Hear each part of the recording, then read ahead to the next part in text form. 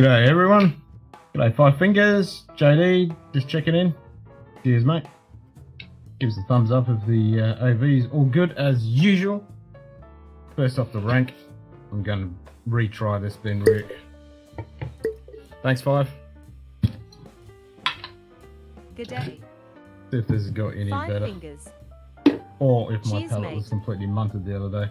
I just nosed it just then on the cork and I'm like, eh. Oh, nice cork pop.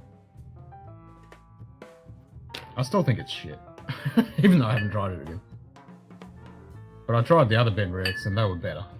Like the 21 and the 3 cask one. Actually I saw one today that was done in... I saw a Smoky 12. And it was done in... I don't remember which, I think it was Indian rum cask, or some rum cask, and then something else, and I'm like, meh.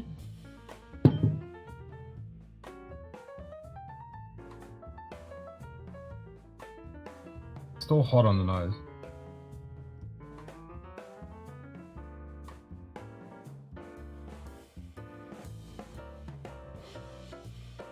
Yeah, it's still hot on the nose, it's still young. There's a little bit of smoke there. But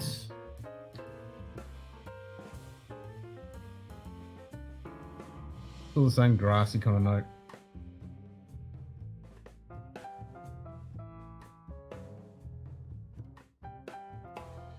Not the greatest nose though.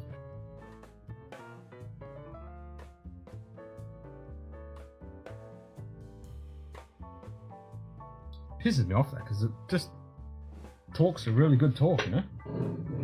It sounds really good.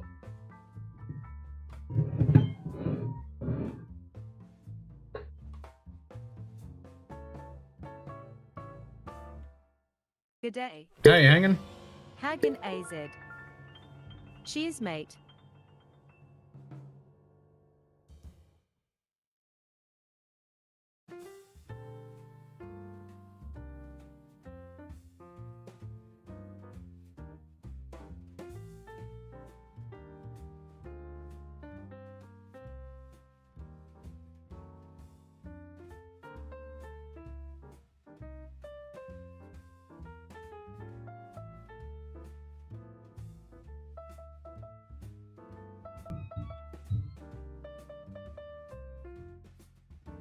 Yeah. Not bad, but it just falls flat. Being smoke season, you would expect a lot more flavour coming through. G'day, Good Zenbud. day. Zenbood. Cheers, mate.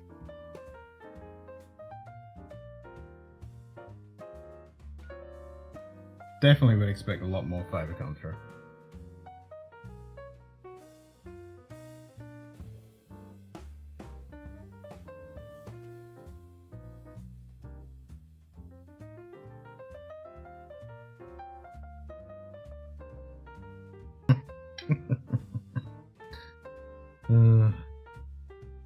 So how's everyone's week's been?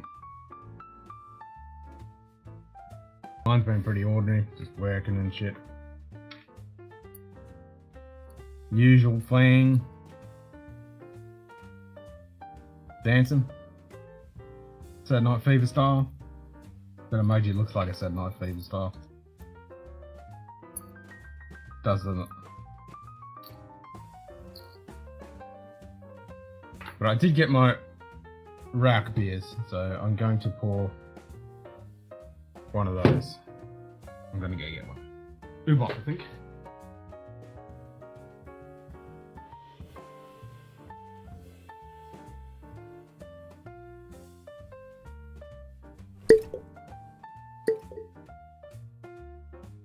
Good day.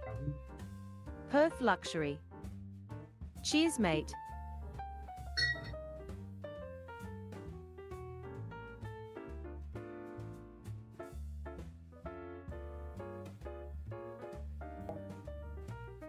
Ooh. 80 Fahrenheit with rain. Nice. Fingers crossed that something 8 and Sherry gets delivered Friday.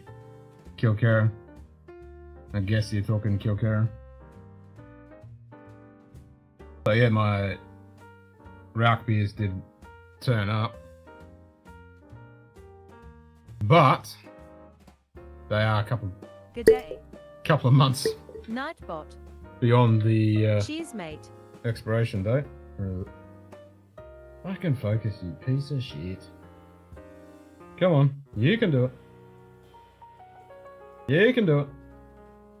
It's not going to. Oh, there it goes. Nah, and then it drops out of focus. Son of a bitch. This thing used to work better. Come on. There. Best before the 6th, 2022. So they obviously had them in bloody stock. I feel like emailing saying, look, you're selling shit that's out of fucking stock, pretty much. Out of date. But it should still be good. I'm having the Urbach. Mostly a dry week for me. Had a snort of bourbon last night. A little snort.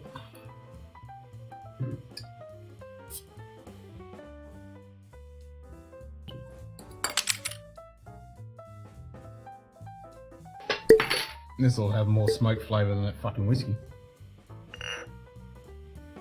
Good day. Stream elements. Cheers, mate.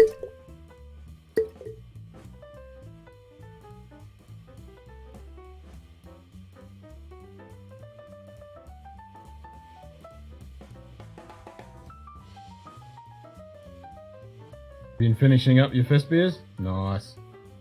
Yeah, I still haven't got any fest beers.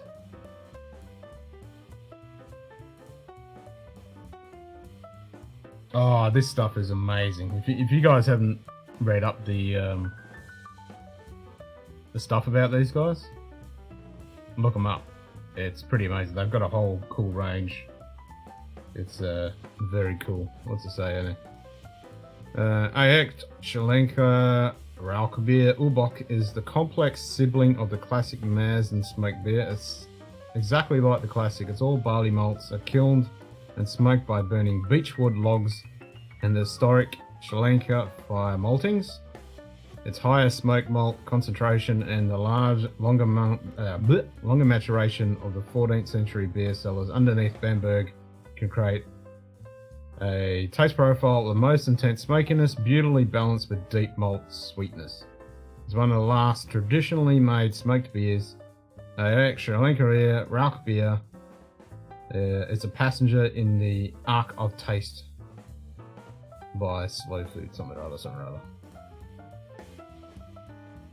Oh yeah, this is good stuff. Bit of Premiership Oktoberfest with Paulaner and Spaten lagers. Need to try some darks. Yeah, get some Dunkel Weiss beers. They're pretty good. Or if you like smoky beers, get yourself some of this. Prost. Oh, it smells so good.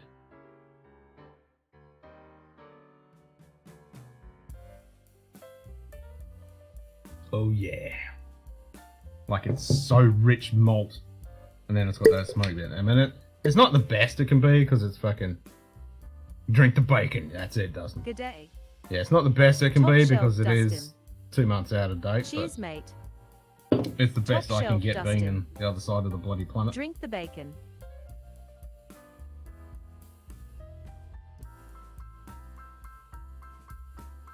It's fucking good though. So I got the whole range of them. I think I'm missing one type that they do. But this is the King of the Hill, this one. Barsteiner Dunkel cheap at the Kroger. Dang what Shoot Kitty says. Yeah, I mean, you got to get what you get. I mean, I could only get Hofbräu and Pfeffenstefener for the Oktoberfest stream, unfortunately, because these didn't Good turn day. up. Streamlabs. And I can't get any Cheers, Hackashaw mate. or anything else, unfortunately. I mean, no, not even any fest beers. I expected at least a Hofbräu or a Weihenstephaner best beer, but I didn't get any.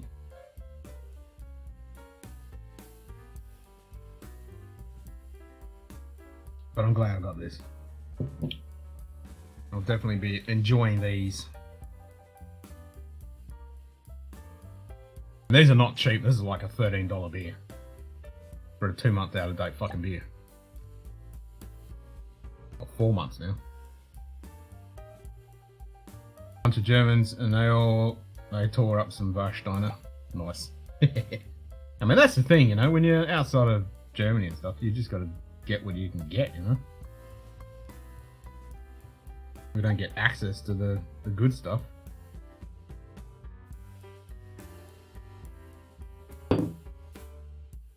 But yeah, the first time I ever had one of these, I'm like, damn, these are the shit.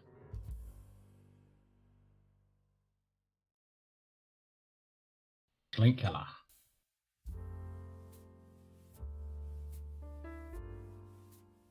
Echt Schlinkkeller Rauchbier. Selection of Germany beer this year sucks in Lithuania. Yeah, join the club, JD. The 12 of Warsteiner bottles is only like 12 US. That is a bargain. Fucking hell. Wish it was like that here. I mean, for the Von Stefano, a 12 box of that cost me $65 Australian.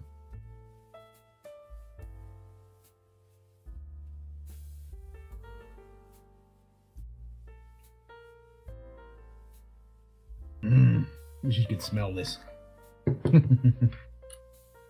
So good. It's not a heavy dark, it's just a beautiful flavour. It's got that nice little, you know, it's dark malt, but it's still fresh, a little bit of sweetness, and you got that lovely little smoke that just carries on with it. It's yeah, it's delicious.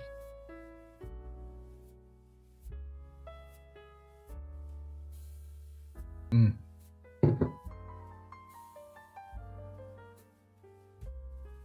$6.5 ABV. Warsteiner 12 pack is 18. Fucking hell. Gin beer selection on the US shelves shrank in favour of craft and Mexican beer. It's a damn shame. I mean, I think you guys will, like us, you will get a little bit more in, you know, in probably next week, or you know, right on the end of September, the beginning of October, because that's when most people associate with Oktoberfest, even though that's when it's the end.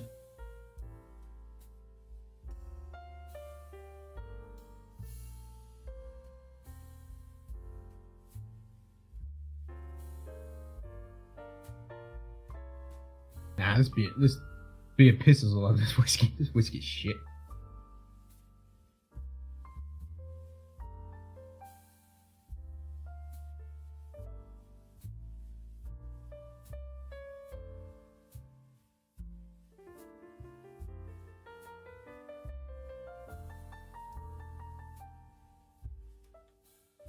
No.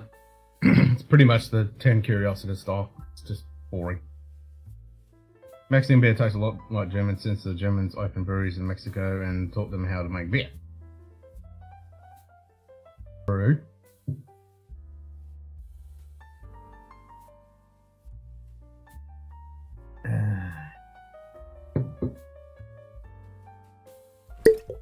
Good day. Aaron Hardiman. G'day, Aaron. Cheers, Cheers, mate. mate. Frost. Nah, Perth, you just need to give it to me and I'll tell you whether it's any good or not. Maybe you just don't like Ben Nevis' profile. Because Ben Nevis is amazing. Send me a sample, I'll tell you whether it's bad or not. I mean, super young Ben Nevis is still fucking good. I mean, I can't believe you're saying it reminds you of Macallan 12. I mean, Macallan 12 is toilet water. Ben Nevis is... yeah, Mac without sherry, I mean, yeah.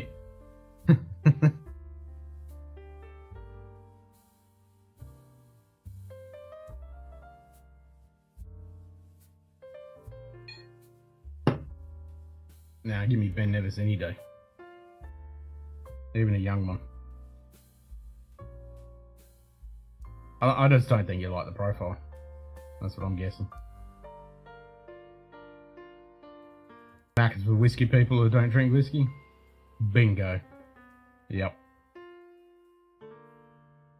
That's exactly it. It's the same. You can bundle in the same group with the blue label people. It's that crew.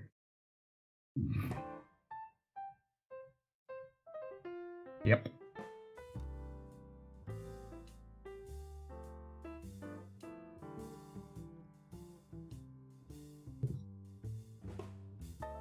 Well, exactly. They've got money to burn. They're only buying it because of the name. They don't know anything about fucking whiskey.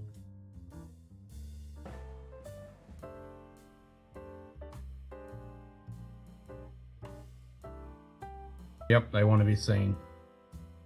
Yep, it's the Rolex crew.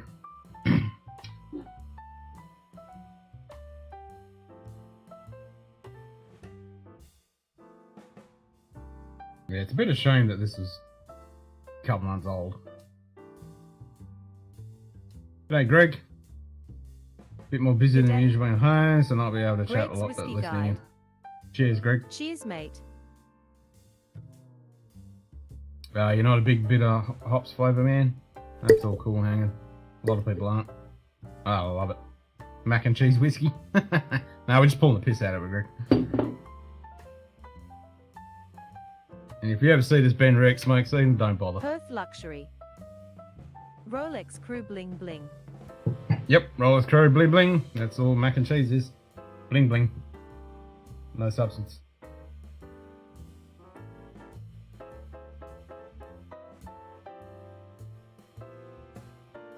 Oh, that is good. Problem is now I've got the taste of it, I just want a couple more of them. I did put a picture of the lineup on the Discord if you want to see all the ones I got. So I bought 4 of these. 2 of the Marzens, 2 of the Krausens, and 2 of the green ones. Always laugh at the new Rolex models with all the bling. Yeah, they're all bling bling. I just don't like Rolex style, I'm just not a fan. Bro, it's a Rolex. You're supposed to wear a Rolex to the gym, the pool, when working on your car. Yeah. Ben Root will be at WLP, but I doubt go visit their stand. Too many other priorities to visit before their Mac, etc. Yeah. Mac and cheese.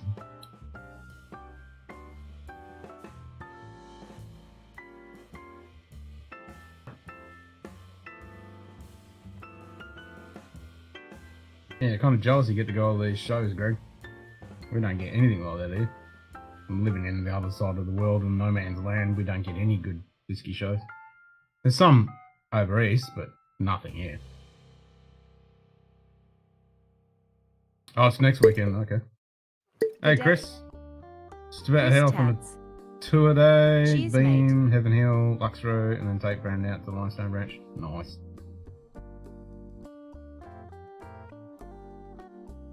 I got a message from Felicia, Chris. She said she's over this way. She wanted me to come and taste, and I said I can't get down to the big smoke, unfortunately, at the moment. But I'm happy to get her on stream and talk about the range. Do a report for you as the previous one on Insta. Nice. Yeah, IPA is not for everybody. It's like anything, huh?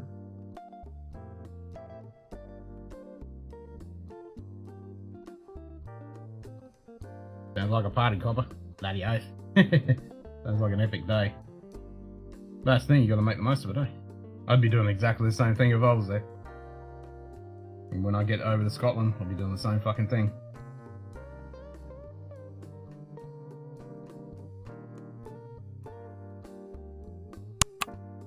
Yeah, you did say you were going to be at the Mitch's Distillery boardroom.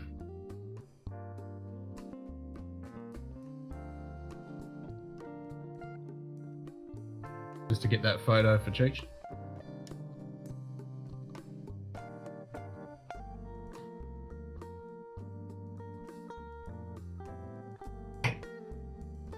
Yep, disappointing. Can't say I'm a fan of that at all.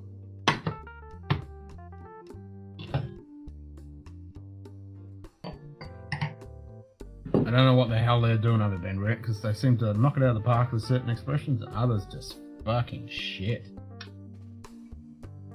And there's no reason, like it should be good. I think they've just stuck some hot, young fucking spirit in there. Give it a fucking tickle of fucking virgin oak and just slapped it in a fucking bottle and expect it to be good. It's crap.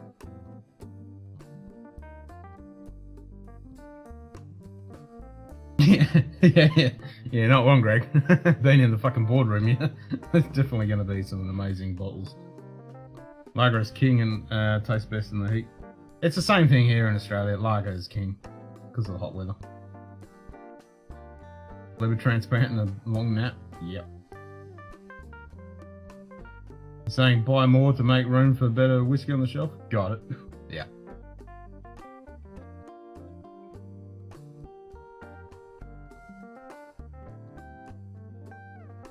Yep, pretty much.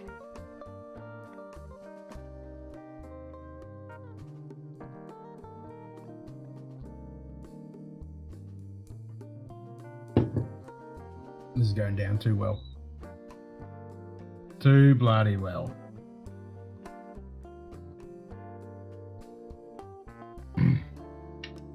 Yeah, so if you like German beers and you like something a little smoky, this Bauerei from Bamberg is pretty epic.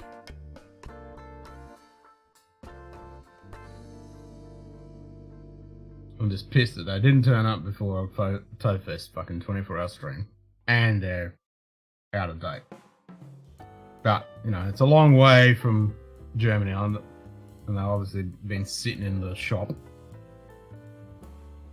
I should email and say, oi, you're fucking selling stuff that isn't bloody fresh, mate. Not good enough. That's why I ordered at the last moment, to make sure it was fresh as possible.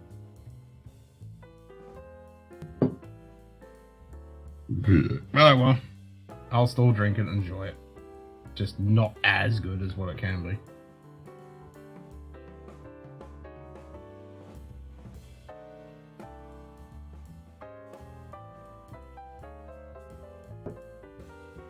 Get my bottles under control. If I decide to go on the wagon, I won't have to give them all away. 10 more days for my first taste of Scotia, beer and the gin. In what order are you going to do it, JD? Are you going to start with a beer and then have a gin, or are you going to do the gin and the beer and the scotch, or are you just going to hit the whole thing?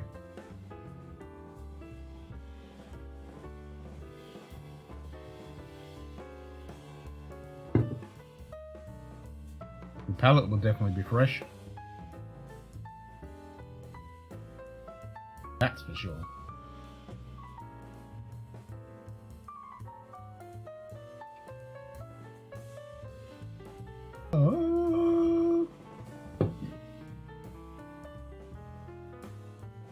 No problem, mate. Just bring them back in for a refund. Knowing damn well you drank them already. Well, I can't bring them in because they're on the other side of the country. That's the problem. And I don't want a refund. I want the beer. Gin and beer, then a sherry bomb scotch. Sounds like a plan. I'll do gin, pause, then beer and whiskey. Yep. 1 scotch, 1 bourbon, 1 beer.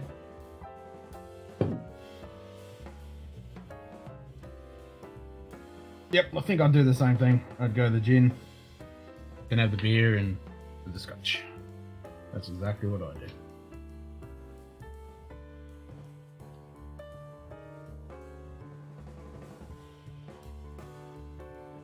Could have been down the street, I bet you still would have drunk them. No, I would have gone in there and see if they had fresher ones. If it was literally down the street and I bought them, I wouldn't have bought them if they were at this date. Unless that's all they had, then I would like, fuck it. Because I still want them. Last 8 pounds. Nice. Cheers, JD.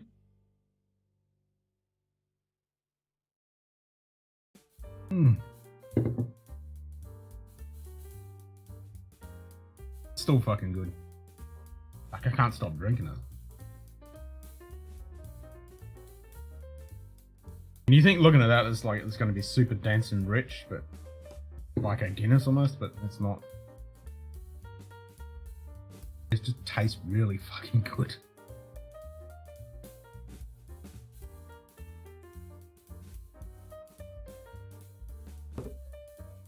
Bourbon ale, mostly 1 drink a night. Yeah.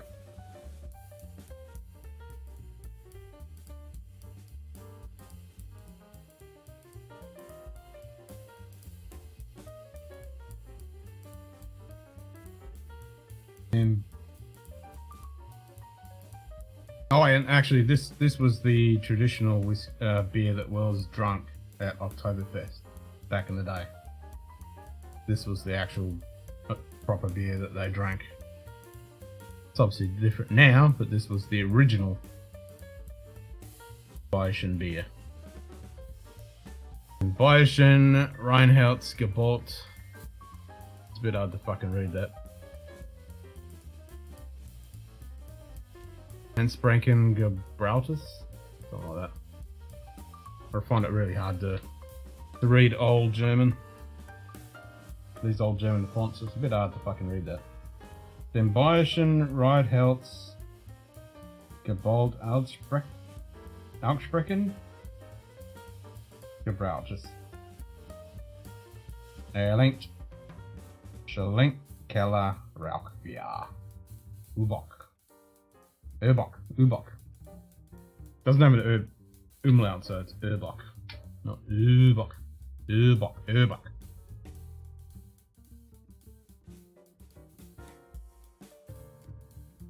Carnivore diet. Yeah. Meat.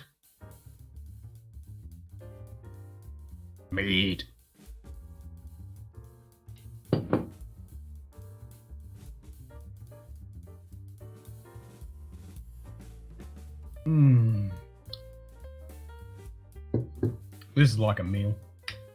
Like you're saying, Dustin, this is just bacon. Like steak and bacon. Steak, bacon, and eggs.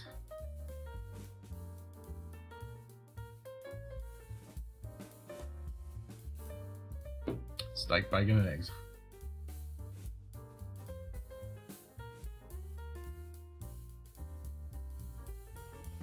So probably, maybe next weekend, or maybe even this weekend, I might do a smoky October thing with our smoky beer, smoky cheese, and yeah, smoky salami, and just smoky stuff.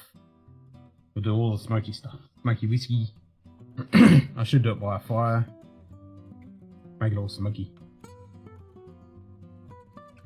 Have a cigar.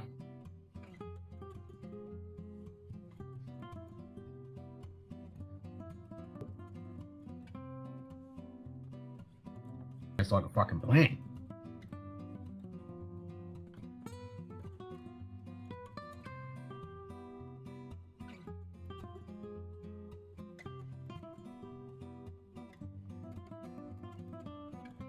Ugh, fucking timer. I just realised the fucking timer hasn't kicked in.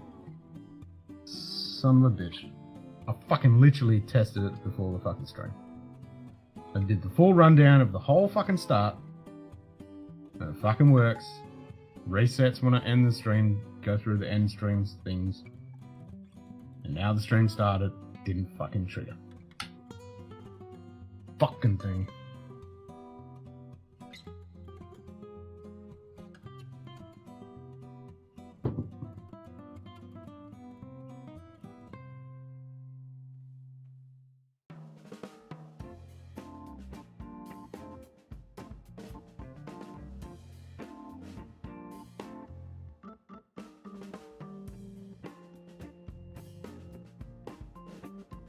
Brown rice, nice.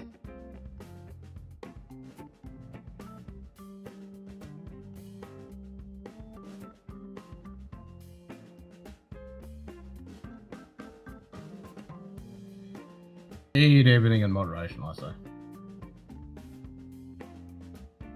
Never been one for fucking... I could never be one of those people that counts how much they eat of this and that and like calorie counting and all that. Fuck that shit.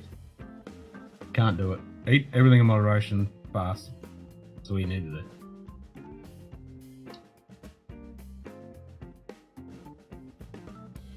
If I had to go for all the hassle of fucking counting all the calories and shit that's in there, I wouldn't bother. I wouldn't bother eating. Like, fuck that. I only eat because I have to.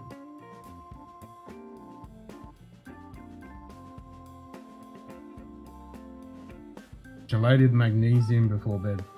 See, I don't take anything. I don't take anything other than nicotine, which I'm addicted to. I don't take any supplements. I don't take any medicine. Like if I feel sick, I don't take anything unless I'm really fucking cooked. Then I might have a basic paracetamol or something like that. I don't do anything.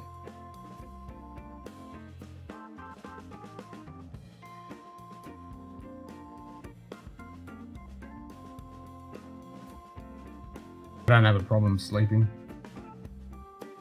I mean, I do basic exercise and stuff if I do have a slight trouble with sleeping. Got basic breathing and relaxation exercises and visualization stuff to knock you out.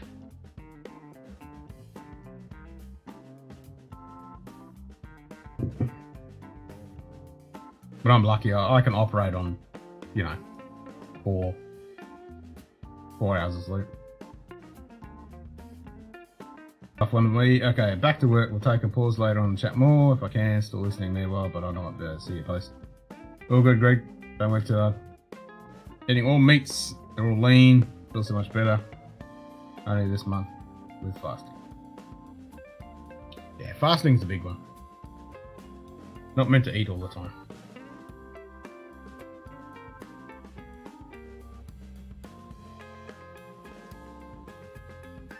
It's only a modern thing that we eat all the time. It's only been pushed down our throat by society and, you know, advertising. Breakfast is the most important meal of the Good day. day. It's like, fuck off, no it's not. Whiskey Lovers It's Society. the least important meal. Cheers, mate. G'day, Gert. Good to see you, mate. And all these people say, oh, but I don't feel right if I don't eat breakfast. I get grumpy and feel like shit. And I was like, yeah, because your body's conditioned to be slave to that fucking sugar in the morning.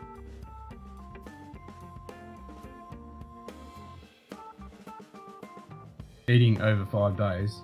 What's that? What do you mean eating over 5 days?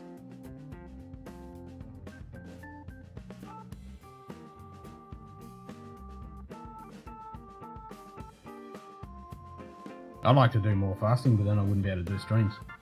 Because I can't have any whiskey or beer or anything. Oh, you're eating every 5 days. Okay, so you're doing 5-day fast, and then 1 day of eating, and then 5-day fast. Fucking mad respect, man. Mad respect. I've done 4 days, but I've not multiple rounds of 5 days. I mean, I usually do the warrior diet, and then every few months I'll do like 3 or 4 days. But I've never done that much. That's fucking hardcore. Mad respect. G'day, old man Joe. Old man Cheers, Joe. mate. Cheers, mate. You fucking legend.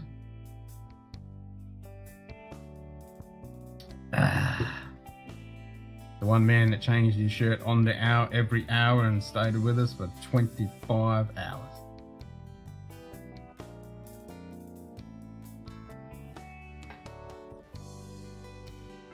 First 3 days was the hardest, but after 4 days, super easy. Yeah, that's usually what I find. But like the first 2 days is kind of brutal, and then once you get past that little hump, your body just goes into fucking starvation mode, and that's when all the good shit happens.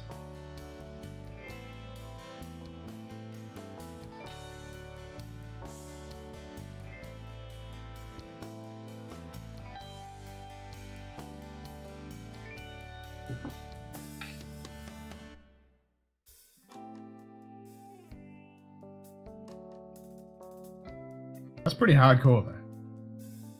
Doing 5-day fast. So you're doing 5 days and then eating the weekend and then doing another 5 days? So you're just like weekdays off, weekend eat, or you're doing 5, 1, 5, 1? It's pretty fucking sick either way. Nice.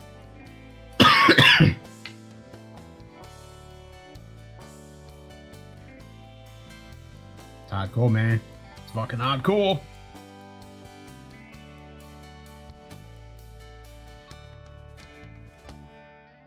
Nah, just fasting in general. I mean, I've never lost really that much weight with fasting, but I have.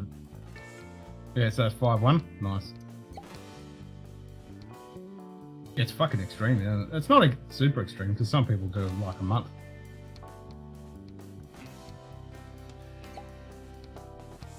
So are you having anything, JD, or just water?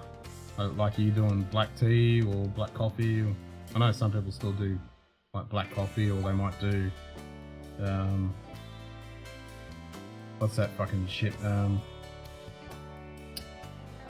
Vinegar cider thing, that and stuff. Me, I don't do anything when I fast. It's just water, nothing else, because I don't want anything. There's even like a flavoured water will kick in your metabolic response. That's why I think you shouldn't do coffee or anything. Not even the apple cider vinegar thing, you know, should be nothing. You don't want any metabolic reaction whatsoever. That's ruining your fast then.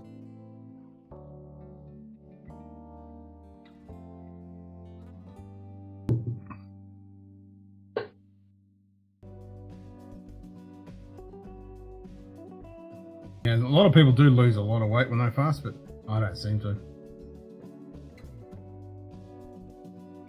I do have the metabolism of a dead slug, so that doesn't help.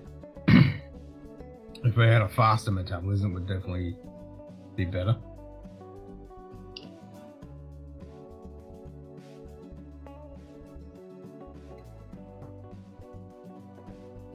Anyway, if I did more exercise while I fasted, then that would definitely help. Water, tea, decaf, then each day sports, electrolytes, drink, carb free. Ooh, see, to me personally, I don't think that's still giving you a metabolic response. I mean, for a true fast, you should have any of that shit.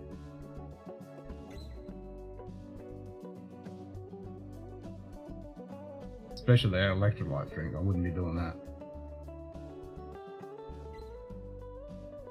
Now, you want nothing for the best response.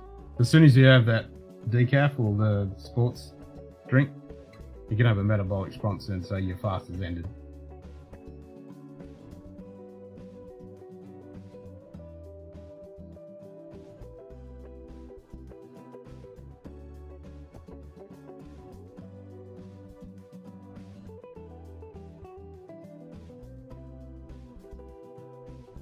Even if it's all decaf and carb free and all that bullshit, it's still gonna trigger a response.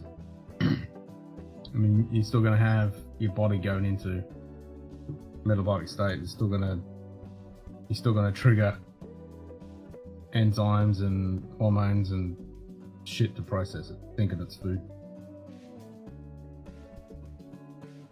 Like your saliva glands will start kicking in, your gastric acids will kick in, your intestines will start kicking in. 7 miles every day. Yeah, that's what I need to start doing walking again. I've got the river here, plus I need to get on my bike. I need to start training again. Which I will be doing. Because this sitting on my ass fucking sedentary lifestyle, it's not the best.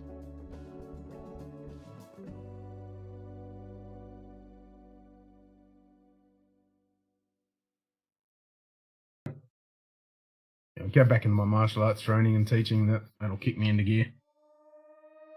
I watched the last, pretty much all of, because I need to watch what, 2 episodes, 3 episodes? 5 fingers high fives, old man Joe. I've Cobra Kai, and now I've watched all of it last night. Stayed up to like fucking 3 o'clock in the morning watching it. 15 pounds lost? Yeah. I mean, you'll lose weight, don't get me wrong, you'll lose weight, but you're not getting the full benefits of the fast.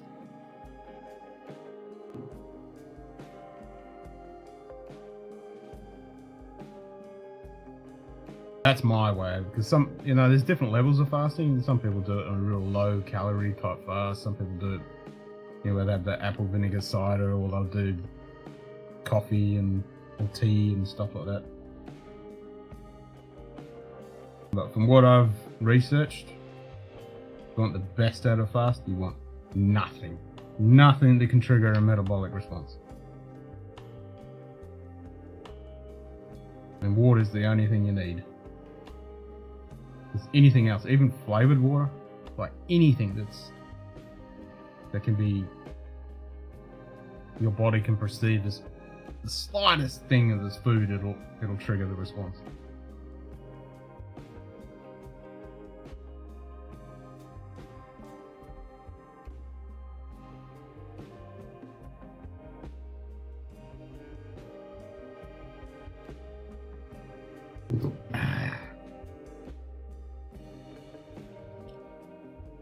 Pretty fucking hardcore though, 5 days there. With just a bit of tea and sports drink.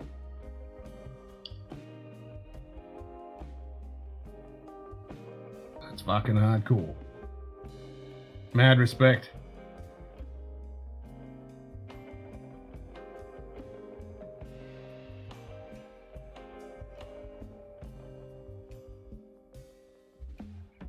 If you're eating apples and stuff, would say you're operating at a caloric deficit, not necessarily fasting. Yeah, exactly. I mean, if you have anything, doesn't matter what it is, you're not truly fasting.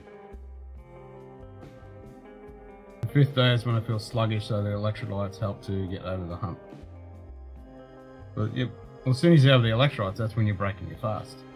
If you're doing it on the 5th day, well, that's when you're breaking your fast anyway, isn't it?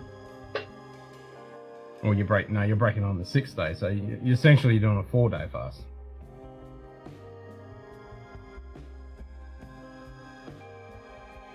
Because your body's got to process those electrolytes, so your fast is broken. From what I understand. I mean, you're still going to get the caloric effect, but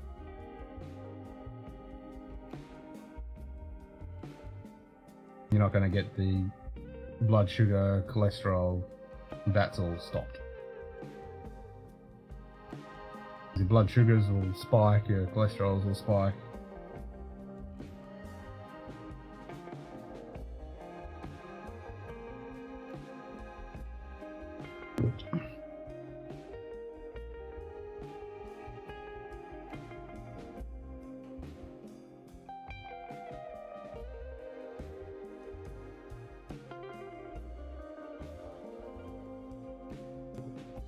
This beer is good. It's a spicy meatball. And it's one of those ones you could have like 10 of them. You could easily just smash 10 of these. And it's not like you struggle through the one of them and you're like, nah, I can't do any more. These are just moreish. They're not fucking cheap though. This was like $11 or $13. These ones, they're the most expensive ones.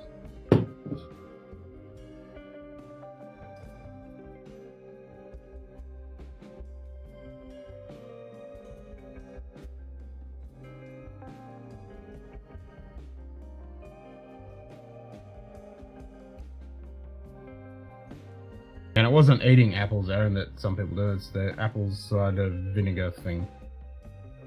That thing. Some people do that while they fast.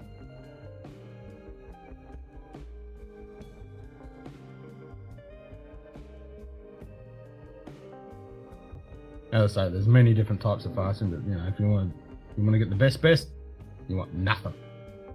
Zip, nada, naught, niet.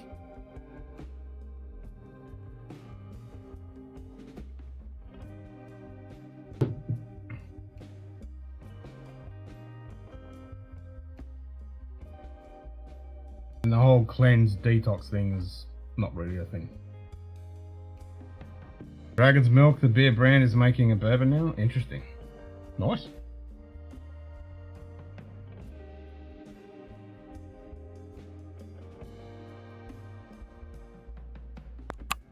So you can have one of the bourbons and have the beer with it. There you go. That's a Boilermaker made right there.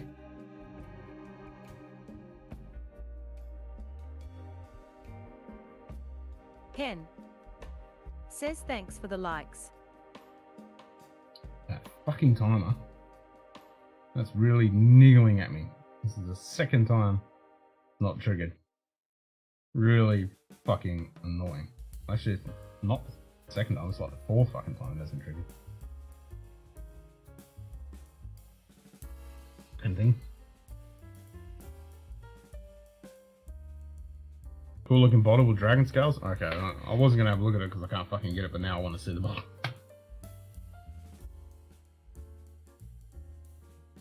Oh, that does look cool. That's real Games of Thrones-ish. That does look cool. Yeah, that's pretty sick.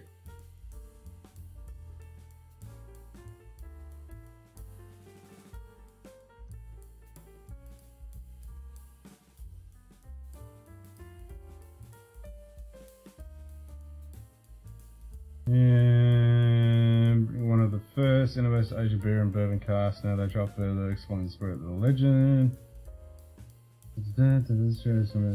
Small batch bourbon. So are they getting someone else to do it, or are they doing it themselves? Aged 5 years, aged in charred American white oak.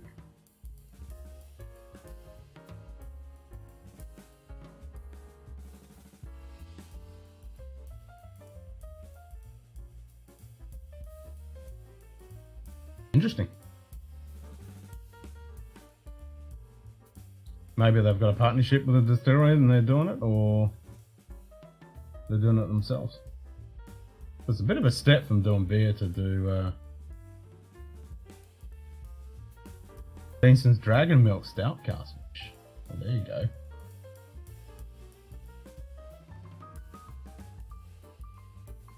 So they got the barrels from Dragon's Milk. 50 ABV. Nice. Can't imagine they're doing it themselves, like marketing thing. Mostly would guess the partnership. Yeah, that's what I'm thinking, because yeah, it's a big step up from doing beer to distilling.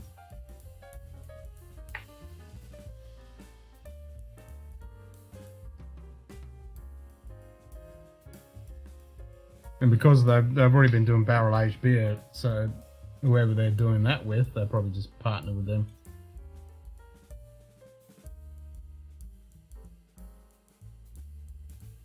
Makes sense. Benefits both parties. It's a pretty sexy looking bottle, though. And I hear the beer's pretty fucking good.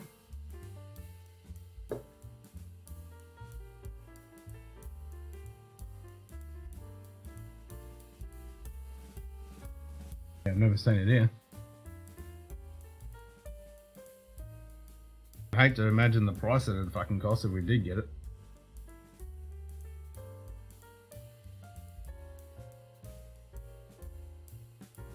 Would not be cheap.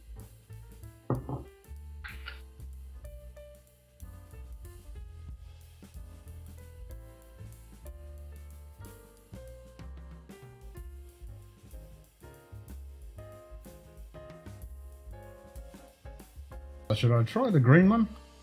After this, might try the green one.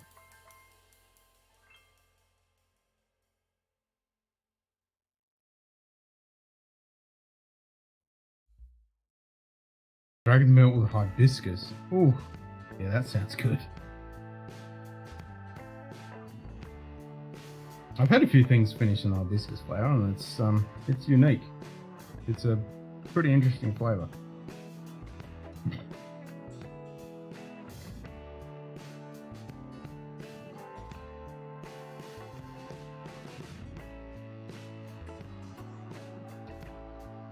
Great aroma, great flavour. It's very nice, very nice.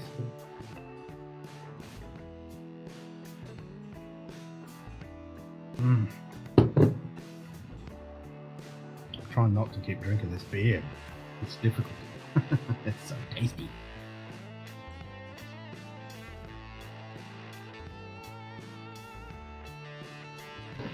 It's worthy of the shelf.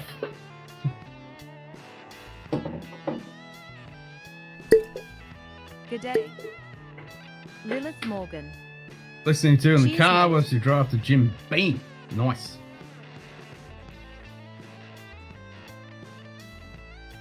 Fucking enjoy it, guys. I'm jealous.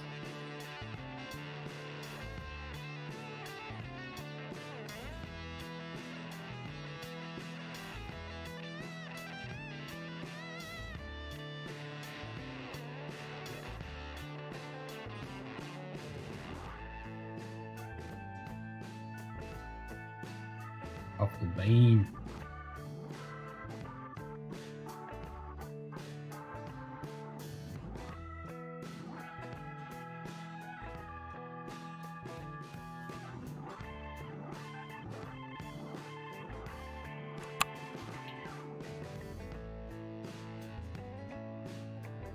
Now I'm just dreaming of holidays and travel and stuff, and I'm like, fuck, I can't go anywhere.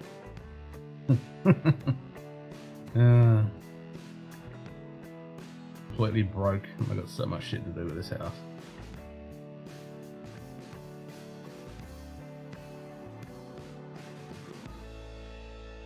Yeah. And every single month the interest rate goes up and stuff. Yep. Just great. Just great. Because these couple of months, you know, there's been all the car regos and insurance and my business insurance and just fucking everything all at once. Distilled in a nearly 100-year-old Prohibition era pot still that resides at New Holland's production facility, so they do distill themselves. Okay.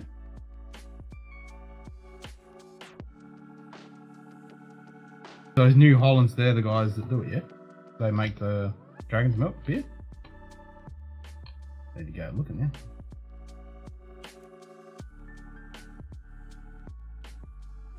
that. Yeah, New Holland Brewing. Okay. Shit. Oh, that's cool. And it was a 5-year, wasn't it? A 5-year bourbon, so that's, yeah, 5 years. 95 proof. So nothing to sneeze at. That's pretty decent. $47. It is a pretty sexy fucking bottle, I must admit.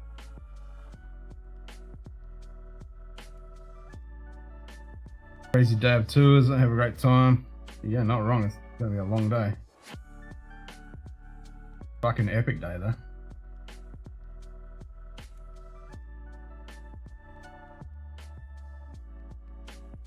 Still, wouldn't we all fill our day to the brim like that if we could? It's my style holiday doing that. Just cram shit in. I mean, there are times when you just want to kick back and do fuck all, but I'm never been one of those people that goes to a place and just sits on their ass at the beach and just wastes days away. I'm like, I don't want to do that. I can do that at home. If I go somewhere, I want to explore everything I can. It's nice to relax and chill and take in the sights. Neophyte. But Cheers, mate. I definitely like to get the best out of it. What's up, Anthony? Frost, mate.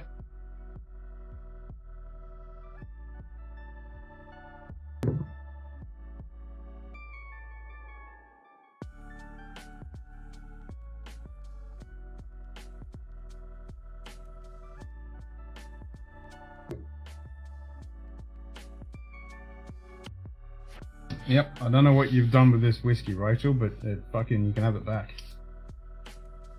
I'll have my money back, thanks. You spun me a good fucking story and it sounded really good, but it fucking fell flat on its ass.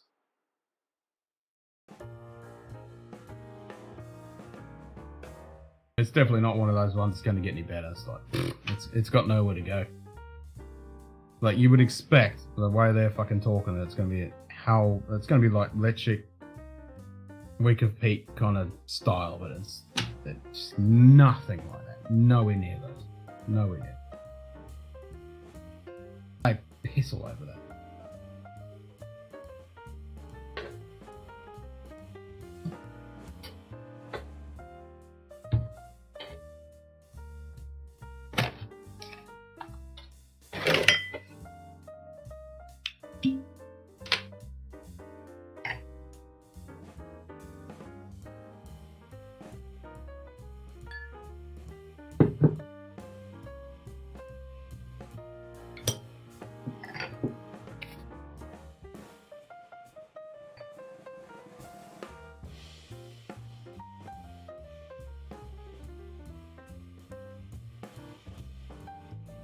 I mean, this is done in sherry, isn't it? So I'm definitely getting sherry. I can't read that shit. It's got to be done in sherry.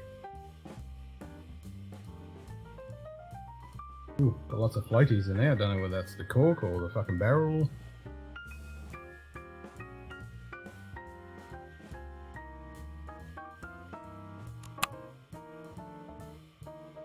News you might not have heard of. Glen Alecky is new 4-year-old expression entirely made up by him, the old stock with ex-rye bourbon. Yeah, the Roy just had that on his stream. I just watched it yesterday, actually. I think he had that on his stream. It sounds interesting. But I think Roy even said that it was covered up. Like, you're not really getting the Glen Alecky spirit. It's just covered up in cask. Which makes sense because, you know, Billy's doing a lot of casks. But I've heard a few people say that. It's the problem with Glen Alecky, you know, they're too cask forward. You're not really getting the spirit.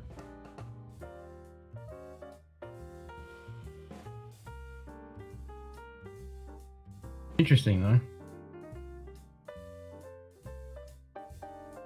But like you say, you know, it's ex-rye bourbon and virgin oak, so you're definitely going to get to the spirit, and it's only 4-year-old, so and at that ABV, yeah,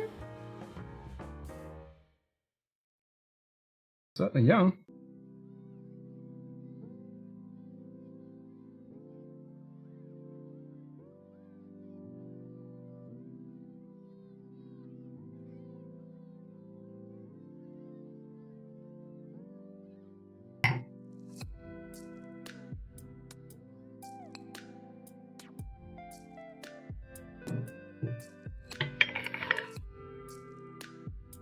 Oh, fuck, that's so much better.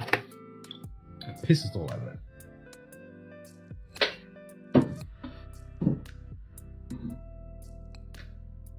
In every way, it pisses all over it. Doesn't have the ABV that that's got, but the ABV on that is just burning alcohol. Haven't got any flavour carrying through on it. The palate on that's still fucking going. That's the problem, not having with a cask policy. We'll go visit their standards. I know one of their BA, but I'm for now with my old style 35. Haven't bought any new ones. Yeah. I mean, I really like their first, when I first bought it out, when it literally just dropped and the 12 came out. That first bottle I had was amazing. That was really tasty stuff. It was a sherry bomb. It was super rich, fruity. But the last two that I bought, not the recent ones, which is meant to be super dark and actually not too bad, but those ones that I've got, yeah. I haven't hardly touched that 12-year-old bottle. Whereas the original one, and I gave it a really good rating when I reviewed it because I think I was in the honeymoon period of remembering the first bottle. So I gave it, you know, that's what I was judging it on. And I thought I was just having a bad day.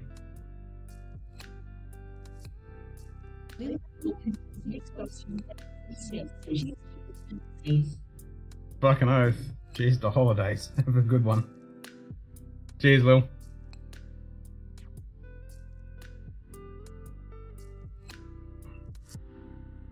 Curious to see how their recent 35 is compared to the... thanks, Greg. Yeah, well, that'd be it. To see what their recent 35 is. I mean, it's going to be still the old spirit, but what they've done with it. Rough Spirits. G'day, Marshall. 70, Cheers, Texas. mate. I'm ready for whiskey and cigars. Hell yeah, mate. Hell yeah. Well, I'm having a nice, sexy fucking AX Giant Keller Rauch Ubok, which is fucking delicious, even though it's a little bit out of date. But it's still amaze balls. Alright, do you want all those drams, Lil? Are they all yours?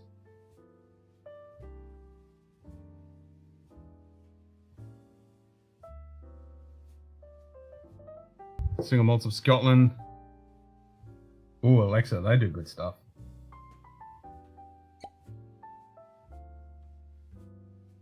Every time I look up and I see that fucking timer, it just irks the shit out of me.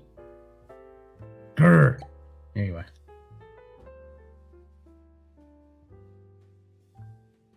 You didn't hear the boom? Really? I fucking heard it. Get me a motherfucking heart attack. I can redo it. Yeah, give me a second. You ready? There you go. Even that still vibrates. Like, that still vibrates shit. It's fucking insane. You gonna share it? Alright.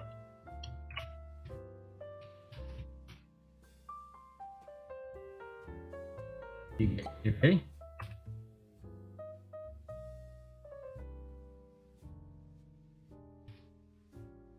That literally still vibrates the fucking shit. It's crazy.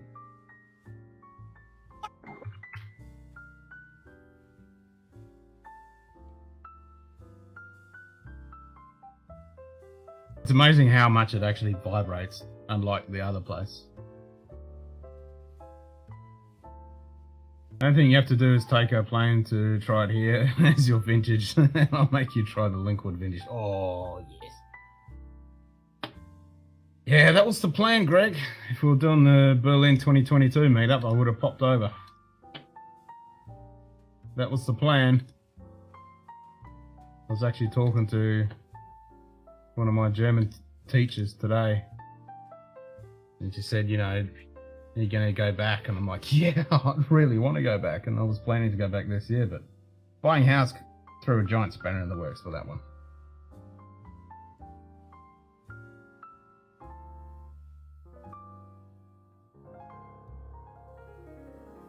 And that's the thing, before COVID, I was going to go over to, I was looking at booking flights and everything for Scotland and Ireland.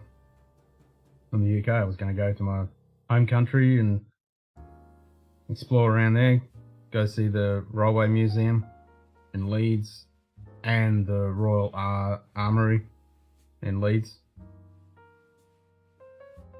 And then I also go to a few other military historical stuff.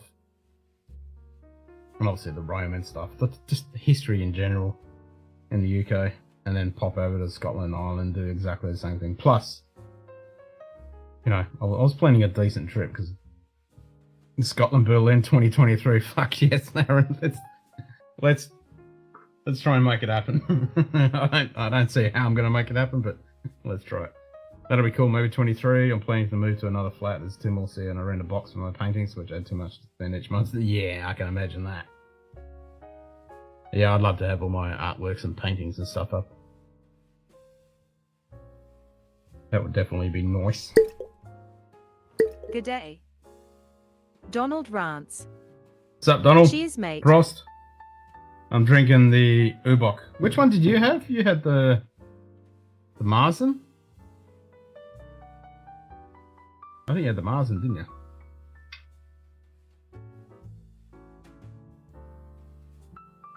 Oh, fuck, this is so good. Nom, nom, nom, nom, nom, nom, nom, nom.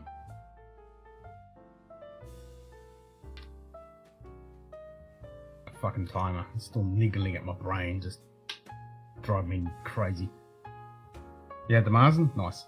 Yeah, so I got 2 of the Marzen.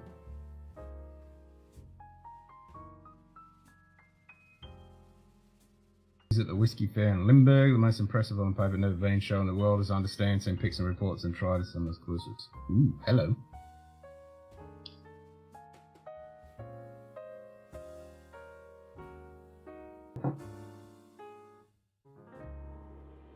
There's just so many nice places I want to go visit.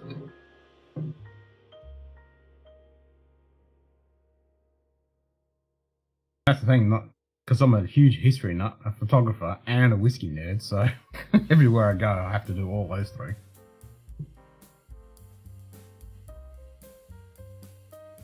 I mean, just one of those alone can take up all your fucking holiday time. If you're a history nerd, you can spend the whole fucking time just doing history. If you're a photographer, you can spend the whole time doing photography. If you're a whiskey nerd, you can spend the whole time doing whiskey. I got all 3 of them.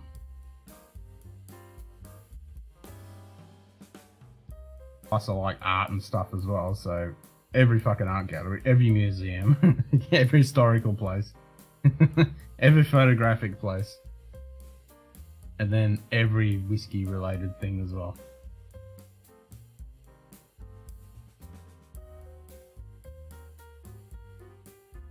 special places, nice. Yep. Yeah, I fucking love my history and art stuff. Love it.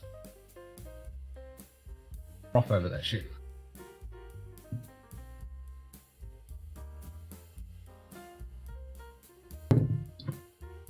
It's like when I was in Weimar and Eisenach and going to Bach's, one of his buildings that he lived in with the, you know, authentic old instruments and stuff, and then, yeah, that was so fucking cool. 5 fingers high fives Lilith.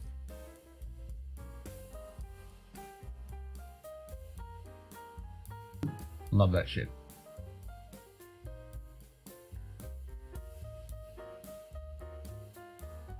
And I love doing the walking tours around places. Did one in... No, I didn't do one in Hamburg. I did one in Berlin. It was really cool. Hey, Zeke. Good to see you, mate. Good day. Zeke. Frost. Cheers, mate. Yeah, if you get a really good tour, a really good guide on a walking tour, they're so much fun.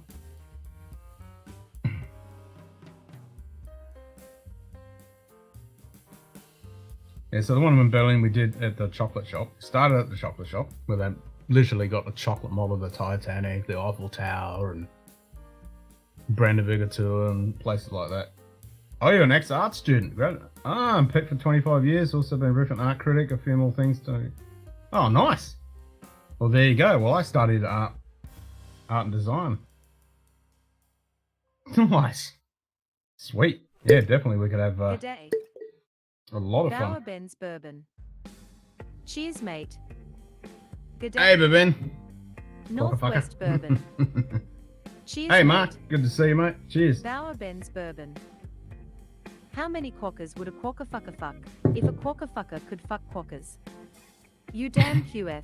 You damn QF. Have you popped that whiskey yet? Yeah, I reckon that's definitely a dusty bottle of peated you got. We have a lot to talk about. I didn't even mention... Oh, yeah, music too. I love me some music. To the point that in my missus' BMW, we got 2 keys. Top shelf Dustin.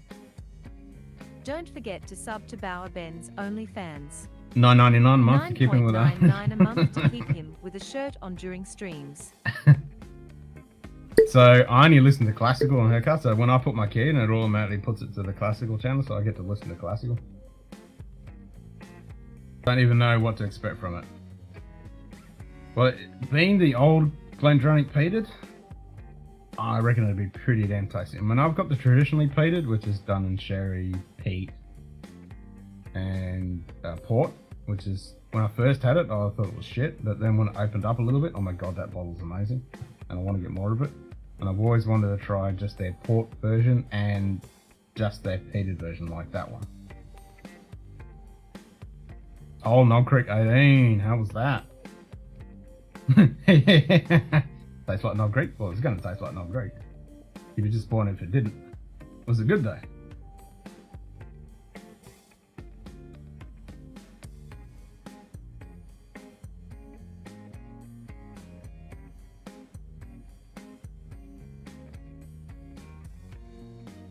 Hasn't dropped here yet.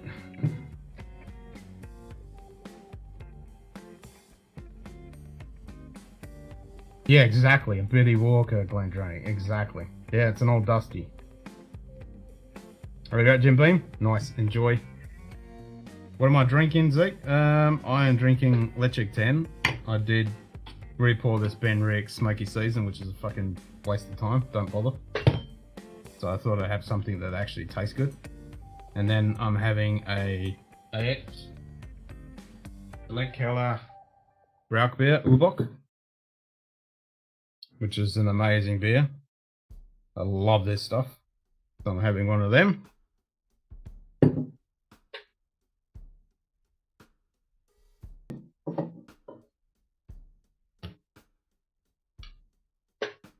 Really liked it. Step up from the 15 is more or less expected. Yep, nice. I think we're paying a good bit for that fancy box. versus buying the 15.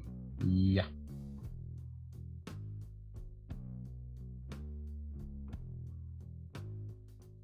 I mean, this is so fucking much better than that bloody Ben Rick. Fuck, I really wanted that to be Ken good. says thanks for the likes. It's the second time I've been really disappointed with a Ben Rick.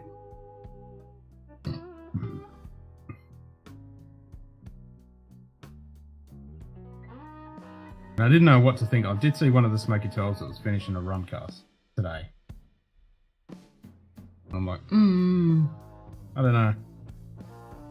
90 it was 180 for me, so 125 to 15 versus 180 for this. Not really worth it, but it's cool to have an 18-year-old bourbon. Fucking oath.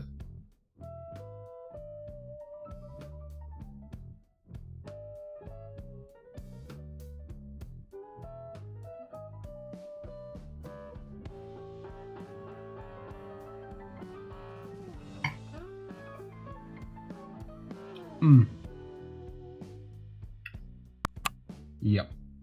Oh. Sounds like I've got a cricket in here.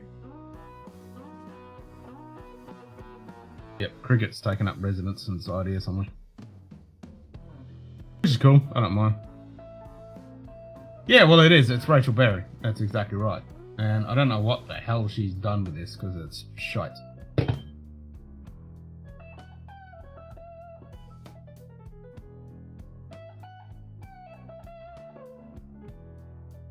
Like this and you hate Elijah Craig? Fair enough. Hey Joey, what's up, bro? Square table degenerates. Doing the usual Cheers, thing, mate. mate. Can't complain. Paying the bills. Yeah, blah blah. This barrel was better per people who have all had one good barrel. Yeah, exactly.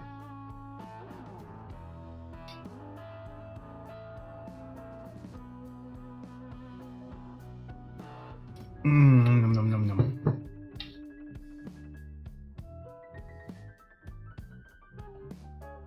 Kind of glad that this beer is not readily accessible, because I'd be spending way too much money on this fucking beer.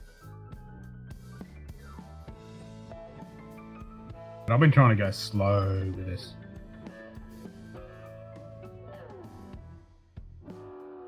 Actually, I do maths. I've been drinking it for an hour.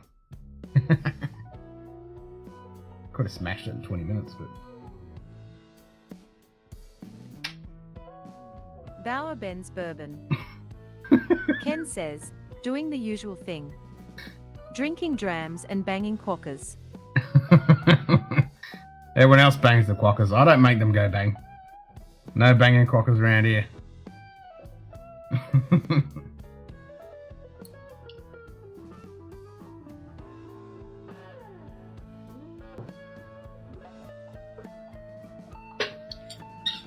No quacker bangings. Ryan and Stefana. Just look at all these beer fucking toppers and Hofbräu, Vine Stefana. Where's the act? Oh, there it is. There's the act one. Got solid numbers, man. I'm in your chat sometimes, but I know nothing about liquor, so I am lost. Keep hanging around, Joe, and we'll educate you, mate. We'll educate you.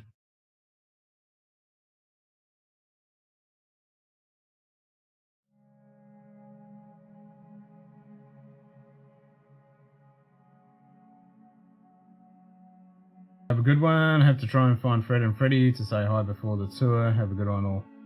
Cheers, Chris. Enjoy.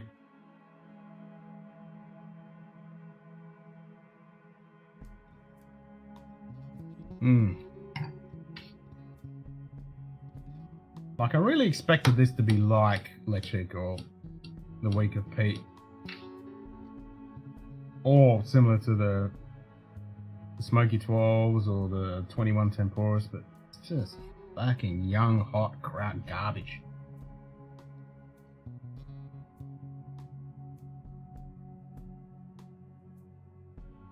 Can't see it getting any better.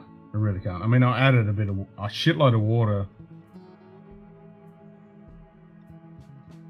What night was it? Monday night.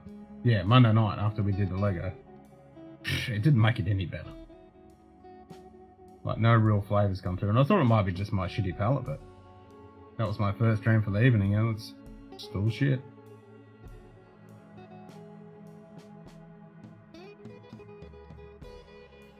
So Rachel, the keeper of the quaff, sort your shit out. Make some better whiskey. Give us more of that smoky 12, 21 tempura style. Not this garbage. Like, fuck your curiosities. That's fucking horse piss. This is shit. Give us decent stuff. Stop fucking us around.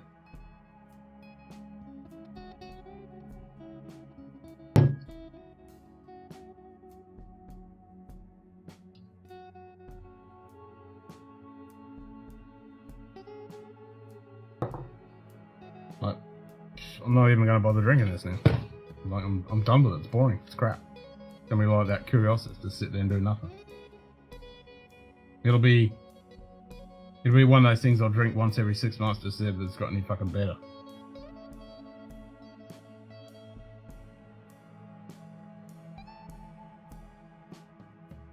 This a fucking pointing. I should have got the Glenfarclas.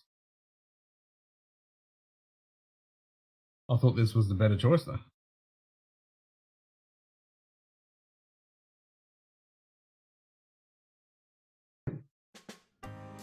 And on paper, it fucking sounds good.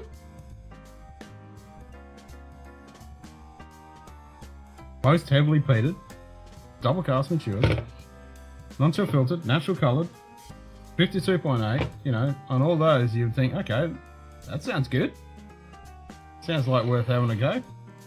Nope, young hot garbage. Got fuck all smoke on it. Just a little fucking tickle. No palate, no finish, no nose, just shit, hot garbage. This a fucking pointing. I don't buy too many duds, but that's definitely one of them. That'll be in the top 5 of shit whiskies of 2022.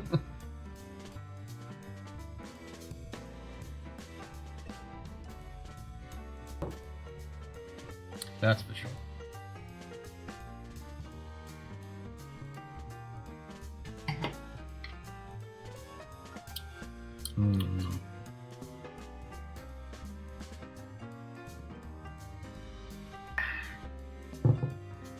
Yeah, I might try one of those green ones. Can't remember the name of them. I'll go grab one.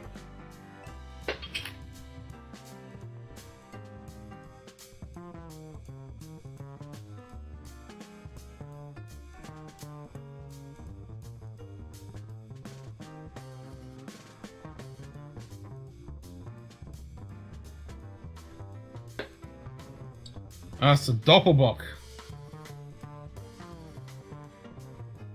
So this is the Doppelbock. Alright, Schlenkfanker Fischer or Ficker Doppelbock.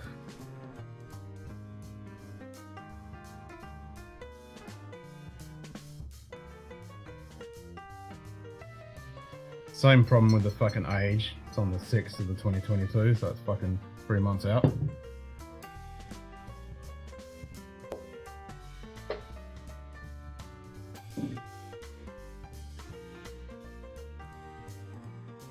But I've never had it before, so I'd be curious to see how it goes along with the Ubok.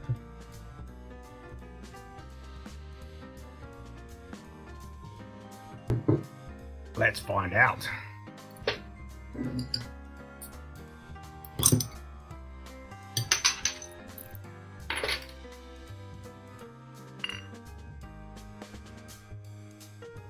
A lot lighter.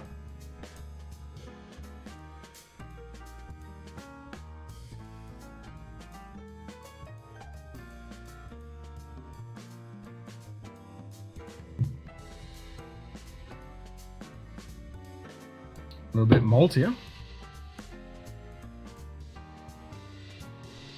I think this was the cheapest. This might have been like $8 or $9, if I remember correctly. But the Ubok was like 11 or 13.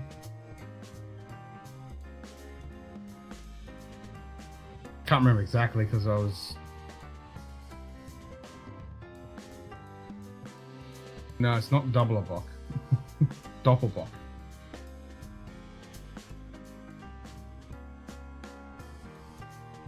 It's Doppelbock.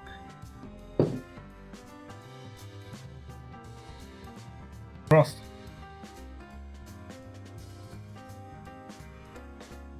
Got more of like a toffee, caramelly kind of note. Not as smoky on the nose.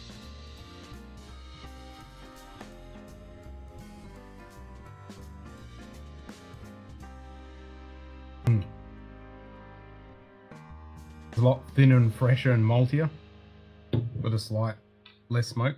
So yeah, I think from what I was understanding, this was like the baby version. Good finish though. Nice carameled, hard, cooked malt.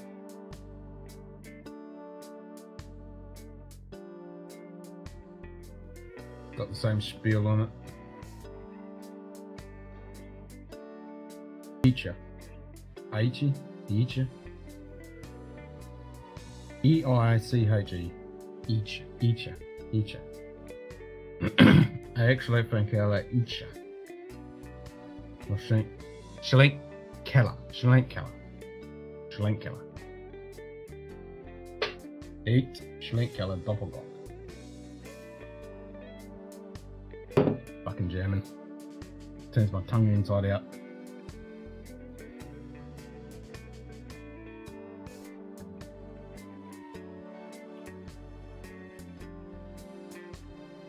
It's a bit sweeter. There's almost like a honey note on it. That's nice though. Yeah, it's not as smoky.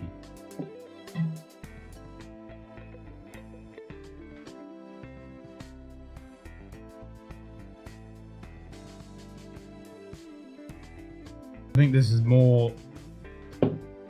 This is what you would start with, and I was almost going to start with, and I fuck it, and I want that Ubok. So this would be a good one to start off with, like if it was a hot... If you were starting to drink and it was still... The sun was up, you start with a couple of these and then work your way into the Ubok. Good day. Hey, so for the Sunday So or for Saturday, I'll be going to my local October celebration. Can't Cheers, wait. mate. Nice, brother. Sounds like an awesome time. Do you know what they're going to have beers wise and food wise, and they're going to have music and dance and all that kind of shit and good stuff?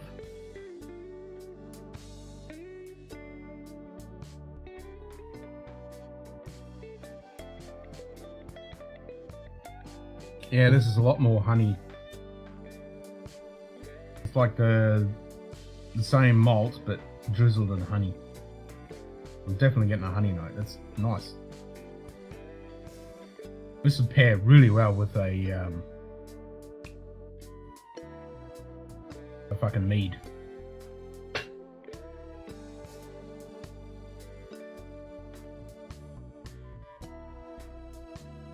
I like it.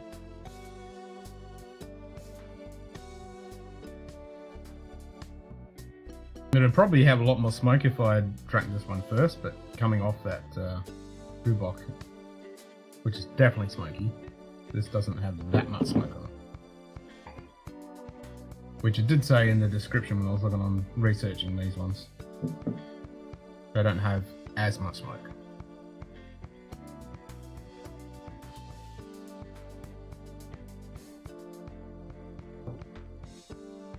So that's pretty tasty. Kind of jealous, Sofa. We don't have any Oktoberfest stuff around here. I mean, if we do, it's like we've had stuff. We've had all the German people here. We all got together and we made an epic Oktoberfest one year. It was so fucking good. I mean, it was really good. It was the most authentic fucking thing you could do.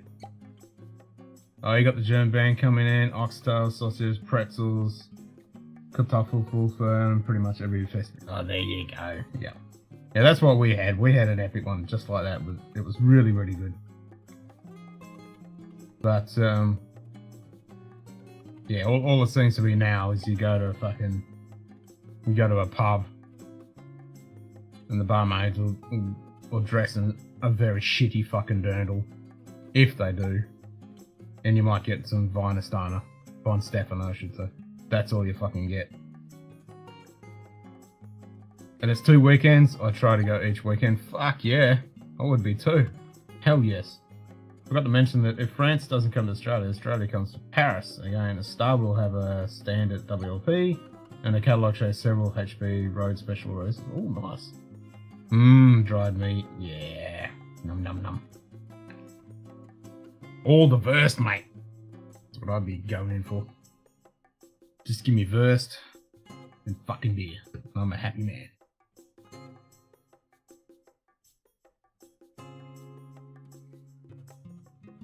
Actually, I went into the Aldi and I did have some of the other stuff. I didn't have in the Marzen sweets. They did have the rot cabbage, the sauerkraut, the white asparagus, some of the sausages in a jar. Can't remember the name of them. And I think that's all they had. But they didn't have any. They didn't have any of the bonbons or the chocolates. And they didn't have the Marzen, which I was pissed off. I want some of the marzipan fucking cookies and shit. Oh, you picked up the potato? Which ones did you get? Like these potato puffs? Or peanut puffs? I'm not a big fan of them, but yeah. But I do like the potato sticks. So I got the 3 different flavours of those. I can't eat them at the moment because I've got a fucking problem with my mouth at the moment. It's any fucking hard stuff that makes me piss. 2 different distilleries companies from New Zealand. New Zealand collection is Scapegrace. First time I've heard of that. Yeah, I haven't heard of that.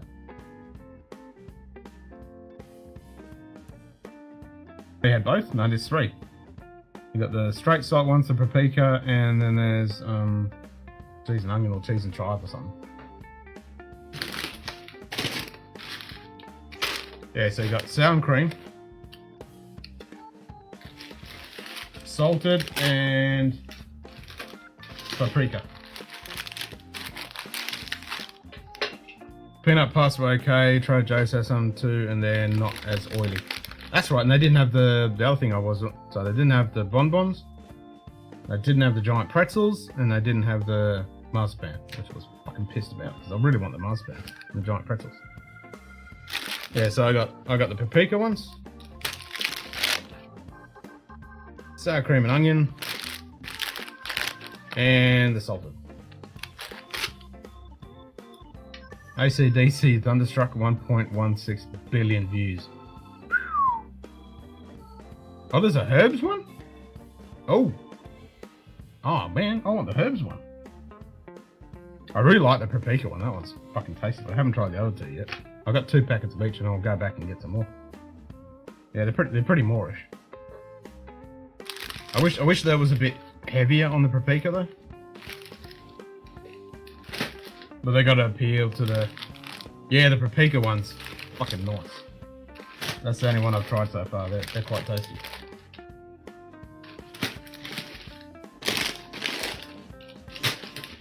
I might go back and get some more.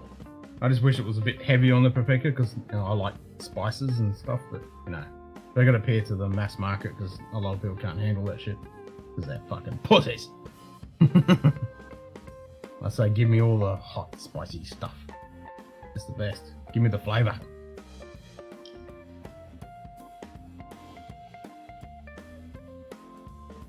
Yeah, the peanut puffs are a bit meh. No, I was the same Zofa. They had fuck all. And I went in there today to see it and they had those few other things, but yeah. Not really much at all. It was a little bit disappointing. I think a lot of it's got to do with the shipping issues. Because yeah, like there's just no fucking beer here at all yet, which really is depressing. You got some crap dance stuff, might have more now, prostitute bands such as Coldplay. Yeah, I mean, what's fucking Open Gangnam Style from he's... What's that up to? That'd be billions. I mean, was billions ages ago, but I think it's billions and billions now. I know, what gives? I think it's the shipping stuff.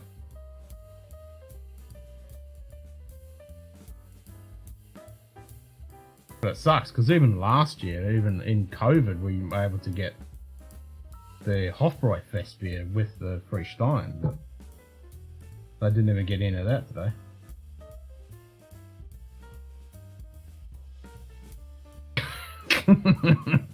You know, I know you're gay, you listen to Coldplay.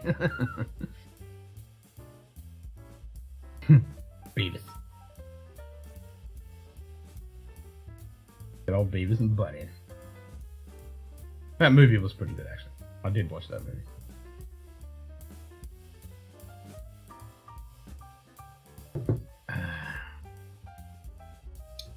Yeah, I'm kind of pissed at the moment because fucking Rammstein is touring in Europe. Sabaton's fucking touring. I'm like, ugh, don't do that to me. Oh, and the Eagles, fucking Kiss, they were just over in the Eastern States. God damn it.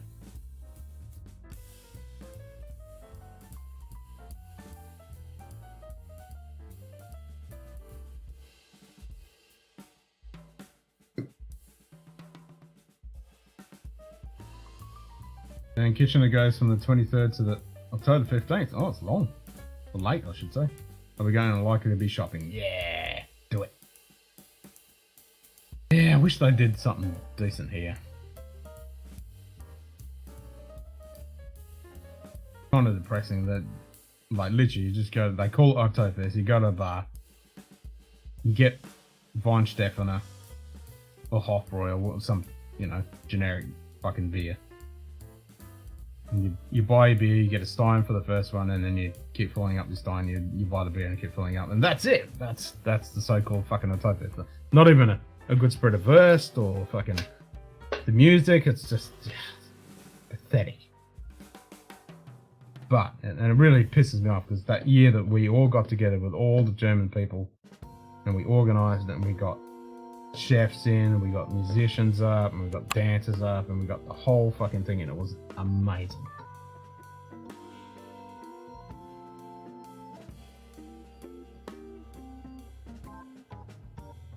Oh well. That's why I did the 24-hour stream, so we could have our own fucking Oktoberfest. And I'm gonna do one probably this weekend or next week, and we'll make it just smoky stuff. Beer garden here in downtown Glendale. Need to take a lift and hoist some Steins. Fucking oath.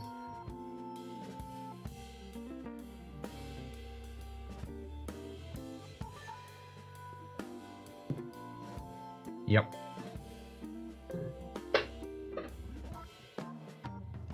It's not even any fucking German beers here yet. Pissing me off. Like, what the fuck is going on? Where the hell's the fest beer? Give me fucking fest beer.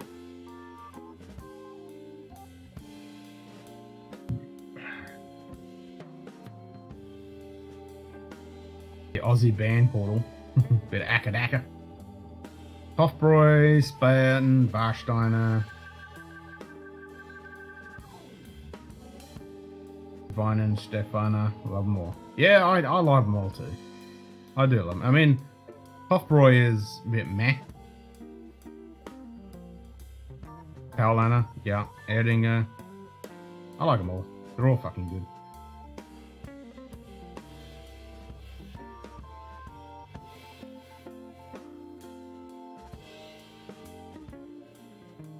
Yeah, they're all fucking super tasty.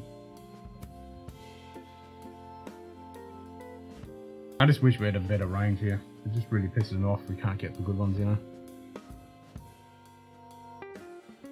Can't get Augustina, can't get fucking Shaw, can't get Franzen, just can't get them. Pissing me off.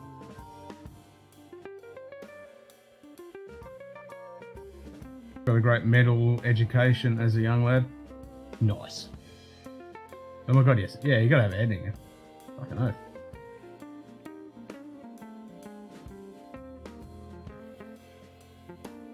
I mean, the only thing we readily get here is Weiner Stefano. That's the only thing. We get the whole range though, which is pretty good. No, and yeah, Hofbräu isn't the best, but it was the only thing I could fucking get. So I could get I got 2 cases of the Kleine Stefaner, and I got a case of the Hofbräu. And it's okay, but yeah, I'm not a big fan of it. It's pretty generic shit. Honestly, watching your videos with Mike for the first time, I did wonder if you were not gay.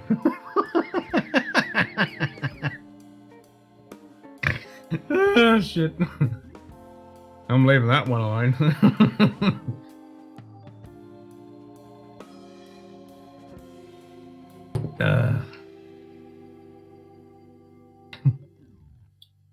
I do like this though. I like the honey note.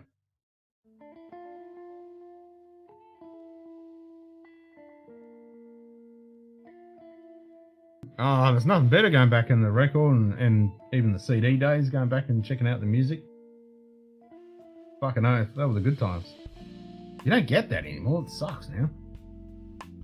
You know, it's all just online. You order it and shit. There's nothing better than getting it on fucking vinyl though. There's nothing better. I mean, fuck your Spotify lists and all that shit. Nah, fuck that. Getting the actual fucking record on vinyl. If you can't, even just the CD with the booklet and everything. Good times, good times. Even the cassette with the booklet. Exodus album covers, nightmarish. Yep. It's just an impression, like Judas Priest band, well I'm not gay, no problem. Yeah, well that's the thing. I mean, I like Queen. He was gay as a gay, but yeah, who cares? Man had fucking lungs. Damn, he had pipes. He could fucking sing his way out of a wet paper bag, that man. Legendary.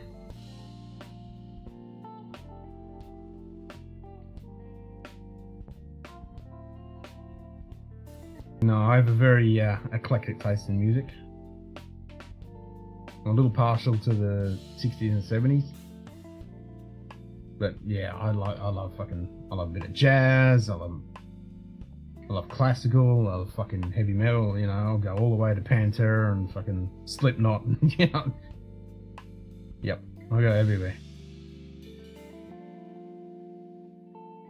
I like Morrissey too, and then I'll lose some stuff. Yeah, man, I'll even occasionally listen to fucking Lady Gaga and fucking Bill Monteith. Cheers, mate. Not Pink too much. What's her fucking name? Some of that shit, yeah. I'm not much of a hip hop bloody rap kind of guy. That doesn't, or country. Some country, but g'day Bill. Good to see you, mate. I hope you have a good day with that evil 4-letter word.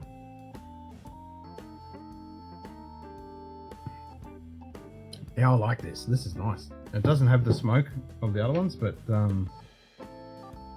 I like that honey note. I didn't expect that. It's got a nice honey note to it. It's like someone blended a beer and a mead. It's nice. Nice. The Cure, yeah. Never been to the goth thing, but they're really good, yeah. I mean, I fall down rabbit holes. I was listening to The Cure and Police and all those guys. Just fucking, yeah, love that shit. Love that shit. That's what I do like about music on YouTube, because you know you're watching a music clip and then you just see all the suggestions and you just fall down this rabbit hole. It's good fun.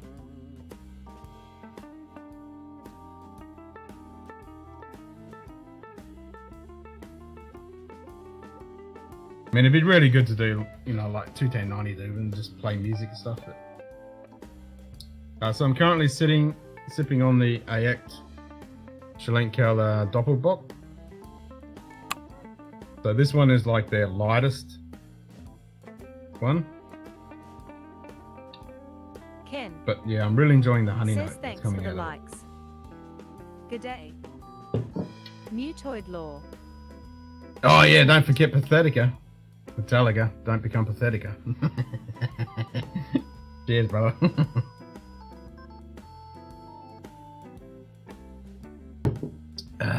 They certainly did become a bit pathetic at the end there, didn't they?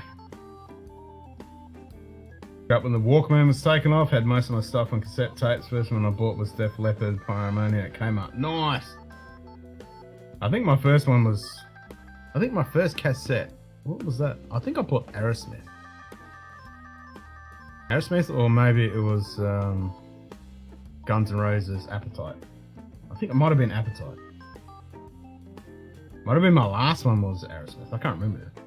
But me too, I remember when I was we were sitting in my Gemini listening to the fucking Dennis Leary, No Cure for Cancer. We wore the fuck out of that tape. Got it for Shield 2022, Bunnahabhain stock. What? Good day. Mike Stall. Brampton comes alive. Cheers, mate. G'day, Mike. Sup, brother? Sometime the Cure Salvation a few years ago, a fan of them, the Deftones, did an amazing cover of them. Only Tonight We Could Sleep, Impossible in YouTube, Robert Smith, Pro cover. Yep, nice.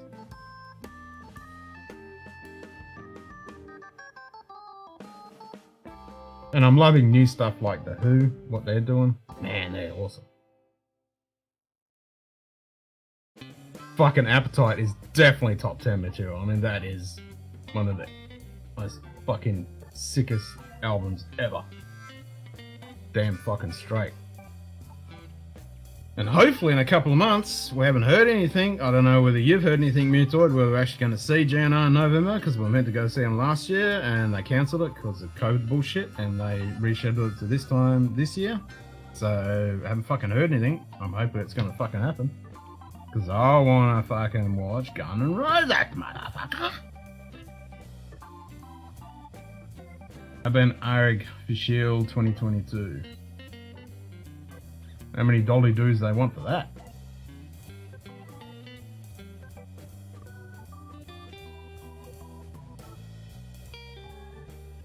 Fuck yeah, I want to go see GNR for my fucking birthday, motherfuckers. It's Klingon, Greg. It's Klingon. just go. I don't like Guns N' Roses that much, but still listen to Appetite. There you go. That's proof that it was a fucking sick ass album.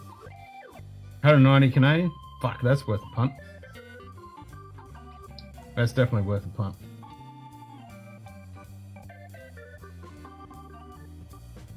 You don't like GNR? Alright. I'm a GNR man. I like GNR.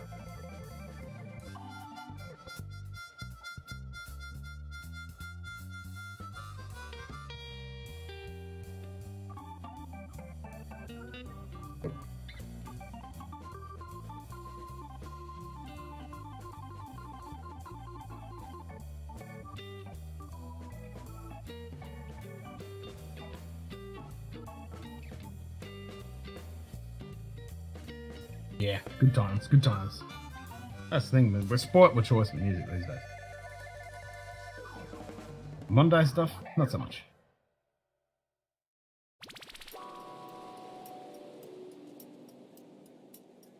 There's a little bit of Monday stuff, but yeah, I'm kind of old school.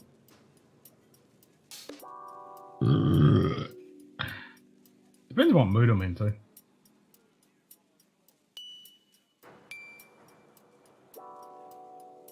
Anthrax, nice. Right before a family trip, wore that sucker out. Hell yeah.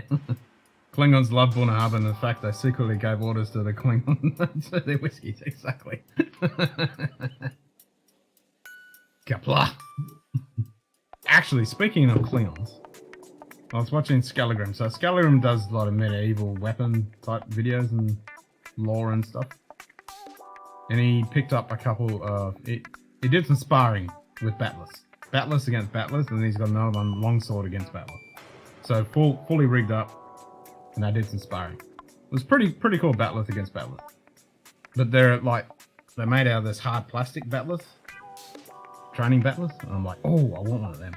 Because mine's a full metal one, and it's fucking super heavy and super dangerous. But those hard plastic, it's a polymer plastic, that'd be a good one. Yeah, Todeka, dah! Sounds like Klingon, exactly. As soon as you add that, dah!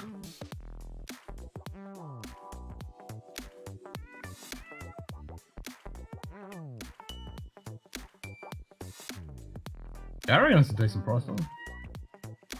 Metal church cassette in my stash. So underrated. Nice.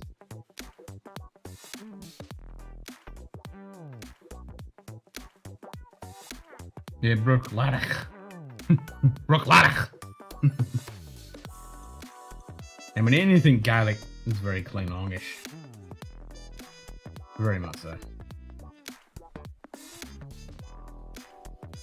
I wish I had the time and patience to actually fucking learn Klingon. It's pretty insane now. You can use it on Google Translator, and there's Duolingo, I think. Yeah, they've got a German language course on there. I mean, I've got the Klingon dictionary and the Klingon book for fucking Aktabak. Stormtroopers of Death speak English or Thai.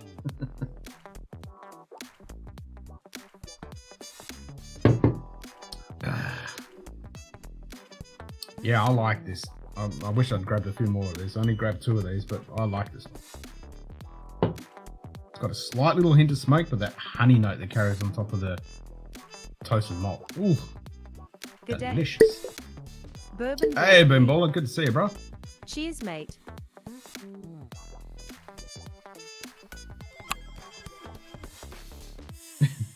When the High Elven gets the girls.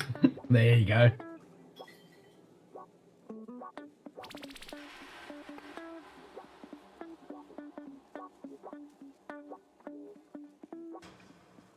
Fucking, I really want to listen to some music right now. If we've been talking about music, god damn it. Sucks you can't play music. I understand it. It's just annoying. Especially if it's on YouTube. I think if it's already on YouTube on their channel, I think it should be fucking available to play. Because, you know, if they want to just make the fucking music and make money off it, they're not going to put it on things like YouTube. They're going to stick on Spotify and crap where they make a few bucks. But if it's going to be stuck on fucking YouTube, I think it should be free to play. Apparent list for Shield Bonnet has matured in combination of ex-bourbon, Pedro Jimenez, sherry cask, and sherry octaves. NAS 50.8. Okay. And it is Bonnet. I do like me some Bonnet. I must say I like 90s metal, funkier groove, bands like Prong, Helmet, etc. Nice. It's just like whiskey, there's so many fucking tastes, you know? That's what's so cool about it.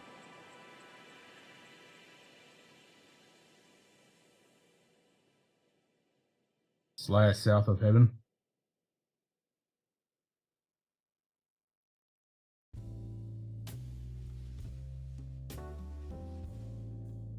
I've checked them out, Greg, and they're fucking sick. I do like their shit. I like their shit.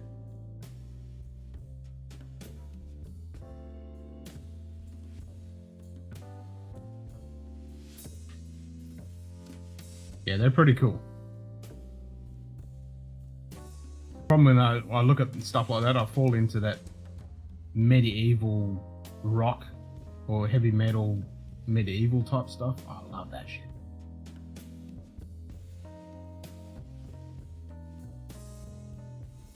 Yeah, I have a very eclectic taste. I can listen to all sorts of shit.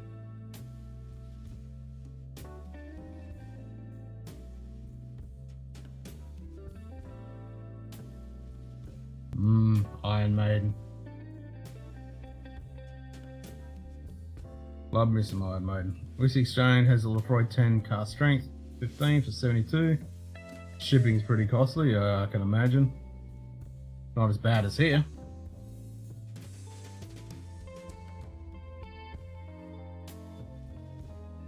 Been studying music school in Australia and probably all parts of the world. Yeah. No, this stuff's pretty cool.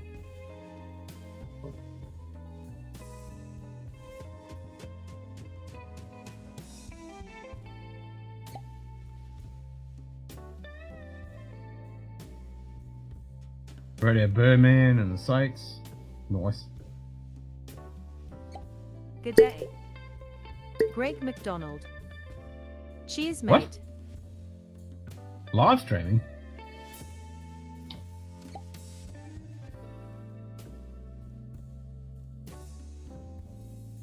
Live streaming its view of Jupiter. Are we talking about the images that the citizens find?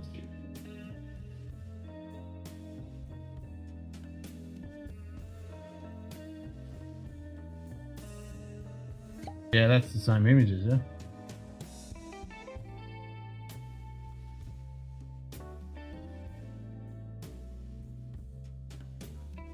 Well, that's not NASA. That's not the NASA. That's not NASA. That's something else.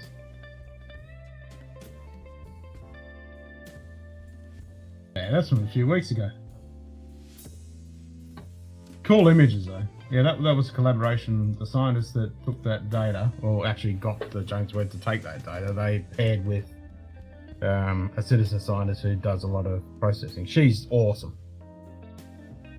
She's been doing it for years now with Hubble, and now she's doing it with James Webb.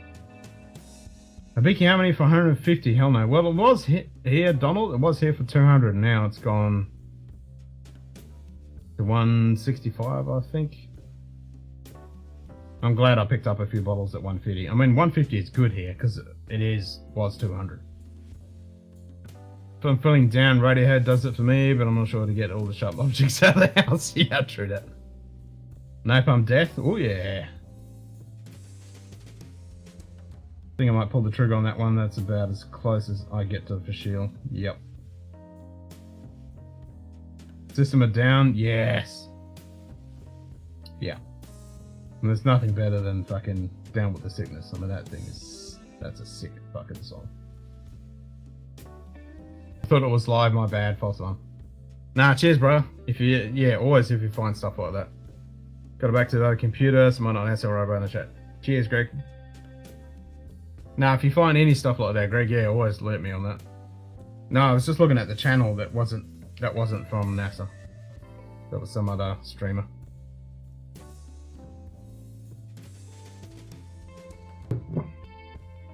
Yeah, so they've pretty much just got the images and they've zoomed in and punched in and done all that kind of stuff. Yeah, thanks for that. I've got Down with the Sickness in my fucking head now. And then another one to wake up.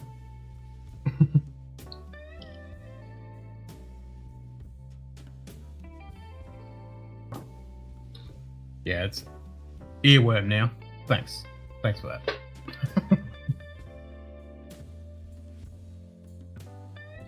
Yeah, I don't mind Disturbed either. I don't mind some of their shit. And the videos are really good. Had some hard grooves. Fucking oath.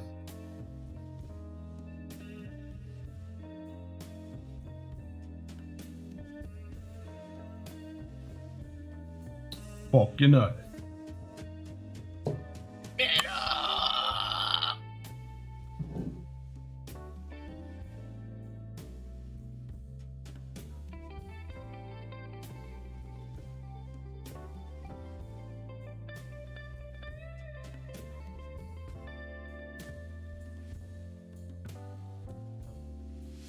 Danzig?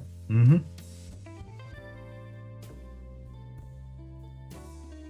Yeah.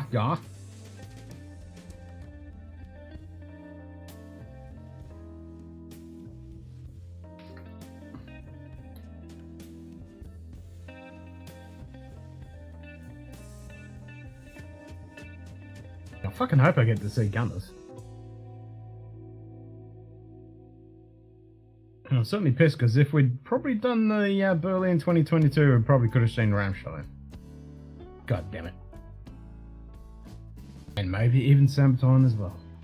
And I'm still kicking myself I didn't go see Sabaton and Amon Amarth when they were in Melbourne. Fucking, I should have just sucked up the cost and fucking done it. I was umming and ahhing, I was like, I can't really afford it, but I really want to go. I can't afford it, but I really want to go. I should have fucking gone. I'm kicking myself. Should have just fucking swallowed the pain and gone. Ugh, it was so good.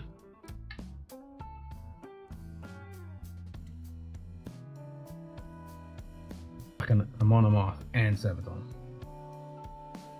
Sick.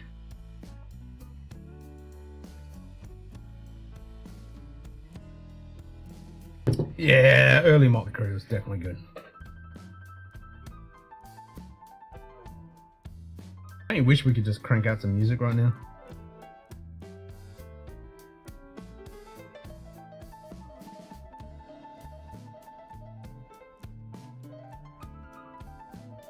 Fun watching a millennial crumpet.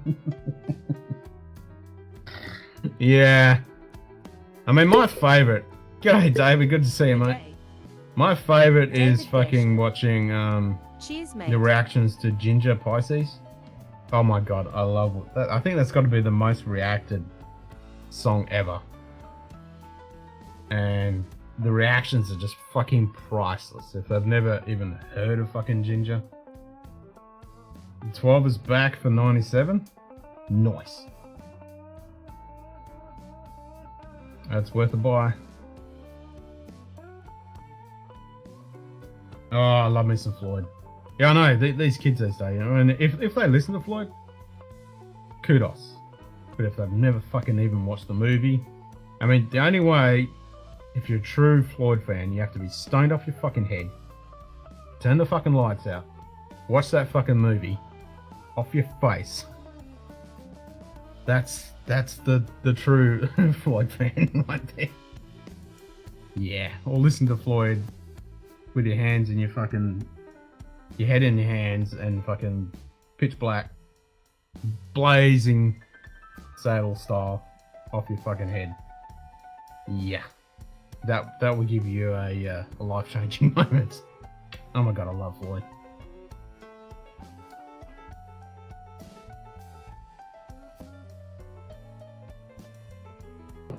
It's just one of those, just the music, Floyd just grabs you in the fucking soul and just gives you a fucking good squeeze. Soundgarden would have been sick. Yeah, that would have been the tits. Fucking oath hanging. Yeah, man. Love me some Soundgarden.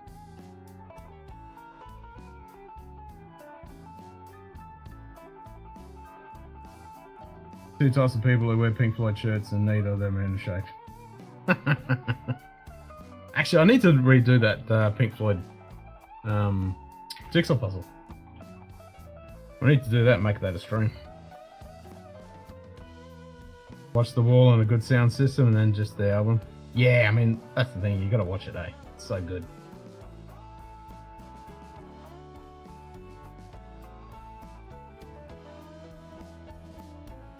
Yeah, that first 24-hour stream when Schlong came on and just did Wish You Were Here. I love it. And he knows it's one of my favourite songs and he just plays that thing and I'm just like, oh, gets me in the feels, man! Alice Cooper, it was like a rock. Yeah, that'd be sick. Alice in Chains, Iggy Pop. I've seen Iggy Pop. He was off his fucking tits. I don't know whether Mutoid's still here. He saw him. So we saw Rammstein and we saw Iggy Pop before Rammstein. And it was crazy because, you know, we're both Tool fans and we just, after we saw Rammstein, we're like, eh! Don't even want to see fucking Tool. Anything else after you see a Rammstein concert is just a letdown, even though they might be epic and amazing and you're a big fan. It's like, you see Rammstein, you're like, nah, I'm done. I've spent my load. I'm done. I mean, a Rammstein show is pretty fucking sick.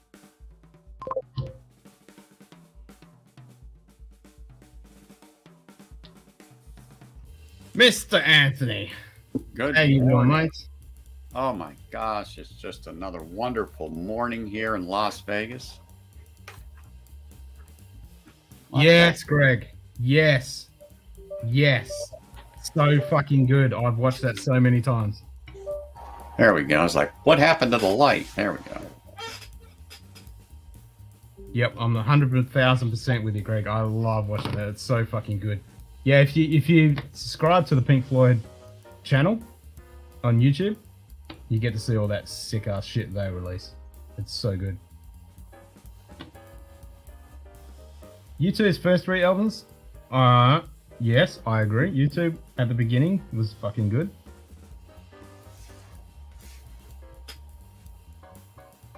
Your butthole might hurt after Rammstein show. No. Okay, more difficult stuff to work on, so I gotta totally on it and stop listening, so take care and see you. Cheers, Greg. Sorry, we're talking about music, yeah. No big deal to me. 90s. And then stuff like watching the Eagles concert and stuff like that that's been remastered and shit. Oh, that's so good. Van Halen. Yeah.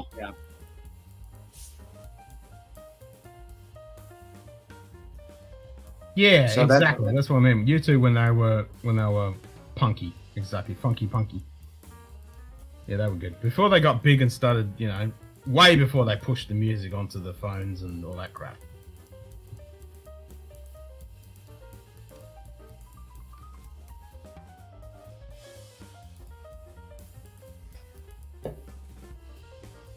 Yeah, it's the only problem. It's like when we talk about food and we're all drinking whiskey and we want fucking food, and it's the same when you start talking about music. It's like, fuck's sake, now I want to listen to some sick ass music. Oh, the Bono lectures. Yeah. Yeah, you get lectured with a dabbling of music. That is true. So how was sorting out camp? Was it much of a disaster, or did you? It was a disaster, but I lived through it. I'm going back up weekend just myself because my wife has her infusion again this Saturday. It's every 2 weeks, so the nurse comes to the house for about 5-6 hours. So I'll just leave in the morning, head up. It's just easier for me to do that, and then spend the day, get everything ready. You know, and then I'll winterize it for sometime on Sunday morning and then head back down here. But it's just got to be done, and not that I don't want her to go. If she's not feeling well or hot, sometimes the infusions just really drain her or make her nauseous. Just stay home. Yep. I'm not, like I said, I'm not trying to be mean or anything like that. No, it's just let me be. I've got a little bottle carrier. I can take some bottles up with me for Saturday afternoon and just relax that afternoon and then finish up Sunday and get the hell out of there for the year. Oh, I'm with you, Bill. I thought it was Caledonia we're talking about there, Donald. Okay, so this is Dougie McLean selection. Ooh, okay. I once. One was a freaking tool. Sting was cooler. Sting's fucking legend. That's why. Ray Mullen Jr. recorded voice drums in Stairwell. He and Adam Clayton bass were incredible in U2's early days. Not so much since. Yeah.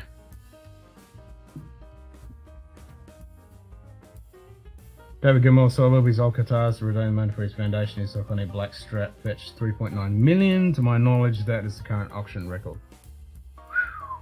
Oh, there you go. Damn!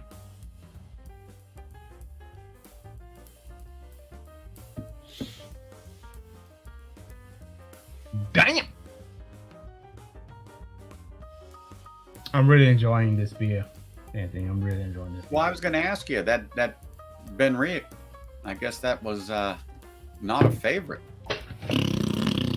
Hot garbage. Which one is it? It's the smoke season. Like, it really, really sounds amazing.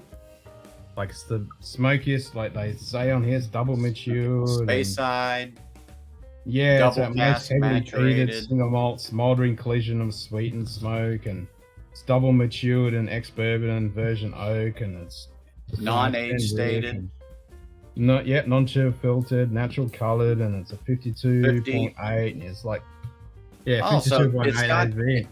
It's got some good stuff on it. So non-chill filtered, no color added, over 46 ABV. Yeah. So you'd think, like, it sounds amazing. It's got, exactly. Yep, and that's what I've been saying. It walks the walk, but it doesn't talk the talk. It's just hot, young garbage. Really? Okay. Yep. I'm really disappointed. Young garbage. Young garbage. Yeah. Not the hot young garbage we would chase when we were younger. No, this is not the two-legged hot young garbage we want. Yeah. Yeah. No, this Well, is that's good to know very, because you know very- what? I actually think I saw that when I got to read the front of it. I'm like, oh, I think I've seen that here on the shelf. And because it was over 46 ABV, it's like, oh, yeah, all right. Well, that's immediately what, because this comes from the Whiskey Club, because they were doing a Oh, okay. Whiskey Club 'Cause it looks familiar. exclusive Glenfarclas, but there was they were having issues with distribution or getting the shipment or whatever. They ended up with half of it, and that was going to be delayed. And I thought, and so they put out a bit of other stuff, and they had this on offer, and I thought, ooh, because Glenfarclas is kind of pretty shit unless you get a good one, even if it's a special release kind of thing. Yeah. It's kind of hit and miss. You don't know what you're getting. And then I saw this, and I thought, ooh, that sounds good. Well, exactly. I'm like, damn, that sounds really fucking tasty. I'll give that a punt. Fucking wish I hadn't. It's So it's yeah, one of those things very that shite. not even time in the bottle after you drink a dram or two out of it. Well, No, that's what a few people have been saying, and I was like, nah.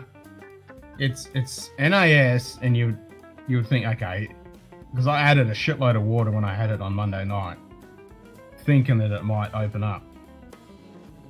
And then, yeah, it's there's so nothing this is there. really It really is. probably your third pour into that bottle. Yeah, it's just hot, spirit forward, slight little hint of like grass, malt, and bit of distant smoke, and that's all you get. The palate is very lacking. The finish is non-existent. And when I poured the electric 10 afterwards, it was like, it's fucking night and day. Night and day, wasn't it? Yeah, complete night and day. No, it's very disappointing. Wow.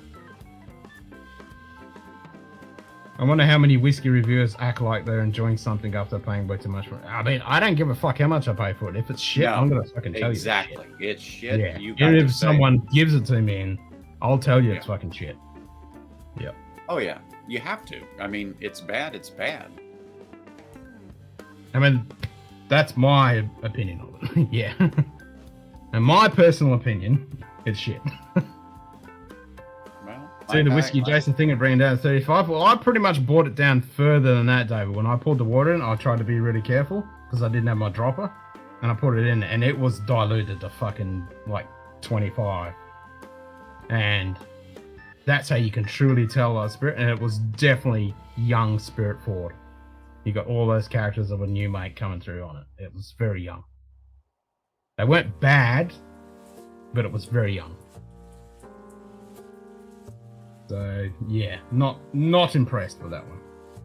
So It's you very would be similar to the surprised 10 to hear if Curiosities. it was older than 4 years. Yeah, I doubt it. Yeah. I think it's very young. It's very young. It's hot, young garbage. That's the only way I can describe it. It's got no redeeming qualities at all, which is a shame because it sounds fucking amazing when you read it. Mm-hmm. Oh yeah. We've all But yeah. have fallen victim to bottles like that. Oh yeah, and marketing is one. They definitely won. They got me to buy it because it sounded good. There's nothing more frustrating and disappointing when you're anticipating getting a great or very good peated Scotch and it sucks. Yeah, exactly. It sounds really good. I mean, it's ticking all the boxes. Like all the boxes, other than a statement, it's ticking all the boxes that we want. A really good ABV, good maturation, not covered in sherry or some other cask. It's non-chill filtered, natural coloured. You would expect it actually be decent. Been on a wine and port spree, might be on with some. Nice, David. Love me some wine and port.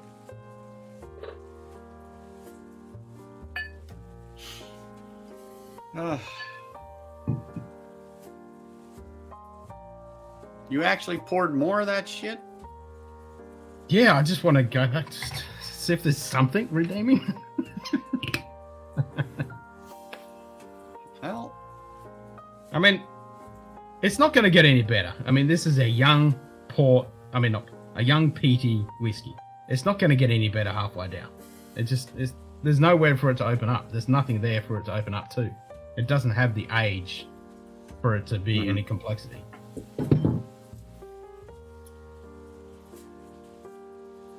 And that's a real trooper there. You're willing to choke it down.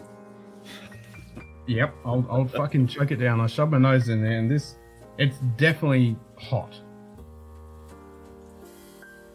And that will definitely subdue, which it is on this pour. It's not as hot as the first and the second or third pour. And I've had like a beer and a half and a couple other drams, so my acclimatization to the alcohol is definitely there. Oh yeah. But it's no still redeeming... a young spirit, still going way back in the sinuses, and it's tickling. Yep. And it's just young. It's not the ABV, it's just a young, hot ABV. And I'm still getting that green grass malt notes coming through, and there's nothing else. The smoke is kind of interwoven in there, but it's just so subtle, and it might as well not even fucking be there. It's kind of like they passed the grain over the peat for a brief second and then just kept going. Yep, it came out of the still. They poured it into a bourbon barrel, pushed it past the malted barley that was getting smoked with peat, past a couple of virgin oak casks, and then poured it straight in the bottle. I understand that, yeah. Yep. All for about, I don't know, 20 minutes. It was sitting in that cask, going past the conveyor belt. Yeah. Must have been a break time where the barrel stopped. Yeah. Smoke in the distance, a couple of virgin oak casks that were getting made up by Cooper, and that's what you fucking get. Yeah. Wow. What is your favorite Portuguese port? Anthony, I didn't enjoy it that much, not as much as you didn't enjoy it. We're talking about the long branch. Anthony, even though it sucks like wasting food, it's a sin to waste scotch, even bad scotch. Well, I agree. Can't be as weird as bad as the beer-faced Canadian whiskey that they infused with Matsusuga mushrooms. What the fuck? Yeah, I have to agree with you that. And Donald's like, no, we don't want Matsuka mushrooms. We want magic mushrooms. At least you're going to have a buzz. Whiskey was a review on Woodinville, the most authentic. I just got ripped off review I had ever seen on YouTube. Really? Well, that sucks. Really? Which Woodinville? Because I like the Woodinville port. The standard Woodinville is crap. The picks I've heard that, yeah. The picks I have, they're really good. Really, Bill? You like the 10 Curiosities? I wanted to like that, but I find that really lacking. We reviewed it twice. I really wanted to give that a fair shake of the fucking sauce bottle. That's an Aussie saying. And I didn't like... I still don't like it. I still find it's piss weak. It's going back to that 20 minutes going past the smoke fire way over in the distance somewhere that was burnt 3 hours ago. It's really lacking. It's thin. It's not your filtered natural color, but it's thin and there's not much character on it. And I thought this would be kick ass because it's meant to be smoke season. Our most heavily peated single malt, a smoldering collision of sweet and smoky spirit. Bullshit! They lie.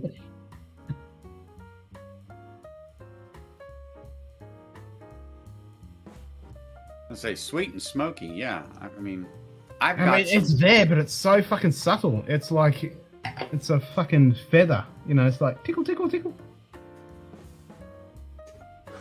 I want smoke and sweet. I want to be slapped in the face. This is something that's sweet and smoky. You know? Exactly. This for $40 or less here, I mean, you're getting a way better drop. And this is an NAS. Yeah, exactly. And it kicks ass. And the same with the Ulcer Bay. Like, if you want sweet, smoky, the combination of the sweet and smoke in that's a lot more sweet than smoke, but it's got a lovely, rich, smoky character going through that. I like that Ulcer Bay. What's another one that's sweety smoke? Oh, the Loch Lomond single grain. That's fucking good. That's sweet and smoky as well. Holland Peat is surely its own thing. Do you like Ardmore? I've only had the Ardmore Legacy, and for the price on that, I really enjoy that bottle. I think that is an outstanding bottle for the money. The Ardmore Legacy. I haven't tried any of the other Ardmores, but I think the Ardmore Legacy is for the bang for the buck. I would buy it over this because you actually get some smoke. And that's an NAS, and it's filtered and coloured and cheap, but it's actually better than this. I actually might grab it afterwards.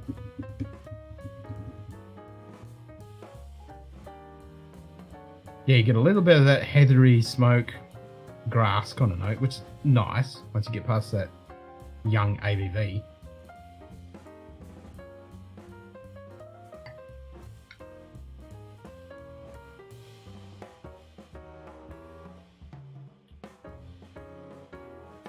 But it's just hot garbage on the palate. Like it just burns. Garbage. Yeah, it just burns, a little bit of sweetness, and then you expect the smoke finish, but it's like poof, gone. Little residue of smoke. It's like when people say that they get a little bit of smoke out of Johnny Walker Black and Double Black. Like it's so fucking subtle, it might as well not even be there.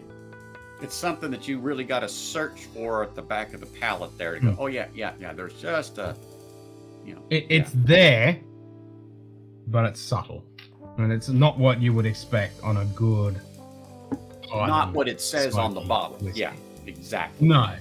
Extremely our most misleading. heavily peated single malt was like, no, I don't think so, pal. Yeah, like when the they weaker say heavily peat or the peated, you electric automatically tan go is to a lot better. yes, yeah. But to me, when they say heavily peated, I'm going up there with Ardbeg or Lafroig. I'm looking for a hitter, something that when you this is not Isla. This is not Isla. This is Speyside peated. Oh, that's Speyside. That's right. That's right. Yeah. It's completely different, and you expect a lot more smoke and ash in a Highland. Yep. It just doesn't. It's too young. Good, and the other one, which is the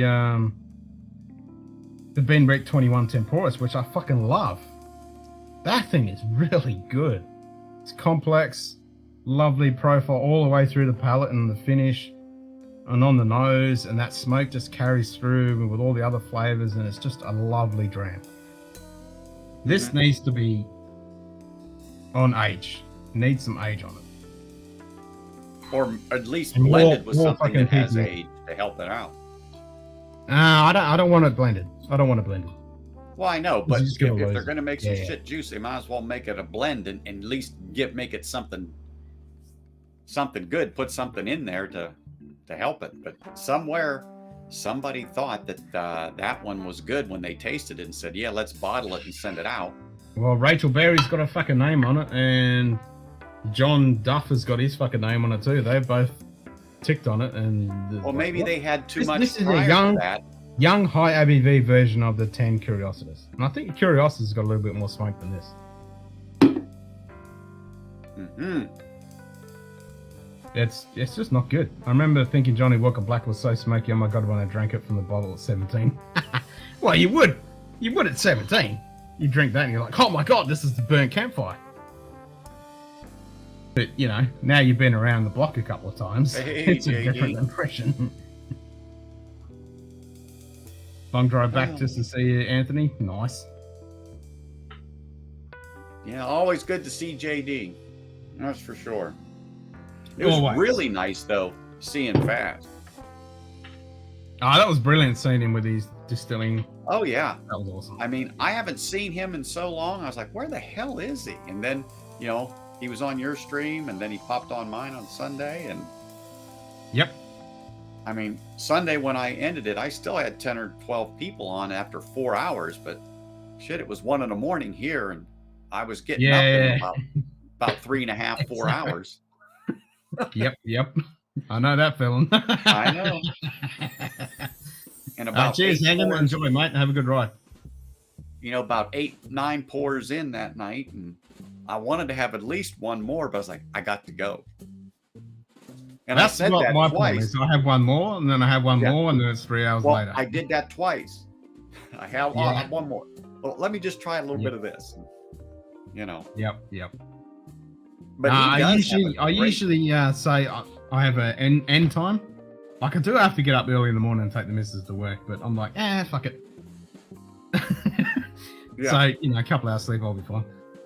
But I always, if I have to get up super early, like I did last week, every day, I always put a cutoff time, and then always give me that one extra hour. Like now, I can push into that one extra hour, but I make sure I cut it off after that.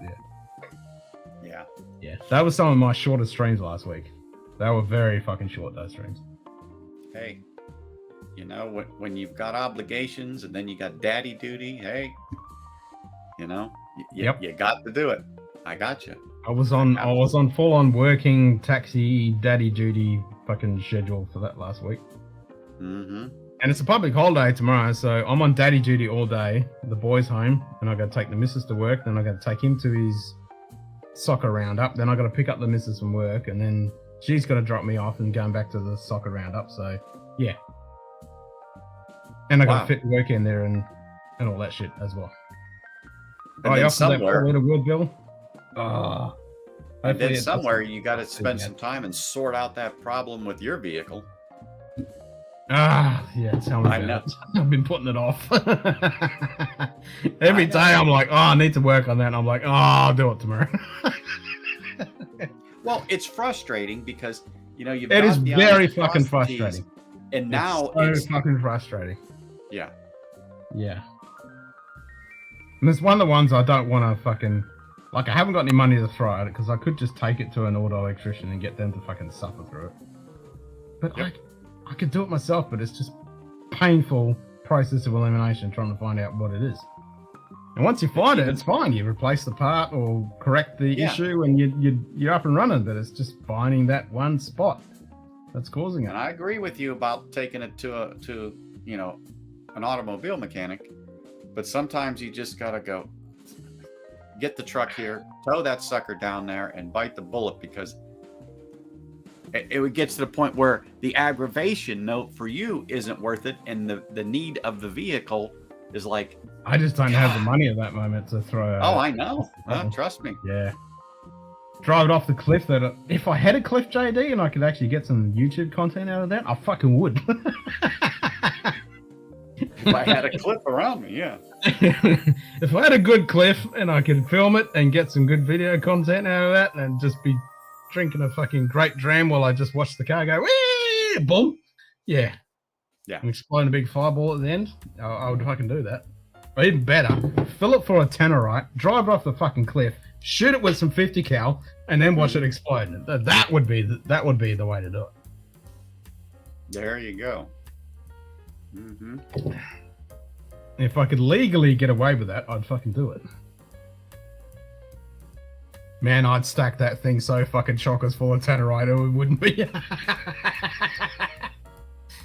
Get an old abandoned fucking mine. What do you call it? The quarry. Get an old fucking abandoned quarry. Drive it over. Watch it crash and explode into a few pieces, and then shoot it with a 50 cal and watch it explode. There you go. Yes.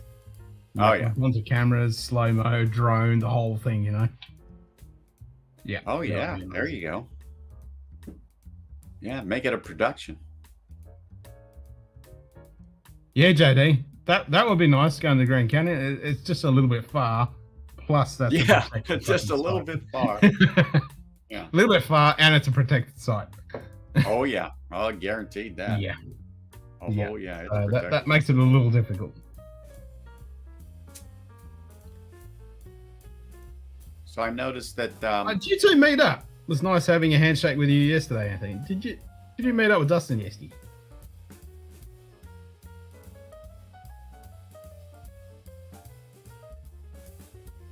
Yes. Oh yeah. You did? I'm glad everything got there okay. Because actually, it's funny. Just before you had texted me and I dropped that stuff off, I was worried that it might not have survived the trip. But I stuffed a shit out of that to ensure that, you know, when it was riding around in my trunk. Oh, you're talking about the Highland Park Coden heads. Yeah. Yes. Okay. Yeah. Yeah. I personally had to have those hand delivered because I wanted to make sure that they were good when I set them up there. So, Dustin, come on. How is it? Did you have a stain in your pants afterwards or what? Come on. Spill the beans. Oh, I'm sure he doesn't want to give up the other two. Yeah, I bet. I'm sure he doesn't. And even though I was offered a dram out of that, I did not open any of them. I just packed them up, set them in the boot of the car, and headed over. No, I'm the same. It would be a bottle that I'd really want to try, but I couldn't do it. I wanted to try it, but oh yeah, I definitely want to try that. I couldn't afford one drop of that liquid to spill out. No.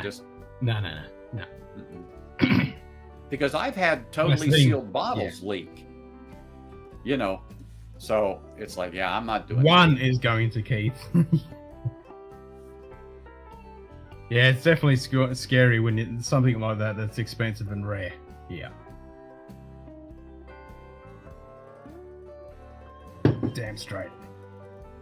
Oh yeah, I mean, you know, when I put stuff in the trunk of the car and stuff, I make sure it's I have a carrier, and then I put stuff around it so it stays upright and it can't slide around or anything like that. You know, I'm very, very conscientious on that.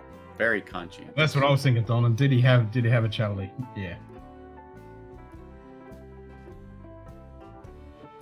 That's exactly what I was thinking. I was actually just so you with the no, Dustin. The packaging of these beers. There is more available than what they show online. My sources have tracked it down. So nice. So I was actually kind of impressed. Well, I was kind of impressed. This is what all those beers came in, and I was kind of impressed. It came in a Buffalo Trace box because they did the old shredded paper thing, and they really, really packaged it really well with those beers. Yeah. So I was quite impressed. But you gotta love when they put that red tape on there and send it through post, and then you go, you know, them bastards were throwing that thing around left and right. Hey. Oh, they were playing fucking hockey with it. Yeah. Oh, there you go. Let's fucking look at that. Look at the gangster motherfucker with his glasses on. I'm telling you what. And at least he's got Ray-Bans. Yeah. Nice. Malaga. I don't know half those. I've heard of the Capoca Porto. I've heard of that. Yeah. Kopka, you're hearing me just fine, right? Yeah, I've heard of that one. Yeah, no, it's fairly famous. I mean, it's the oldest port house in the world. Ah, that's what I might have heard it from. Yep. Yeah. Because I'm looking at that going, that's it. Yeah, okay. Yeah. Yep. I've heard of it. I just like the never had it. presentation of that bottle. I know, yeah. No, it's. I completely forgot I was wearing those glasses. It looked fucking awesome. It was gangster. Yeah. Yeah, well, it was a mixture of gangster and Jimmy Savile, but. No, not all of these are port. This is sherry. This is Pedro Jimenez. This is Moscatel, and this is Pedro Jimenez Malaga. Nice. I need to crack my fucking sherry. Which one do you have? It's got the fucking. It's got the padlock on it. I'll grab it. Padlock. Yeah, it's comes with a padlock. It's a legit one. Rings a bell. Yeah. Like I've seen it in the stores. I have no idea whether it's any good or not. You know, this is an amazing presentation. This is like something out of, you know, the 1800s. I like it. Yeah. It's established reminds me of the old Pogues. The Pogues Irish whiskey, you know, with the band. Oh, yeah. Where they did that collaboration, the Pogues. Oh, El Candado, yeah. Yeah, Valdespino are fairly well liked. Yeah. Oh yeah, Good luck. that thing. But speaking of Pedro Jimenez, because I'm the type of person who does a stupid amount of. Who does a stupid Well, you're amount in the of right research. fucking place for it. Why the hell wouldn't you drink it? Yeah, exactly. But Pedro Jimenez, they don't actually grow Pedro Jimenez in the sherry triangle anymore. What they do is there's another denomination called Montilla Moriles. This is a place, and they produce everything in Montilla Moriles is made from Pedro Jimenez grapes. Well, almost everything. Whereas in Jerez they mostly use Palomino. Oh, okay. Yeah. So most I just Pedro had to Jimenez, jump in. JD, he's got one of those 1975. I fucking go for that. want Jesus. that. That's my birth year. Christ, go for Fucking, I want that. That's my birth year. I want a fucking port from 1975. That would make me the happiest man on this planet. Yeah. that. Buy two then, JD. Yeah, exactly. No, most Pedro Jimenez, because you obviously have to dry it in the sun first, and you can't really do that in Jerez because it's by the sea, so it's they tend to rot really quickly. So what most Pedro Jimenez sherry is actually Montilla Moriles produced sherry that's just been aged in a bodega in Jerez. Ah, okay. So, they do grow. Now it depends what they do. So, for example, one bodega might literally just have the grapes dried out in Montilla Moriles, then do the fermentation themselves. Yep. But others literally buy in pre-made Pedro Jimenez from a bodega in Montilla Moriles and just age it because the minute you have to age it for 2 years in Jerez to be called Pedro Jimenez sherry. So that's yep.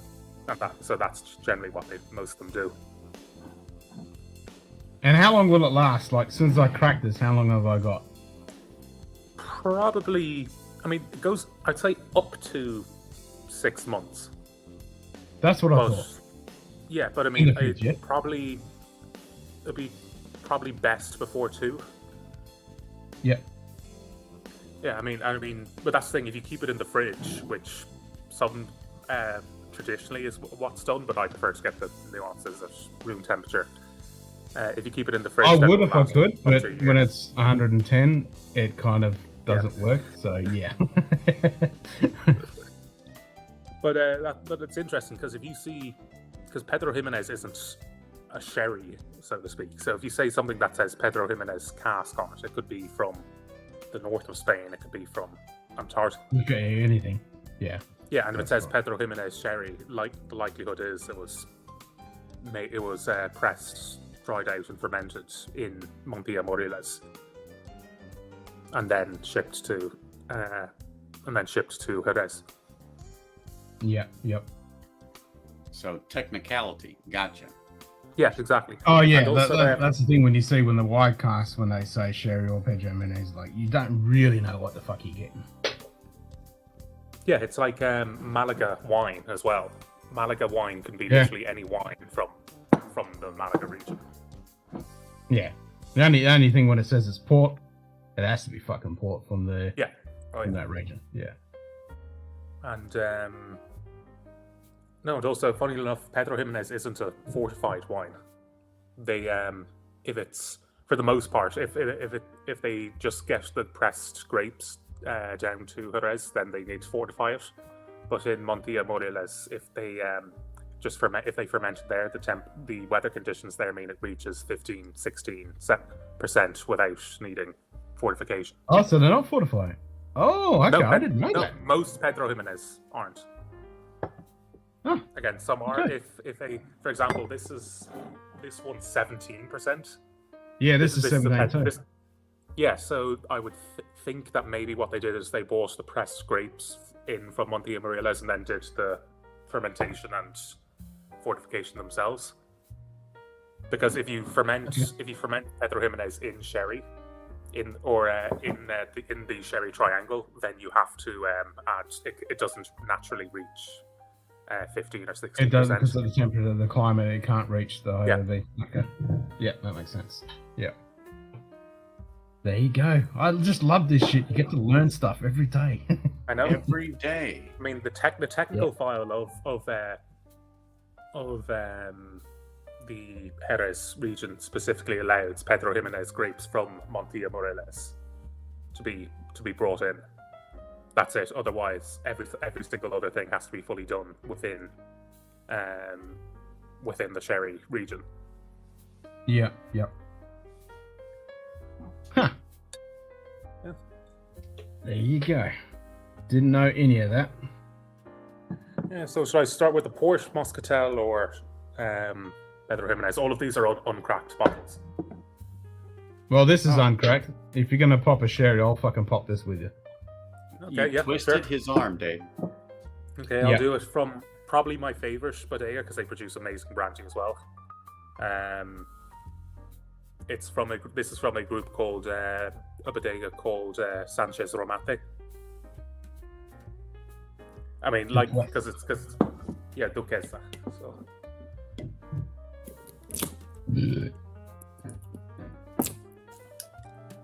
all right, I'm gonna finish that crappy Benriach, and then I'm gonna have some of this fucking pajamas. Oh, listen to that. well, it's a new pop, so cheating. Yes.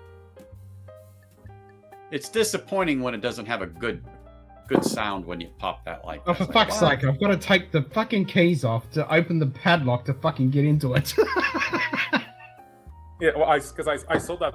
I see that in the supermarket sometimes. I'm like, why are they? Because again, sherry isn't. The only isn't reason really, El giving people Condado, the Spanish translation for the padlock.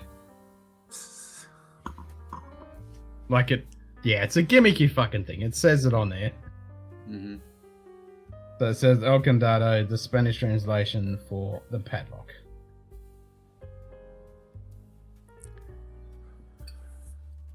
But it's pretty much like we have a very limited selection where I live. But still, it is pretty fucking cool that it's on there. Yeah. I've never experienced a whiskey. I have to take the keys off the padlock to fucking open the padlock to open the fucking bowl. I That's thought when like you kind said of that, unique. Ken, that you had it in some type of a cabinet with a padlock. When you said it's padlocked, I'm like, No, it's legit. no, I got Padlocked. it. Yeah. Like, I can't open it. I have to get the keys off to open the padlock to fucking get to the bottle. That thing better be really, really good then. It fucking better be. That's right. Well, it has to be better than that last dram you're trying to get down. Yeah, this fucking Ben Rick, disappointing hot garbage. I gotta get the fucking keys off first.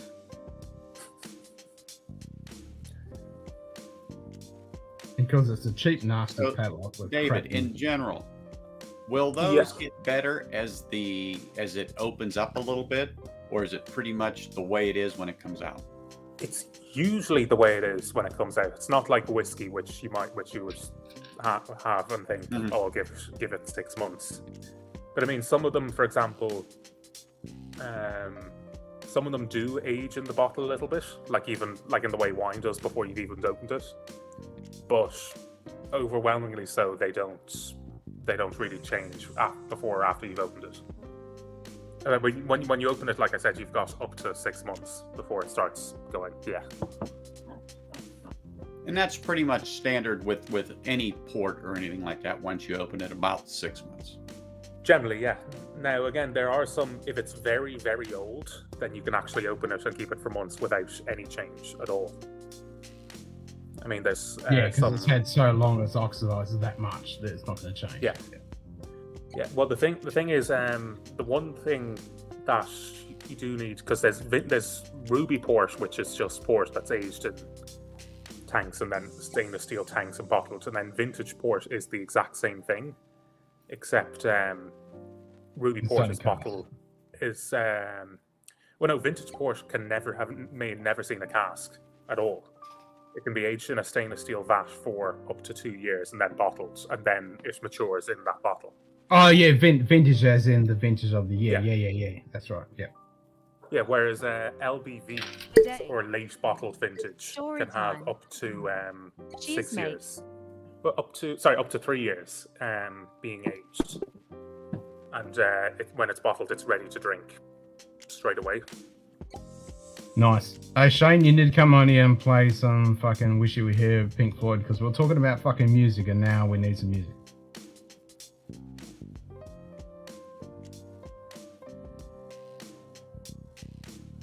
I can't even fucking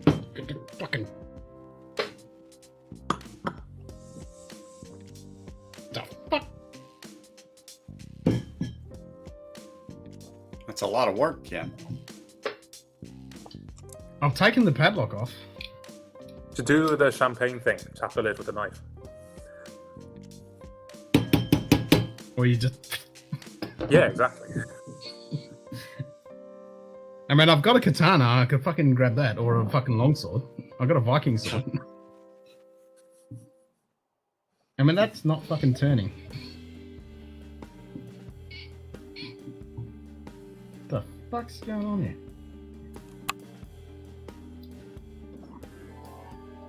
Ken says thanks for the likes. One thing I love about this process, Tony Port, it came with this offer, a guided visit to Process Reserve, and you spin it around and you realise that's it. That's the offer. It's not free. It's not What? anything. It just says. Just some silly fucking gimmick thing. Yeah, exactly. Look, a guided visit and tasting at Process Reserve for one person. Or book your visit now. And there's no. Oh, free really? anything. So it's not even an offer, it's a fucking thing. Just go to our website, It's just. spend more money and get your shit. No, the amazing thing is, it says. Fuck, I'm stupid. Valid until the December 31st of December. So are they closing Yeah. the yards after that?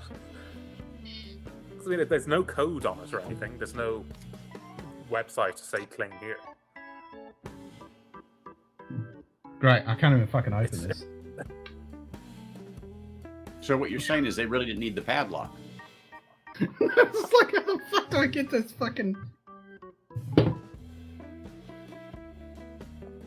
So I'll see if the website has help. Yeah. I kind of don't want to break it. Exactly.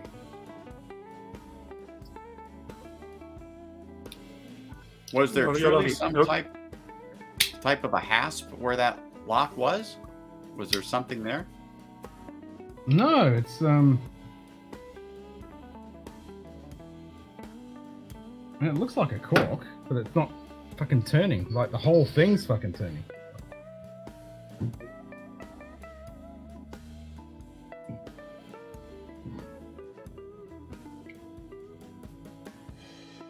I have no idea. Yeah, the whole thing's turning. Hmm.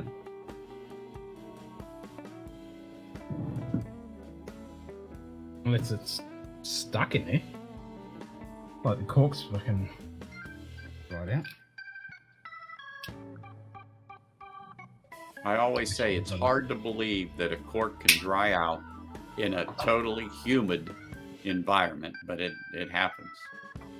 Oh, it'll happen. David has no get a problem bit sipping more on his industrial. glass.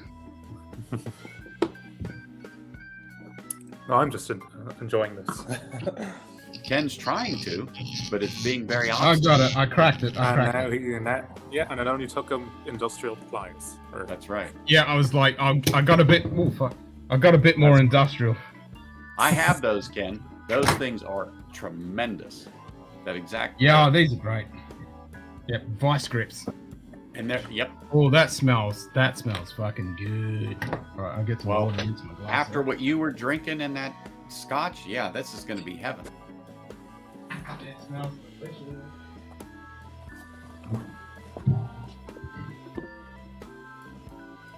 Yeah, that's going to be heaven.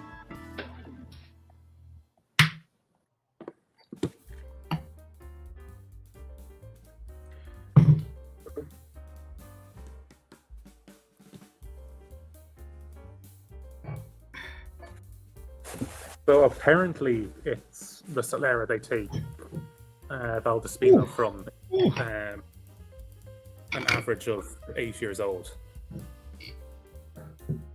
Which Okay. is about decent for sherry. It'll be equivalent of about 12 years old for Scotch. And guess how much sugar it has? Like naturally. Obviously, they don't add it. Andrew Chance. Hey, Wouldn't have a Andrew. clue. Cheers. G'day, Andrew. So- Still a few minutes before my first meeting. Can't think of a better way to spend it. Cheers, bro. Hopefully the meeting goes easy.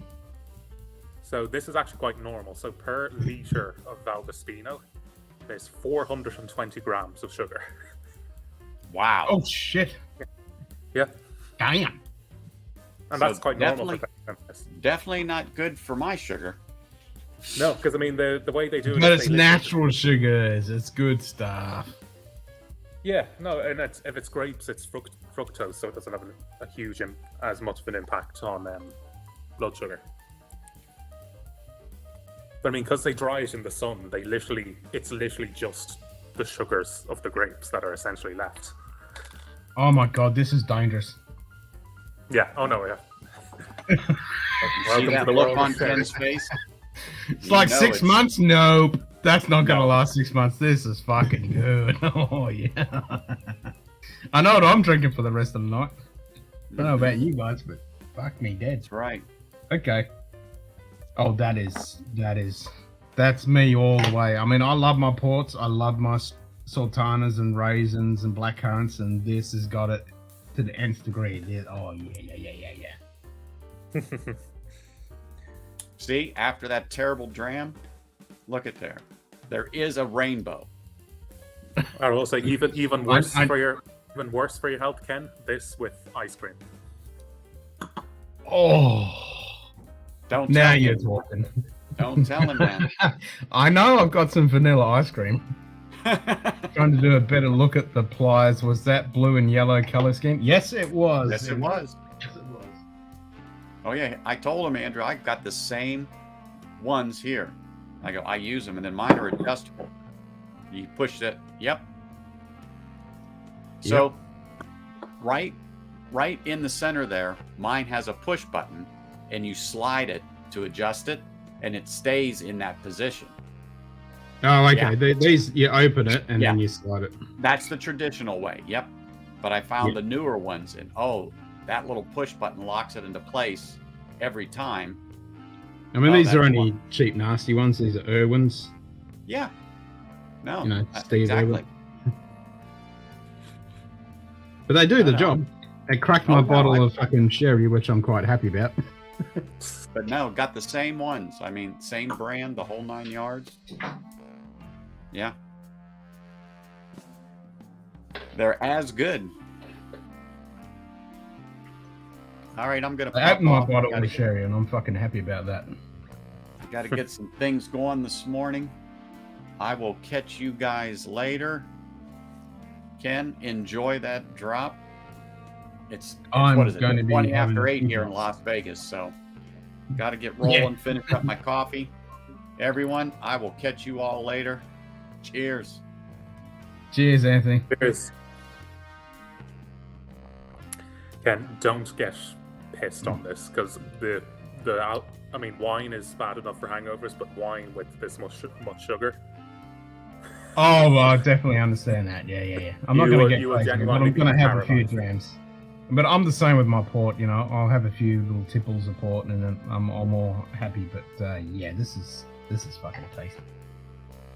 Oh my god, that is so fucking tasty. Yeah, no, I mean, Now, and I mean, now we realize how Pedro Jimenez casks in whiskey are sort of just cheating. Oh, exactly. I mean, and it's the same with port. Like, you hardly ever get a really, really good port cast, and like you say, a good sherry cast. Oh my god. I mean, I like everything about this. Just Yeah. Mm. You know, no, but mine has sort of a woody spice to it. I was going to say, I'm getting a little bit of wood on this too. I was going to say, I'm getting like a milk Cadbury chocolate, a little bit of a wood note.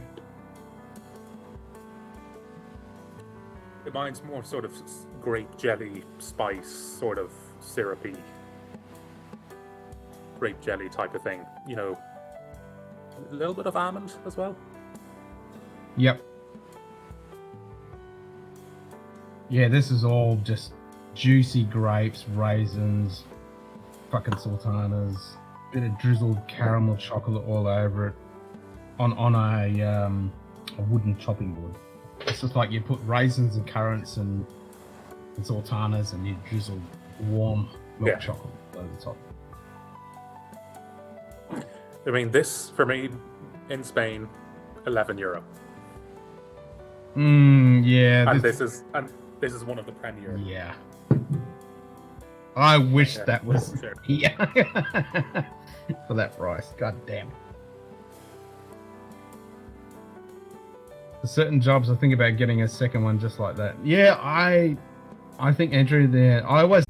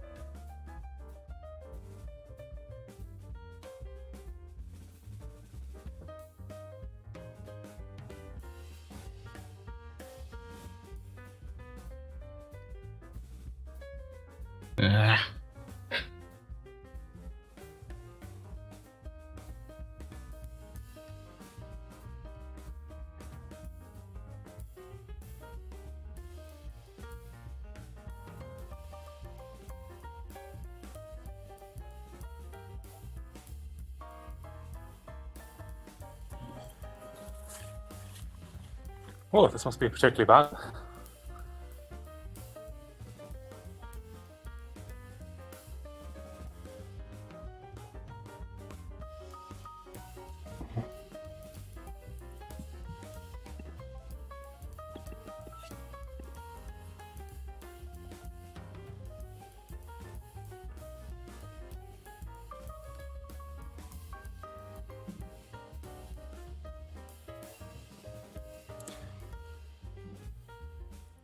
You've got loyal viewers though. There's still 8 people on the dead stream. Nightbot. 5 fingers high fives, David. Why is it not showing?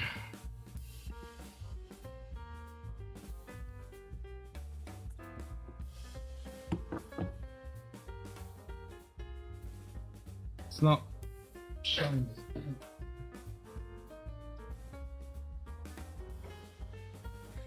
I think I've got a reboot.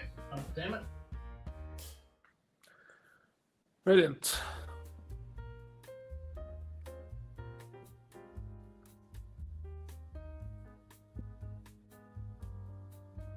Yeah. I've got a reboot.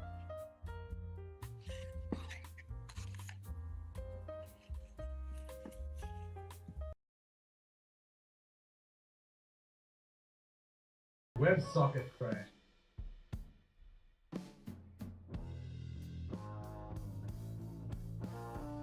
Oh, hold on, I've got 2.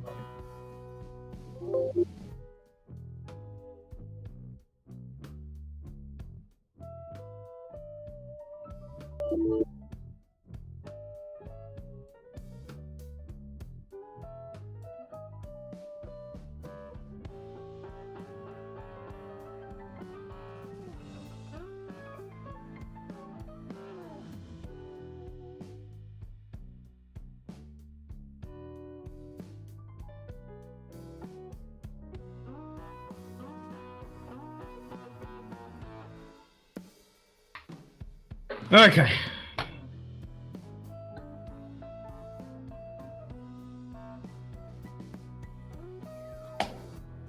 We're done. We're back. We're back. Brilliant. Hopefully. Oh, I want to be left side. Ken. Says Sorry thanks for about the that, likes. guys.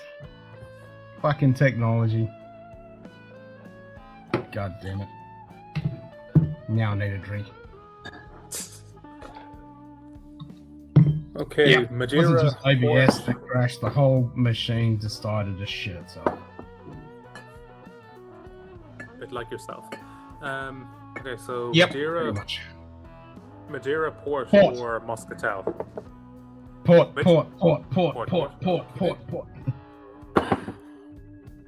And I'll have some of this Penfolds port with you Oh, after I nice. finish my sherry.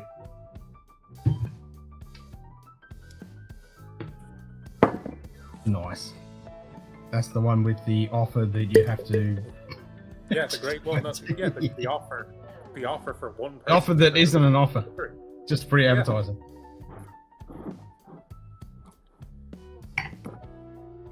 Oh my god, this sherry is good!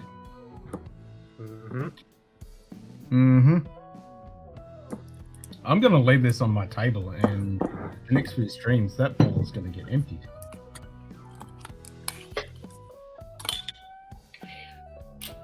And I'll keep the padlock with the keys just as a little knick-knack. Yeah, they really did look like the €1 or $1 ones you get at a Chinese Yeah. shop. 30-cent fucking rip-off Chinese padlock, yeah. I mean, the amazing thing about, because they're all family owned, well, most of them are family owned bodegas. I can get a unfucked with PX from a 1958 vintage for €250. Oh. Yeah. God damn. Time warp juice. It's a Montilla Morelos Pedro Jimenez. So It's like, are you gonna? Do you need one of those? Oh no, no. Here we go. There it is.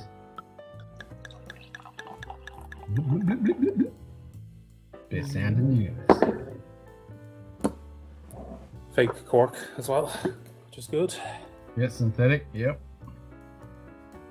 Yeah, It's this funny one's, because Portugal's where pretty much all the world's cork comes from. look at the color of this fucker.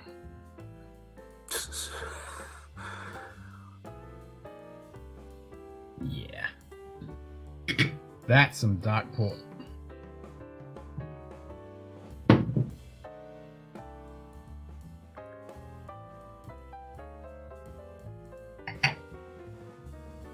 Wow. I really didn't think that this sherry was going to be like this.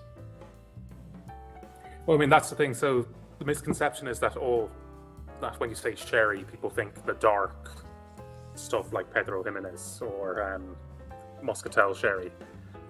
I'd say 95% of sherry is either clear or amber. Yeah. And is strong and it's drunk as with food rather than as a dessert wine. Oh, okay. So I mean, most traditional sherry is they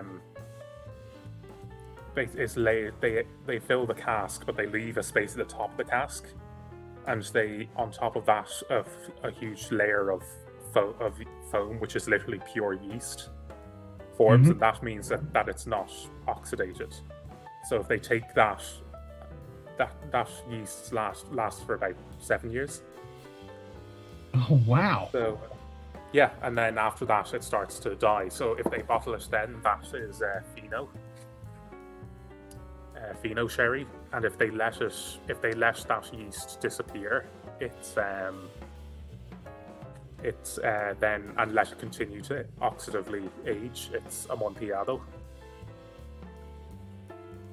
That was actually what was going in my brain. I was like, is that correct? Do I actually want to say that out of my mouth because I don't want to sound like a fucking fool? But in my brain, I was like, isn't that Amontillado when they take that off? Because I did remember that from somewhere. Yeah. I mean, you can take it off, but most Amontillados, because Amontillado being then usually Solera aged, they just wait until the floor dies. Yeah, exactly. Yeah, and then Oloroso, even though Oloroso is generally a style, technically speaking, any sherry that is aged without letting the floor develop, either because they fortify it to a higher alcohol or they don't give it space in the cask to develop, technically any sherry that's called the Oloroso method. Mm-hmm. So there's Oloroso sherry, and then there's the Oloroso method. The Oloroso method. Okay.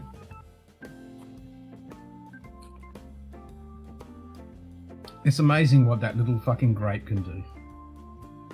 Yeah.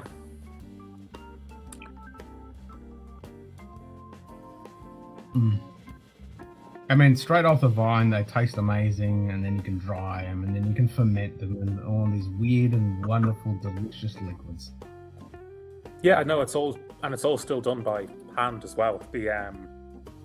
Yeah. Well, I mean, not necessarily with Palomino and sherry, but with Pedro Jimenez in Montilla Moriles.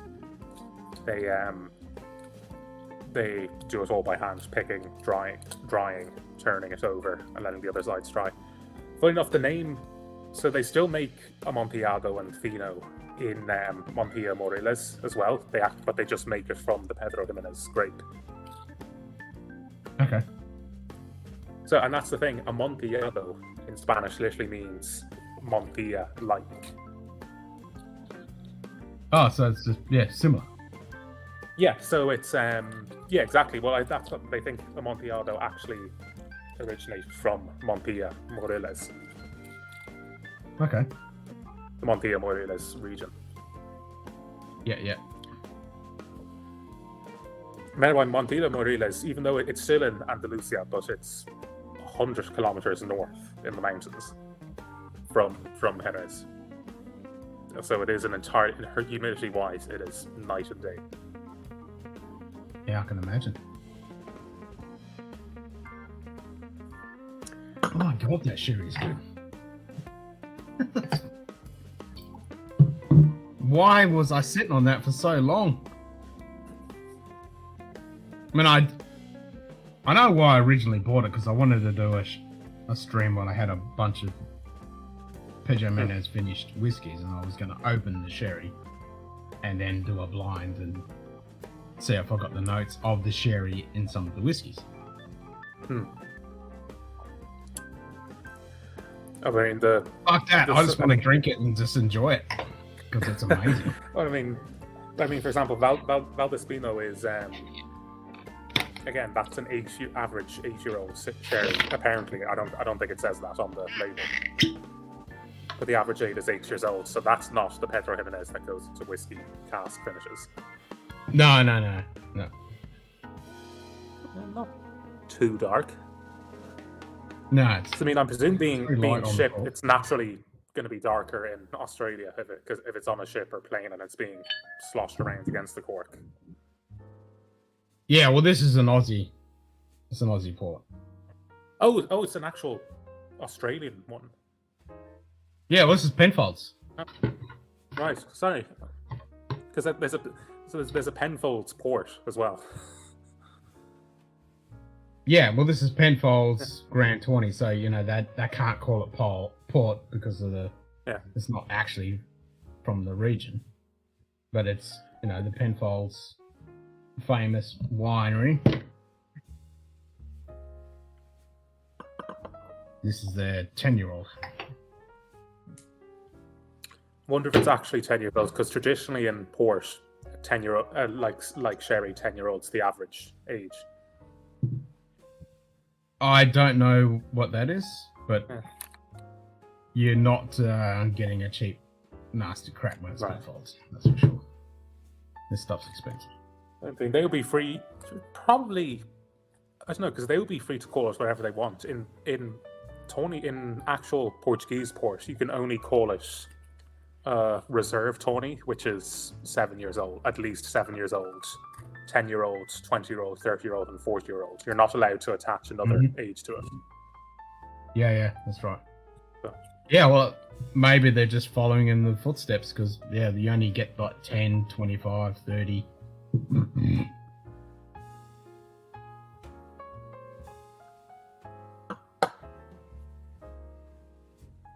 It's good stuff, though. For Everyone youngish one? loves some. I'm on Aaron. I say Aaron. I say Aaron, like we'd say in Spain. Mm. And then there's sort of This has definitely been an eclectic fucking selection of spirits to be drinking tonight.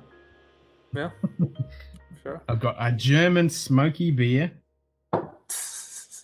Pedro Menez port, a disappointing Ben Rick, peated Speyside,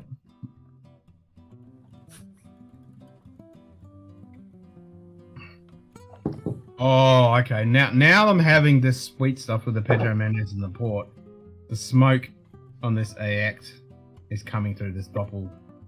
This is, yeah, it's definitely coming through a lot better. Good. Mm. I mean, these would literally be the opposite end of the spectrum of smoky. Oh, completely. But that's a good thing because they contradict each other really nicely. Good. I also have this, which is sort of the ugly duckling. Malaga wine, sort of the ugly I think duckling. we get something very similar to, yeah, I think we get something very similar here, like that. Yeah, I mean, this is PX as well, but I mean, the problem is, again, you can only make it in the Malaga region, but unlike Jerez and Montilla Morelos, the bodegas have to, and their vineyards have to contend with real estate. True. I mean, That's very Malaga, true. The one the sweet always makes the smoke pop. Exactly. Yeah. I mean, Malaga will be, I think, the second or third largest city in Andalusia, and then around it is all the sort of touristy areas. So I do like a good Malaga finished. I've never had Malaga by itself, but I do like a good Malaga finish. well, Malaga really again, complements Malaga whiskey could be nicely. anything. I mean, Malaga, Yeah. this is PX Malaga. They make very dry wines as well. So Yeah. and then of course it could be literally Malaga table wine, as in, you know, the more traditional wine. So Well, whatever one that's coming out of the Malaga region that I've had that's finished, it's been pretty tasty. the main is this Yellow Spot, which is Malaga, or is it? Mm-hmm. I think it's Yellow Spot. That's one that I Malaga, like. Yes. Yeah. And then I'm pretty sure they reuse those casks for Jameson triple. Yep. No, the Yellow Spot is one that I definitely like, and there's the Glenmorangie Malaga. That's fucking tasty too.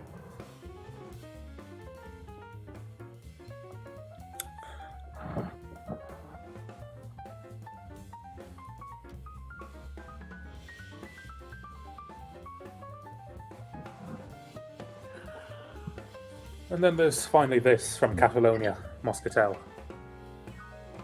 Ooh. Moscatel can be from anywhere. So. Yeah. And the problem is, in the States, it used to be as popular as other wines in the States, Moscatel, but the problem is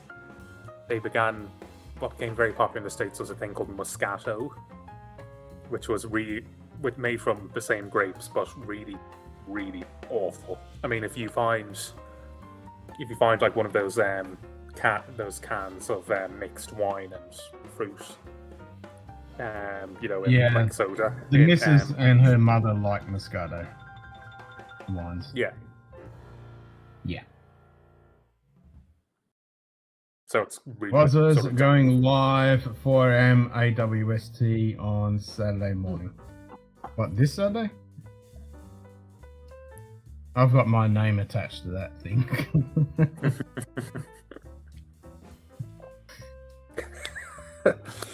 Oh. Jump on, Donald. Drink some ice wine with us. Yes, The do it. with the new Premier Wine channel in Australia. Yeah. Wine, spirits, and things. That'll be the new channel.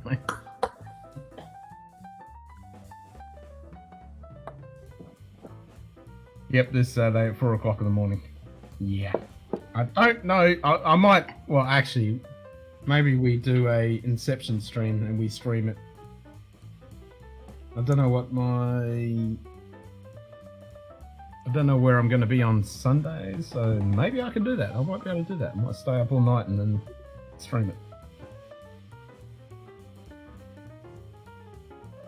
It'd be interesting to see what actually comes out of that selection process, which was a bit of a clusterfuck, in my opinion. But anyway.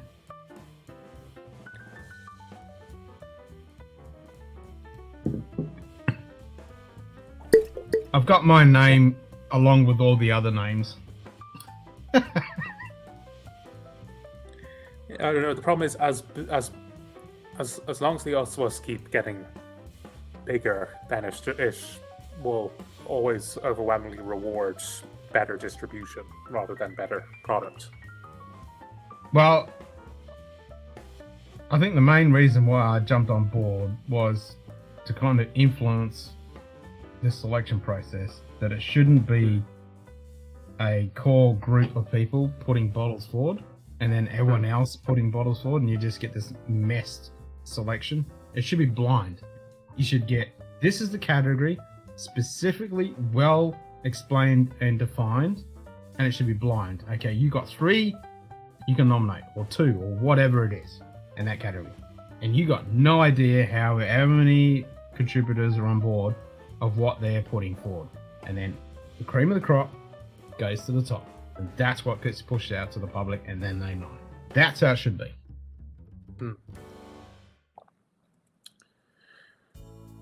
What is and should be are two very different things. Yes. Anyway, well, can't wait to see the online Scotch whisky random whisky name generator list. Yeah. So hopefully, if I can get into the inner circle, which I very much doubt it, I'd like to say, well, I love what you're doing. This is a great concept, but it needs to be fucking blind. Don't have a core group putting shit forward. Make everybody who's the contributor blind it. And it takes 5 seconds to do it. It's just, here's your Google form, here's the categories, you've got 3 weeks to do it, put your nominations forward, and then all the cream of the crop of that gets put forward to the general public to to vote on. Done. There's no ambiguity, there's no fucking swaying it either way, there's, having a core group each year that changes. None of that shit. It's just across the board, and you get the best spectrum of everything, and all the good stuff will come to the top. Job done. Hopefully.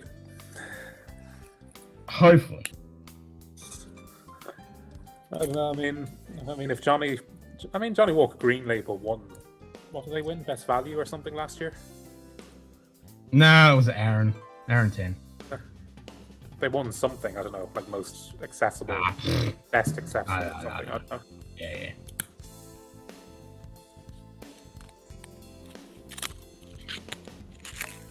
It'd be interesting to see though if India ever gets on board, because they are pretty much the biggest, technically speaking, the biggest whiskey market in the world. Massive amount. You look at the production of Scotch whiskey, and you look at the production of Indian whiskey, and you're like, holy shit. The rest of the world compares insignificantly to how much stuff they produce. It's insane.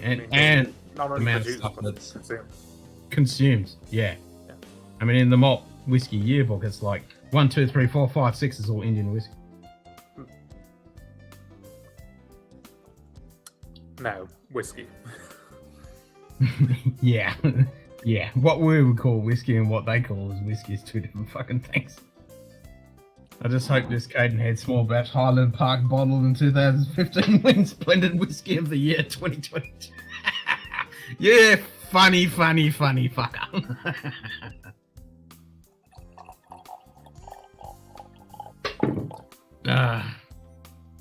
Now that's the thing. It should just be fucking no core group.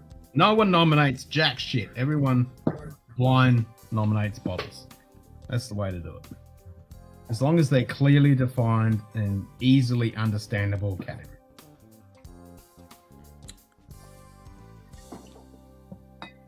And that's where the problem lies.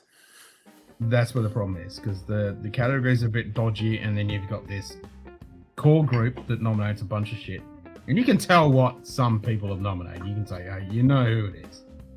And then you've got everyone else who's a contributor nominating their shit. And then you get multiple entries of a particular whiskey. Like there's some of the Compass box that was listed there like 6 times. Because you can nominate, you can select one of the whiskeys that are in the nomination, but as more people do their nominations in the list, down the bottom you can nominate your own bottle you want to put up, and that gets put forward. So then you get this bigger and bigger list, and some whiskeys are listed like 6 times. No, fuck that shit off. Do it blind. Yeah. I mean, listen, it's still in its infancy. I think what they should do though that they should call it, I don't know, something along the lines of Online Scotch Whisky Awards beta or something. Yeah. I mean, the concept was really cool, but the execution of it was a bit eh. Oh no, yeah. I think 5 years from now, if they keep sorting out stuff, sorting out problems in categorization and things like that, and you know, like you said, 6, the same bottle appearing in 6 or 7 different categories, then it could be. Because I mean, probably the biggest, the world's largest sort of awards show for whiskey would be what, the San Francisco Spirits Awards. San Francisco, yeah. Yeah, and I mean, I wouldn't be too sad if that was replaced. I wouldn't either. No, exactly. But at least that shit's blind. You got to pay to be in there and all that bullshit, but at least it's blind. The people that are judging that shit, they're judging it blind. That's my main problem with the Oswars, is you've got a core group putting a bunch of nominations forward. It should be blind. You don't want to have any preconceptions. You don't want to be saying, oh yeah, that's good, or that's crap, or whatever. When you should be thinking, okay, what have I drunk that I would recommend? With no preconceptions. You know, only the definition of that category. Okay, this is Highland single malt that is naturally presented, for example, whatever. I've got to find a whiskey that I enjoy and would be willing to put forward for the people to fucking drink in that category without any preconceptions. Yeah, no, I mean, I'd almost think maybe 5 or 10 people should just take the bull by the horns and decide it all themselves, because as it grows, it's going to be harder to get consensus on what the exact rules are. Well, I don't think it's a problem, really. I mean, if you define the categories and you say, okay, this is the category, this is what it is, it's clearly defined, and that's easy to do with a bit of consensus across the board of all the contributors. They all agree on it. And then you blindly nominate the bottles that you think fit in that category. After all these voters do their thing, then they let the unwashed masses vote. And that's not a problem. But it should be, instead of a core range nominating the bottles, because that kind of defeats the purpose, because you've only got a small group that's nominating the bottles forward, and then the rest of the contributors vote on that selection or add their own, and then that's when you get the multiple nominations for it. So it just becomes a hodgepodge, messed up. Yeah, I mean, if they've got a sort of community around them, then the contributors are people go to. I mean, watch Whiskey Jason's video, because he literally he was able to make his recommendations and all that, but everything was done through his community. So his community voted on everything. Yeah. And like he even said, for example, I would have much preferred this bottle than this bottle, but hey, that's what the community wanted. This is what exactly, and that's what I think it should be. It should be all of the contributors. He's got nominated a big community. Yeah, he's got a big community, but which has the power of one person. And then someone like, I hate to pick on him again, but Ralphie, who while is very, very knowledgeable, is very much his own person. Has the same amount of power as all of those people combined. Yeah, exactly. Yeah. Well, I mean, we'll find out if it's... Don't mention the war, but I think I may have mentioned it once, but I think I got away with it. But then this community can still have a vote just like everyone else. Exactly.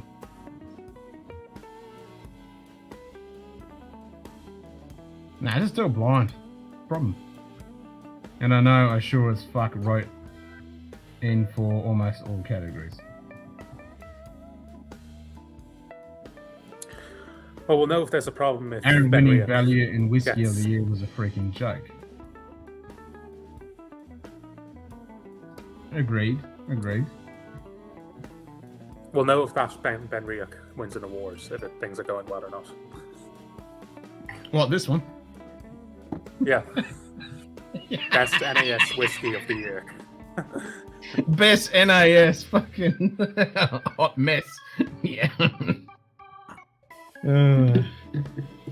I certainly didn't nominate it. I hadn't fucking tried it when I put my nominations in. And I've seen most of the categories I put my own shit up for. I'm like, no, you're missing this, you're missing that.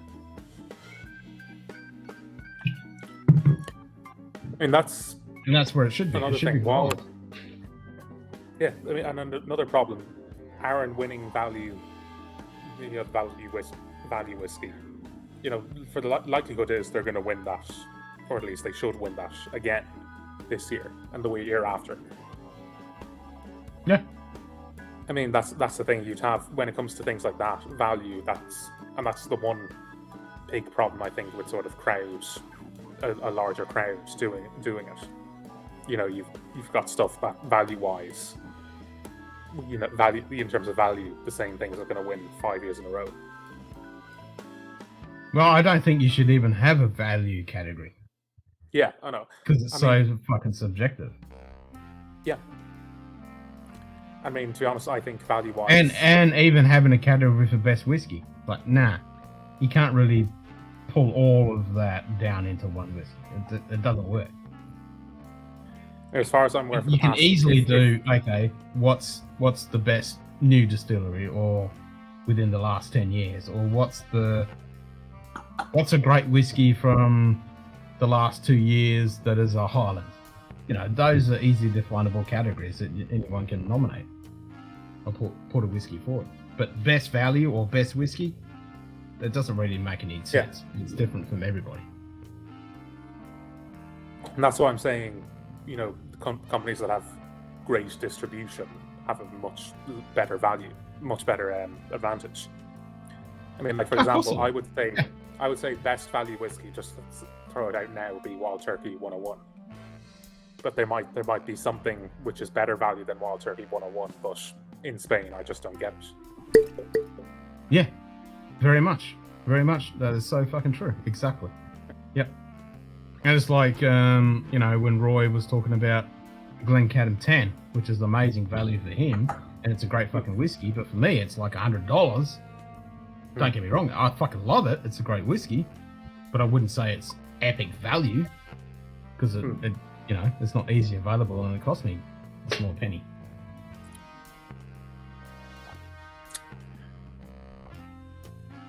Yeah, I mean, like for example, for Donald, pretty much like he was saying last stream, well, not last stream, the stream before, he gets Irish for a very, very good value, whereas he gets Scotch for him is extremely. Whereas Scotch for him is extremely expensive. And like Donald just said, value for Ken and I are going to be different from the UK or US. It's such a stupid category. Yeah, value, you can't really do it. You can't really do it. Unless you define it by UK value, Australian value, US, Australia, you know, and that's just stupid. And then it comes down to personal people. Like something I spent $50 on to someone else is going to be completely outlandish or cheap as chips. It makes no real sense. Yeah, exactly, Dustin, as well. You're talking about Turkey versus Aaron. And 10. The 20 is better 70 for the US, but in the UK, your price is completely... Yeah, exactly. Yep. And that's right. Like the Aaron 10 and the Turkey here is pretty much the same cost. There's not much between them. And also, another problem with value is ideally you'd like the Oswas to be somewhere where the marketeers will latch onto it and use it as a genuine competition win. No whiskey in the world is going to say we're the best. We won the best value whiskey. No, they're going to want to say we won the best whiskey. Yeah, that's right. And value is going to come out anyway. Yeah, on the top. Like if you do the blind with all the categories, the valued whiskey is going to come out on top. Because, you know, you don't want to be spending a stupid amount of money for a whiskey that's, well, then again, it depends. Yeah. Like if you're fucking loaded, you can buy really good whiskey, which I think is good value. But for Joe Blow, who's paying paycheck to paycheck, it's a different thing. Yeah, nah. You know, I mean, doesn't make much sense. I mean, Bushmills 1995 Malaga cask, to me, would, you know, I've been fortunate enough to have a sample of Macallan M. I would take Bushmills over that 365 days a year. I mean, Bushmills. I haven't tried Macallan M. Much better. I would take the Bushmills too. Yep. Yeah, I mean, Bushmills is, for me, then, is if I'm on the income where I can afford both Macallan M and Bushmills, for me, Bushmills is amazing value, even though it's €495. Yeah. Glen Grant Arboralis. Yeah. Bang for the buck. Amazing. Incredible. Yeah. Loch Lomond 18. Bang for the buck. Amazing. Yeah. What about a $200 bottle? $500 bottle? $2,000 bottle? Exactly. The value thing is silly. I think we all know the bottles you can't list for best whiskey. Single cask, 40-year-old. Yeah, exactly. Single cask, independent bottles, 40-year-old scotches, you know. That's right. The only way to do value is to take the average price of the whiskey in all of the markets that participate and are in average in and out, and that would be too messy. And I think you can do it. I think you can do it by the whole bunch, the pool of contributors. You can easily go, okay, so you could do a best category there. So you say best value category specifically in, say, scotches. So you say, okay, best bang for the buck scotch in the last year or 2 years or whatever. Because you've got a decent pool, like 60 contributors, those ones that, it's going to even out. Those ones are going to come to the top.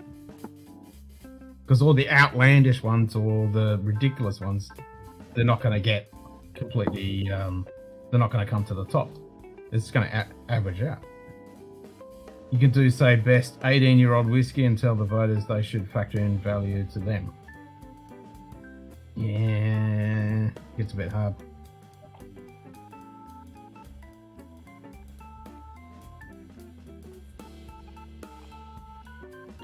I mean, that's why I think for the next few years, San Francisco will still be the top talk, because that's fairly simple in the way it's done. It's just enter your whiskies, obviously pay silly amounts to enter, but enter your whiskies, they're tasted blind. Here's what they think. Yep. And I that mean, can't be done, you know, yeah. And then, of course, that's similar to, like, I sound like a fucking broken record, but the nominations should be across all contributors blind. It just makes perfect sense. You shouldn't have a core bunch of people putting it forward, because then it's not really Oswald's, and it's the core group. It's like this little group of contributors. It's their awards. It's not everybody.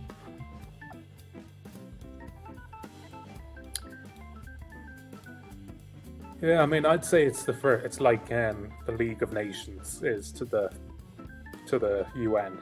I think it's the first draft of what will one day become the best and most democratic awards show. Yes, but I think But from last year, nothing has really changed. Yeah. Couple definitions of categories. Other than that, nothing has really changed.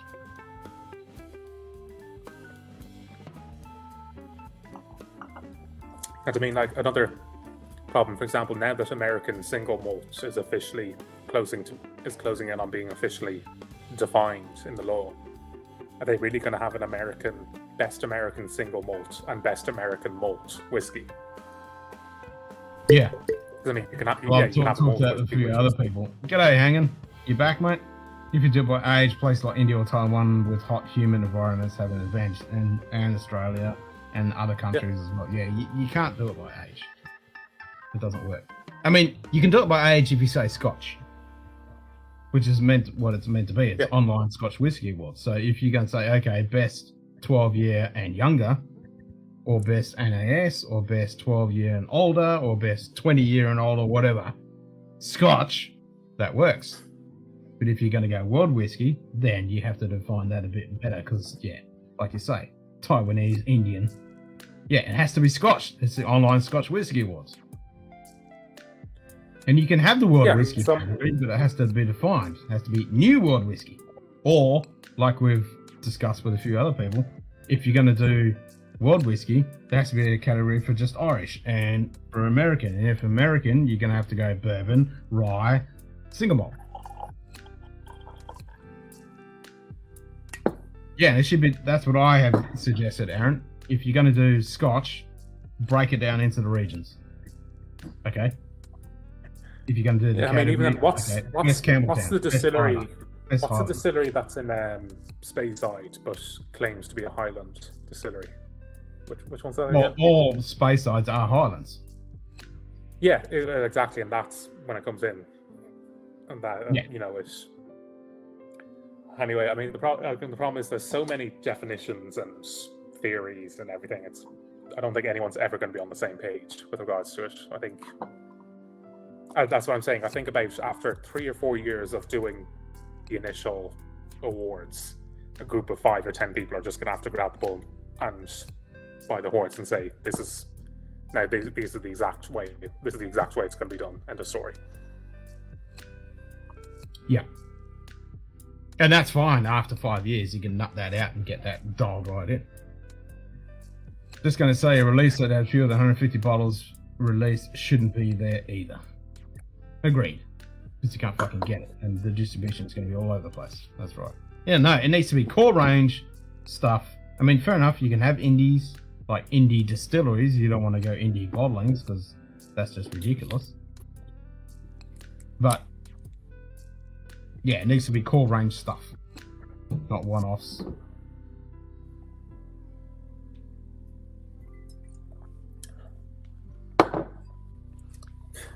We've been discussing Scotch or whiskey for the past hour, and we haven't drunk a single drop of whiskey in that time. Yeah, I've got beer, I've got port.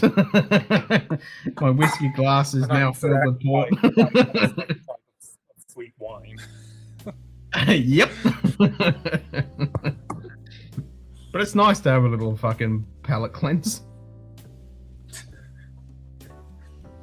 And I've always said, like, I like a bit of everything. So, I mean, Scotch is in my heart, but I like a bit of everything. And not only that, this is like exploring different flavors and different experiences that you actually can pull out of a whiskey. You know, all these are very relevant to whiskey maturation.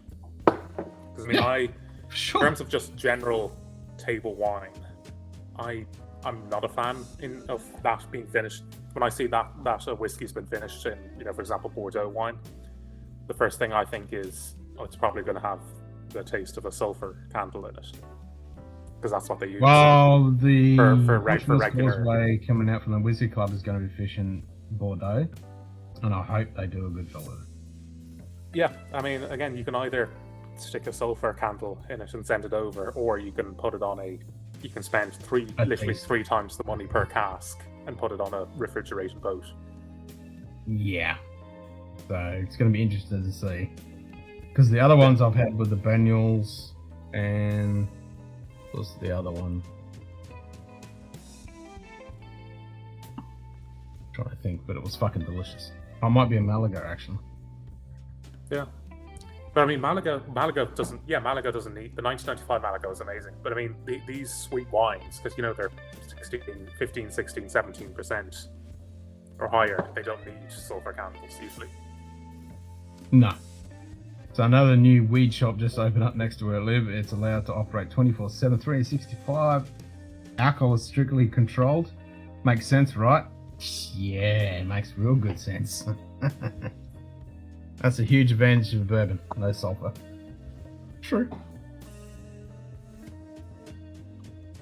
Make a suicide mug of all your stuff. Nah, I'm not a fan of doing that. I like the flavors.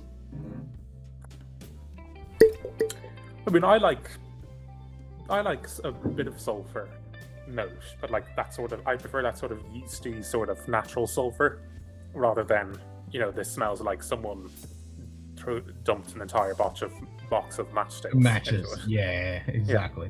Yeah, I agree. Don't you know weed is given directly by the hands of God? Alcohol is the devil's piss. It's Canada. It's their medical at all. It's all illegal. It's completely illegal here. Wouldn't it be illegal with you, David, as well? Yeah. In Ireland, it still is. It's still fully criminalised, and in Spain, they're expanding medical use of it at the moment in Spain, but just on the street level or in your home. Yeah, no, it's still illegal. Yeah, you pretty much got to be dying in the next 2 days to get it medical here in Australia. Other than that, it's completely illegal. Well, Anthony, if you're watching, that's not the usual viewer, but Mr. Albanese, if you're watching, take note. Yeah, exactly. You bastard. I mean, that's the thing. I think people should be able to smoke weed as much as they want, but I don't believe that weed isn't harmful for you at all. Like, because when you meet someone and you're able to tell instantly that they're a stoner. They're a stoner. Yeah. Yeah, I mean, the fact that something would make someone else be able to tell that you smoke it instantly, to me tells me that it's in some way, shape, or form damaging. I mean, I'd rather smoke weed. It's the same with alcohol. It's the same with alcohol. Same with tobacco. Yeah. Legalize it all. Let people do what they want. If drugs kill them, that's the symptom of the human condition. I have to totally agree. I mean, that's natural selection. Yep. And my favorite quote from The Office US is, "Man, you should have seen us when everyone used cocaine in the 80s.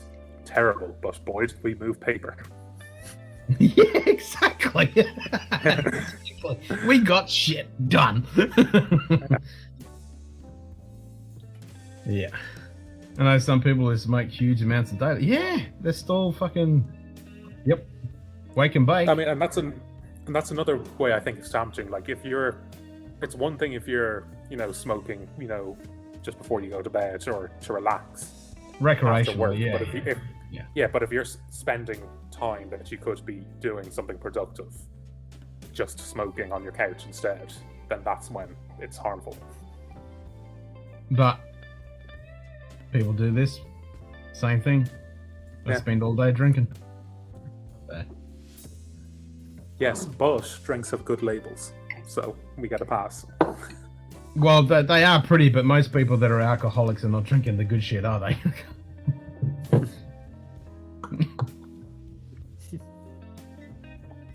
I mean, Ireland is still. I can't smoke and go to bed.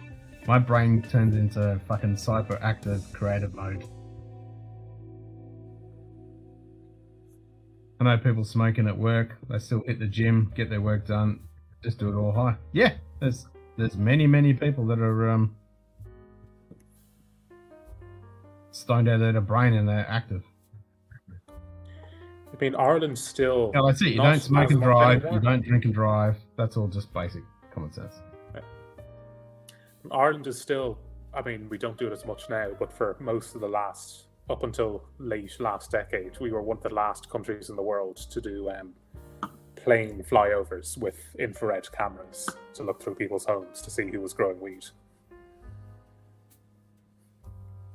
I mean, just to think the amount of taxpayer money thrown at that to catch what was probably less than 100 people in the entire lifetime of that operation. Yep, it's the same thing here in Australia when you see all these big drug busts of these massive marijuana crops and it's all just a bunch of marijuana at somebody's house and like, really? You got all this violent crime and fraud and nasty shit going on in the world and you're worried about a bit of fucking weed? God, get over it. I will say the US, especially California, but everywhere in the US is way too lax with its medical marijuana laws. I mean, that being said, I watched Judge Judy, where every second person has, because they have a pain in their back, is able to get a medical marijuana license. I mean, I have pains in my back all the time. I mean, I have chronic back pain and sciatica. I could definitely do with some medical marijuana. Yeah. Exactly, easy. Getting in shape, any weed to decrease my keto and cheese consumption. Yeah, the old munchies.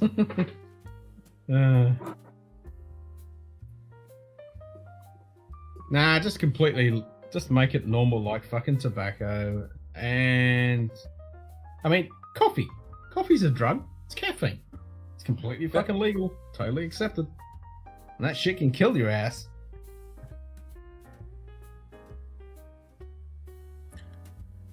Yeah. To be fair, though, there's no way to really snort it and be happy. There probably is. Probably. It probably is. I mean, you get these fucking energy drinks that, you know, kids are fucking dying from. Having heart attacks and shit. That's pretty scary. Oh, no, I mean, and vapes as well. It's amazing to me that people insist vapes are perfectly safe, even though, as you hold one. Even though... Yeah, well, as I'm vaping, I don't fucking say that these are perfectly fucking safe. They're better than smoking. Yeah, no, and I agree. Yeah, no, the idea But they do get a bad rap with the THC that's fucking people up. Because it's backyard THC people are vaping. Yeah. Absolutely, but I mean, the culture of, 15 and 14-year-olds vaping. That to me... Yeah. Yeah. When they've never smoked. The fact is, I would much rather vape than smoke, but at the same time, there was a time where everyone who smoked said, "Oh, it's not as bad as people make it out to be." Yeah, I totally agree. Yeah. I've always made the joke, this is not as good as smoking. I mean, not as bad as smoking, but I'm probably going to grow a third head or some shit. I don't know what the fuck is going to happen. Yeah.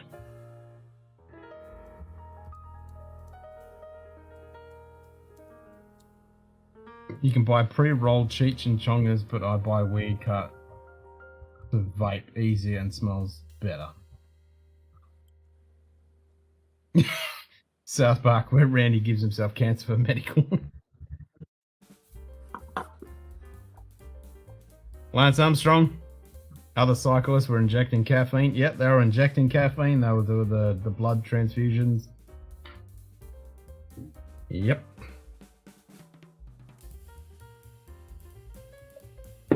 Nah, it's all crazy shit. It's all crazy. It's just ridiculous that you got some fucking arsehole government bullshit law that tells you what you can and can't do. It's like, if you want to go run out and shoot yourself in the face, fucking run off and shoot yourself in the fucking face. Like, you know, play in the road with the trucks, shoot yourself full of fucking heroin.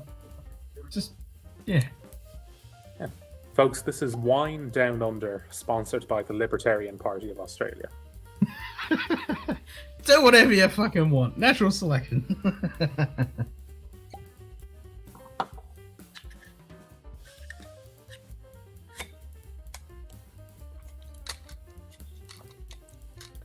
Yeah. I'm gonna go back to the Pinjo Menace, I'm telling you that. No, I don't blame you. I'm loving this Me ball too. for that Pinjo Menace. It just tickled my little taste buds in the right spot. You know, for a whiskey, I mean, that's the thing. People who drink Pedro Jimenez, usually it's traditionally drunk chilled to get rid of that sort of spice note. Which because the majority of people who drink Pedro Jimenez after a meal don't drink whiskey. So they don't really like that sort of spice, woody note. Whereas for us, drinking it at room temperature, we love that spice woody. Yeah, exactly. I didn't get too much spice on this. It didn't really come across the spice. This is very, I don't want to say smooth, but it is smooth. Yeah. But, like you said, I'm a whiskey drinker. Someone else would be like, holy shit! I don't really like that burnt tire wood fire fucking thing happening.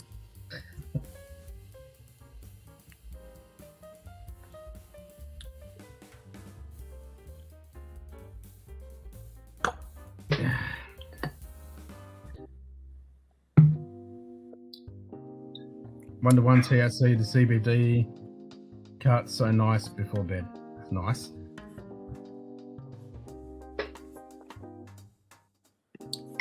And that's the thing, you want to have the CBDs with your THC. A lot of the blends of THC, super strong THC Ford, don't have the CBDs. And the CBDs is actually good shit, which is antipsychotic.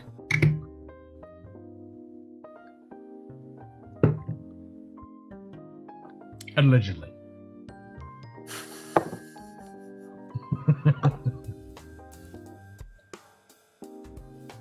Exactly. CBD is a great painkiller for exercise, and if you got nerve issues like back pain, sciatica, all those kind of nerve disorders and all that kind of stuff, yeah, CBD is really good for that.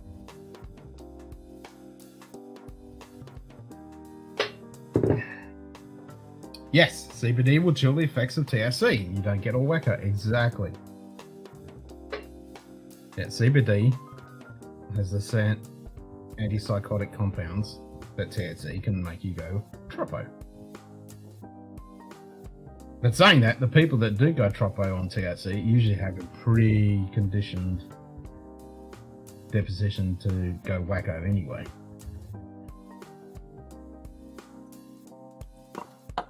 Like I've got a couple of friends that went completely troppo from THC, and they both got diagnosed with bipolar, and THC was just the thing that triggered them over the edge. Whether they would have gone bipolar earlier or later, who knows? And that's it. Weed's not for everybody. Like alcohol, tobacco, or caffeine's not for everybody. That's it. Exactly.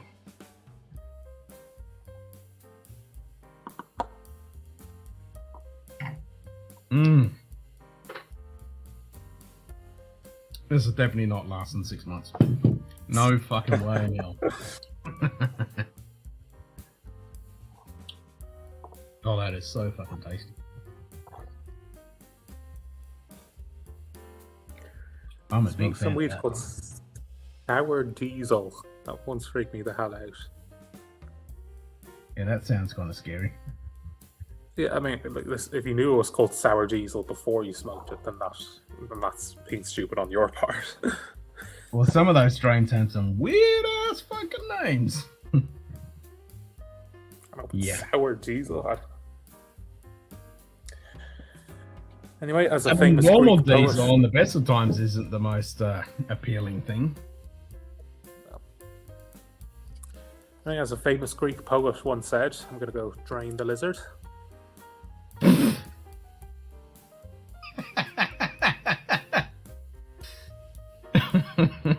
Simon, a famous Greek poet.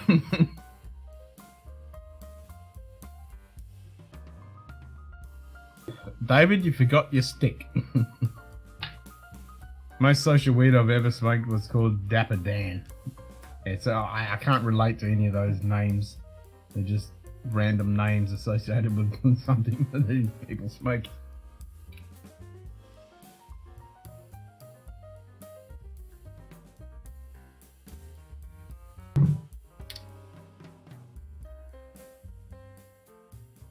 I mean, weed's got to be one of the most harmless fucking things compared to the hardcore drugs. It's just ridiculous, and the plant itself is so fucking good. You know, you can make soap out of it, clothes out of it, fucking. You can make industrial construction out of it. It was used for rope. It was used for sails. It was used for paper.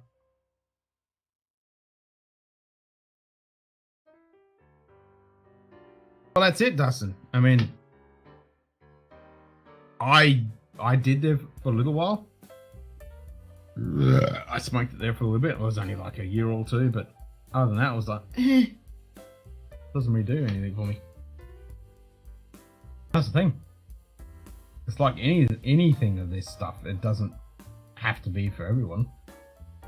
Everyone's different.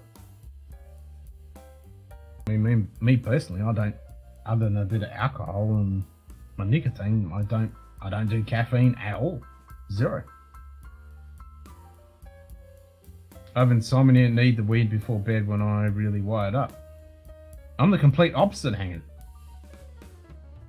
And it's the same with alcohol. If I have a copious amount of alcohol, I have a really shit night's sleep.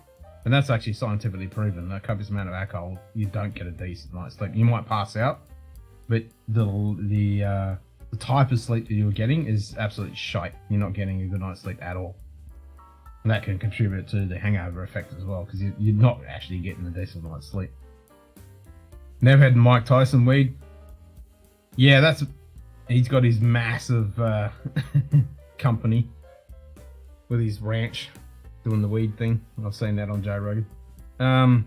Yeah, so doesn't matter whether I have allegedly, if I've ever had a sativa or indigo and other people are passing out completely, snoring their asses off around me, and I'm just pinging. This makes my mind super active. I haven't done it in fucking donkey's years. But the times that I've done it, other people have just passed out falling asleep, and I'm like, there's no way in hell I can sleep. My mind's pinging. One drink before bed is good for me, but if I'm smashed, it will only sleep for like 4 hours and wake up feeling like death. Yep. I mean, I can drink like that 24-hour or 25-hour stream. I had a 2-hour power nap and then woke up, felt perfectly fucking fine, and then had like 7 hours sleep that night.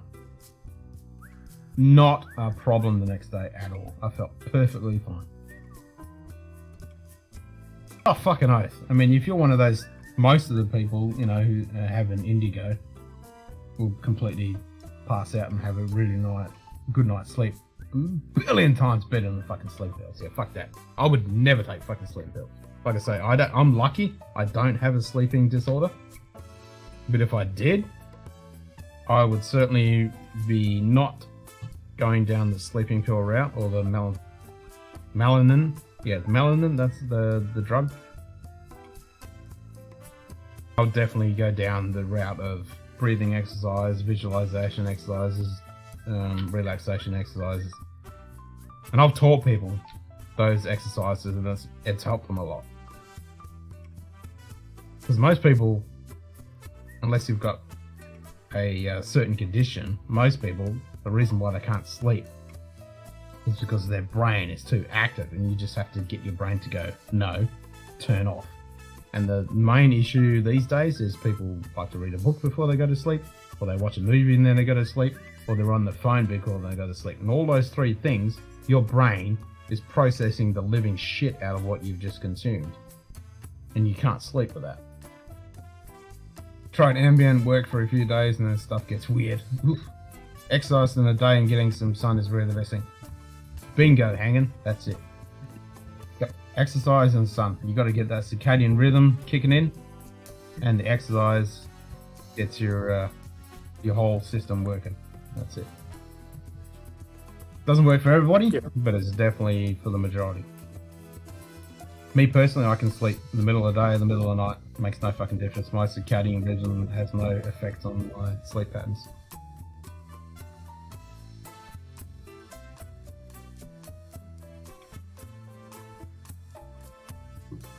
But I've always been like that. I've always been a night owl. Seeing bright light, oh yeah, I can't do that. So if I try to sleep and I got bright lights, like I always darken my room, because obviously that's the melanin. So as soon as you see bright lights, that'll get your melatonin kicking in and gives you a sleep cycle. And that's where your normal cycle is. Your eyes getting and your skin's getting impacted with the sunlight. That gives you circadian rhythm. So when that shit goes down, your body goes, oh, time for sleepy time. Oh, water as well. If you drink water when you wake up, it helps. I find it helps me to wake up. Yep, for sure.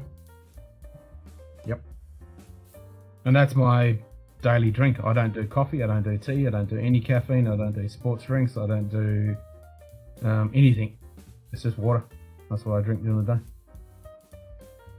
I mean, I drink both coffee and green tea, especially because I mean green tea is why the Japanese. Oh, green tea's great, yeah. Yep. And it only is, I think, a quarter of the caffeine as a cup of coffee. Yep. Now, if I was going to do a hot beverage, I just don't find the appeal in a hot beverage. And that's beside the fact I live in 140, 110 or 40 plus degree temperature climate, which makes no sense. Well, apparently, apparently hot beverages, when you're actually in a hot climate, help you cool down.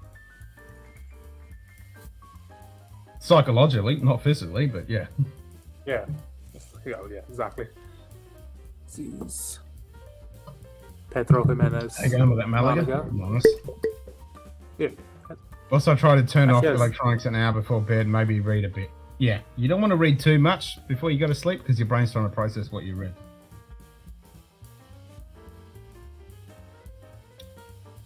Mortgage company is stupid. I paid the insurance and the mortgage company said they had never received the policy, and then the mortgage messed up and almost charged me a fee for their mistakes. Fuck them bastards. On the phone for 45 minutes. Fuck them. Cunts. Down to 2 cups of coffee a day. Used to drink like 8. Oof. Yeah, that's an addiction. Damn. 8 cups of coffee. Oof. Well, I mean, in Spain, we drink espresso, which is only about half of what's a general cup of coffee in terms of caffeine.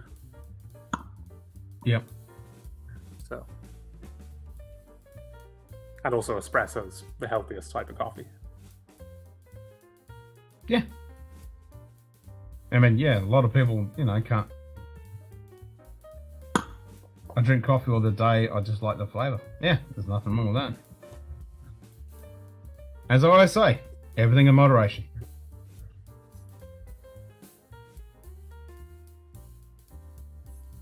I can't think there's a better fucking rule than that. Everything in moderation. No matter what you like.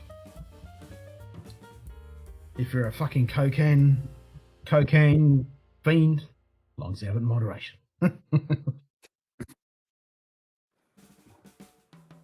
Work with banks doing IT support. Those electronic payments always got screwed up. Oof. At least 5 cups most work days. JD's asking, do you like Turkish coffee? Yeah, No issue not drinking coffee if I don't want to feel like it. Yeah. It's not as common as I'd like in Spain, but when I've had it, yeah, no, I love it.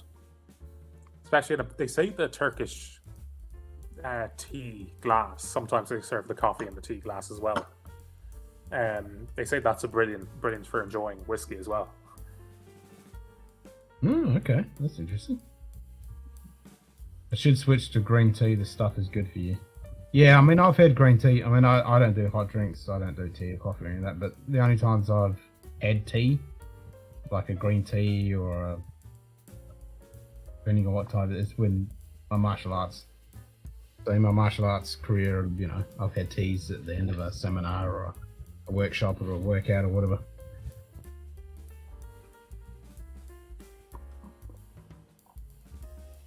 I don't like cocaine. I just like the smell of it. Exactly. It's like, I'm not gay, but my boyfriend is. And then my morning, afternoon, double. The day's just weird if that doesn't happen. Yeah, well, that's the thing. It's a highly addictive drug. It's like my nicotine. I need my nicotine. And going back to the fasting thing, like some people can't go through a day without breakfast. They just completely fall over in a heap if they don't have breakfast. It's just a conditioning thing.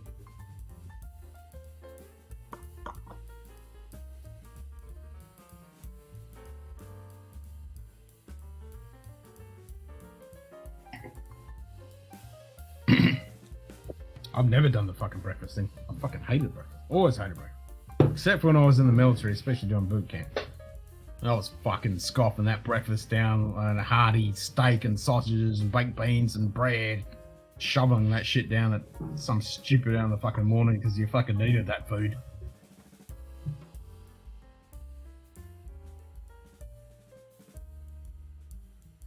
But that's an exception.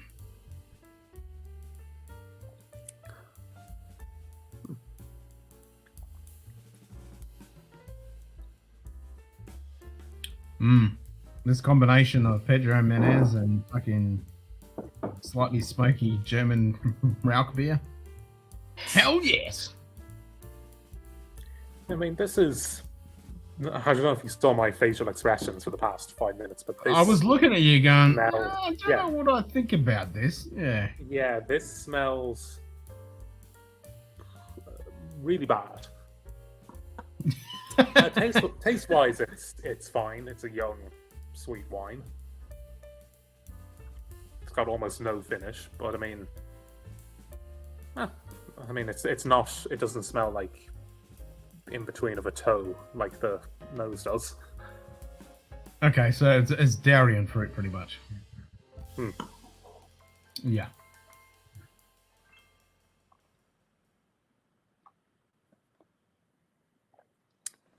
You know, the palate is, peaches,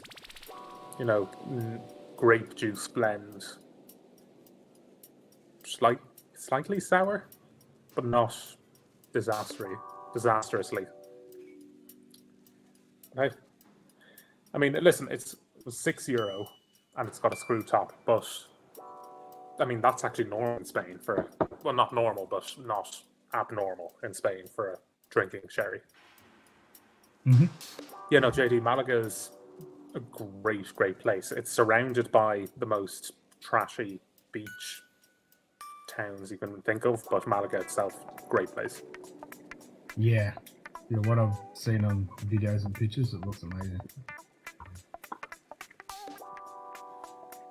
All those weirdos with cream and sugar and coffee, I think it's given it a bad name. It's a healthy thing and it helps with all kinds of things. Yeah, I definitely ain't gonna deny that. Coffee has some pretty amazing attributes. That's for sure.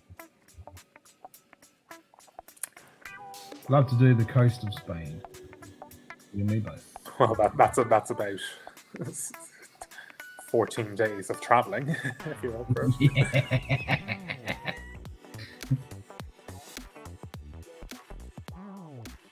Honestly, the most underrated place in the world is the north of Spain.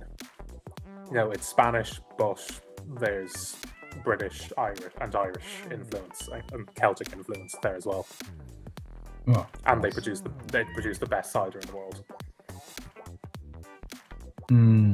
Cider. I do like a really good cider. Like the ones you were talking about before. Mm.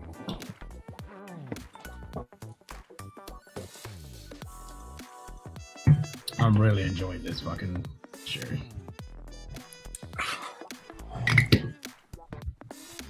For example, here, this is just a run-of-the-mill cider from Asturias in the north of Spain, and it's like pretty much all of them unfiltered. I don't know if you can see the sediment in that.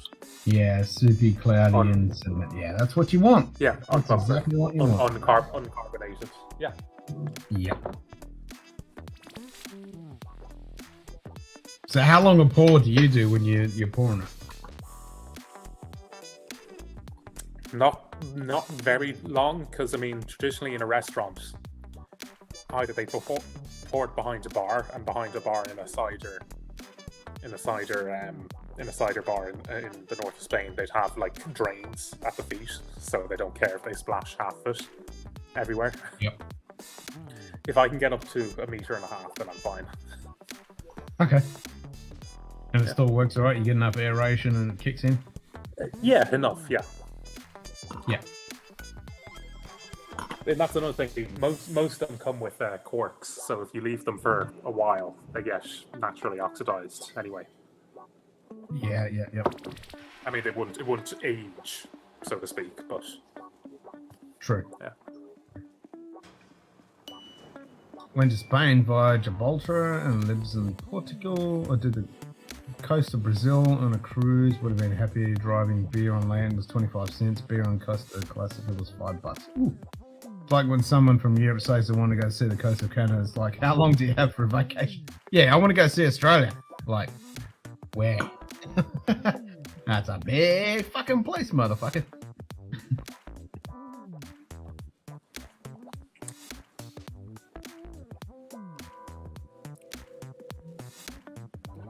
Yeah. I beats it mostly, but sure there's some great spots. I beats I never got that song in my head now. I mean, listen, the old towns in Ibiza are extremely interesting. If you go, I mean, you can go get a cruise there, and instead of going and coking yourself up to the nines, you can go to one of the old towns, and it's beautiful. Yep. That's the kind of shit I like.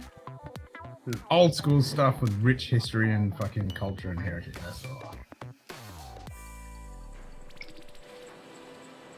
like. Chris will end up seeing more of the US than I've ever seen. Yep. And I've done it multiple years, year after year, so they've probably, they've definitely seen a shitload of fucking the US.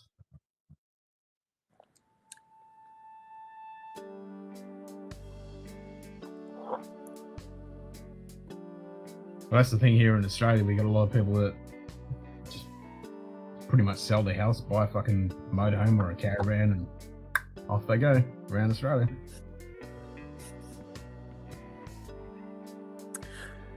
I mean, listen, when I was a kid, my family and I used to always go on holidays in Florida, and as amazing both the weather and the sights are there, the people there are the strangest in the world. Well, that's where the old Florida man thing comes from. Yeah. I mean, like, I've countless stories, like, off my head. You know, on a highway, there were two guys fighting over a bucket of white paint. Huh? Yeah, exactly. Just having like a tug of war with the white paint and, yelling at each other. It's like, fuck, I'll just go buy another bucket of paint. Fuck you. What the fuck? Okay then.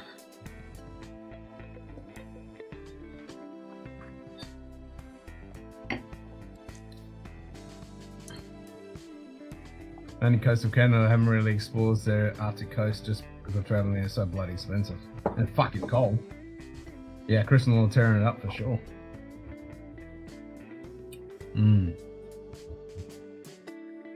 Florida man was accused of trying to hump an alligator. Oh, fuck me dead. Why can't you let natural selection, just fucking let that alligator eat that fucking human. Or maybe the alligator was like, nah, I'm not gonna eat this piece of shit.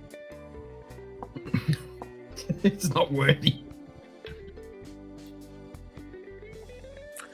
I mean, in Florida, because we used to go to Orlando, because of course when we were kids, our parents wanted us to be around. You know, this is the early Orlando when there was about 2 theme parks and about 4 roller coasters between them.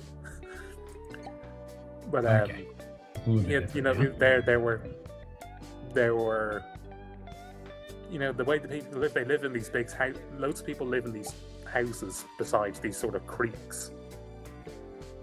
And when I say creeks, they're literally essentially a canal, basically, without defined walls. And their backyard just leads directly into it. And the amount of times you drive past a house and you just see a large alligator just in the backyard of these houses. Yep. I mean, like, imagine having children, or you know, just a reptile that at once can choose to kill you. Because I mean, those things can break glass. Yeah. Yeah. Yeah. I mean, I'll take an alligator over a fucking salty crocodile from Australia. Because those things will fuck you up. I once read that a guy in Florida gave an alligator meth and decided to wrestle it. You can guess how that went. Also, a guy in Florida kept a cassowary as a pet, and you know how that went. Cassowaries, honestly, in the zoo in Madrid has like this sort of special cage for its cassowaries that like you wouldn't even, like, you would keep murder suspects in like less secure cages. Yeah, exactly. Because they are literally Tyrannosaurus Rexes. Yeah, they are Velociraptors. So they are literally dinosaurs that just survived the Ice Age. Yeah. Yep.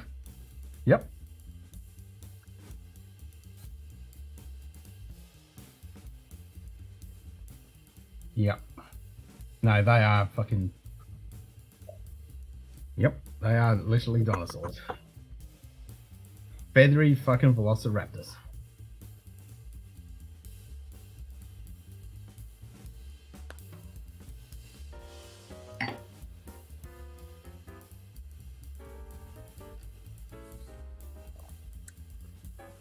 Fucking hell. Crazy world, isn't it?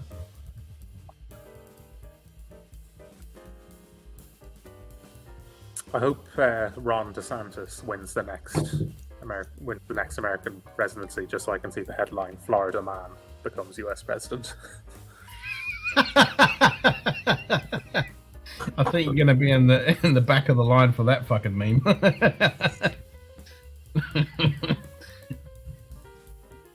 Love Florida, but I'm honestly, if you're going to Florida, go to Tampa. Best place. I've heard Tampa Bay's pretty fucking good. Yeah. And it's pretty much got everything. It's only 2.5 hours from Orlando, so if you want to go visit all the theme parks and stuff, you can do that. If you set off in the morning. Yeah, no, exactly. And Tampa itself, it's a clean, fairly safe city in comparison to other places in Florida and the southeast. Yeah, just a nicely run place. Nice. Okay, I'm going to start trying more Glen Ross. Good. More Glen Roths. Start with the Maker's Cut and don't bother with anything else. Yeah, I was going to say, if you can get some of the old shit where it was actually dated. Yeah, no, the old stuff had fixtures on it. Yeah, so get the vintage stuff if you can find it. But with the modern day stuff, I haven't heard any good things. No one's talking about the modern day stuff. Everyone talks about the 10 and 12. If you told me those were 30% ABV, I would believe you. And if the 25 and I think 18-year-olds, it's like €400 for the 25-year-olds, 43% and chill filtered. Yeah. No thanks. So if you can get an okay price with the Whiskey Maker's Cut, go for it. And Oh, there you go. adjustable JD's strength after the will old be stuff. the There you go. same And the same most in Poland is all the old stuff. Well, there you go. Yeah, fill your boots. That's what I'd be doing. Yeah.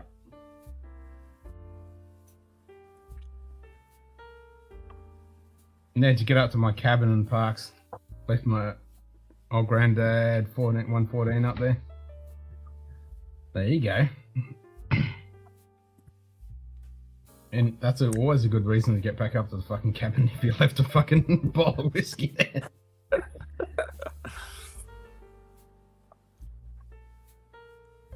They were like, see ya, I'm going to rescue my whiskey. And I'll just stay there for a couple of weeks while I'm at the cabin.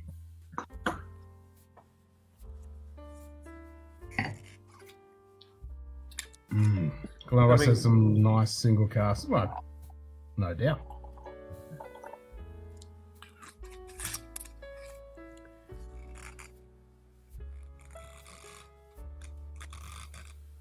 No doubt.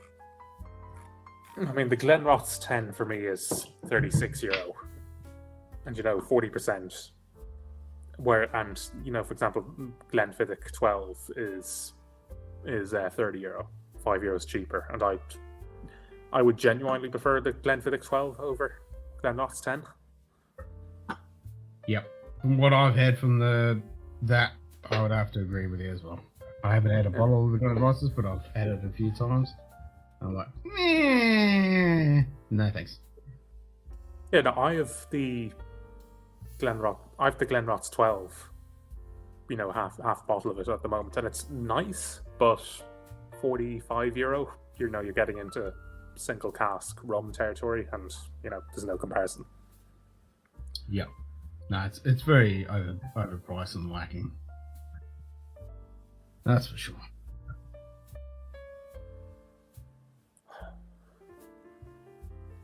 And they went the same way as Belglair and fucking Poltony. They had a really good thing and then just shot themselves in the foot. Yeah, well, they pretty much got rid of most of their bourbon casks. I mean, now it's almost all sherry casks. Yeah, and they're reused sherry seasoned casks. And if you like that, you can get something better from Glenfarclas. Better and older from Glenfarclas if you like reused sherry casks. Yeah, for sure. Yep. Older road statement. Still tastes like shit. But better. Yeah. When I got Glenfarclas 105 for €45. I mean, that's the exception. 105 is a hitter. Yeah. I mean, Glenfarclas Glenfarclas 25 or 18 or 21, but meh. Mine was a litre bottle, so would I rather get a Glenrothes 12-year-old 40% chill filtered at €40, or would I rather pay an extra €5 to get Glenfarclas 105 in a litre bottle? That's what I did. I got the 1 litre bottle 105 too. Yep, fucking oath. And I always tell people to grab that bottle because it's a fucking good bottle.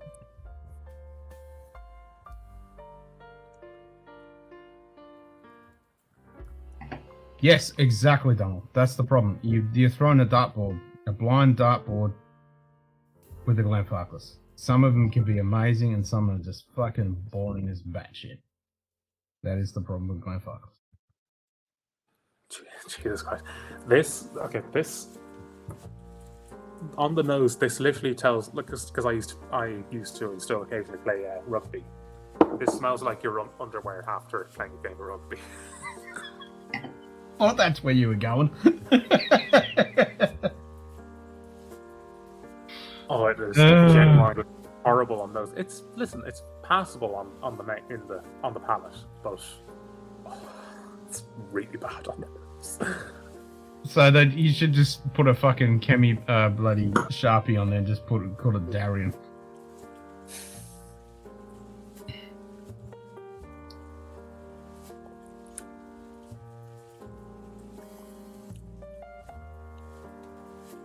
Great 2-story Irish pub in Victoria got stewed. Stewed. I'd hope there's several two-story Irish pubs in Victoria.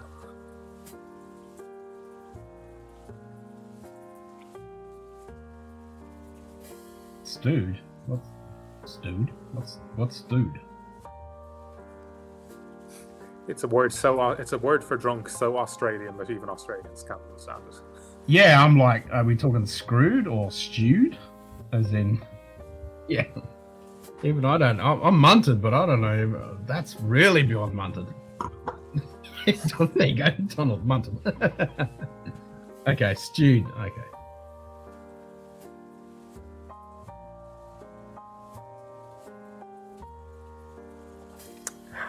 Like, is that a typo or is that an actual word? Because I thought stewed, similar to munted. Like, yeah, cooked, fucked.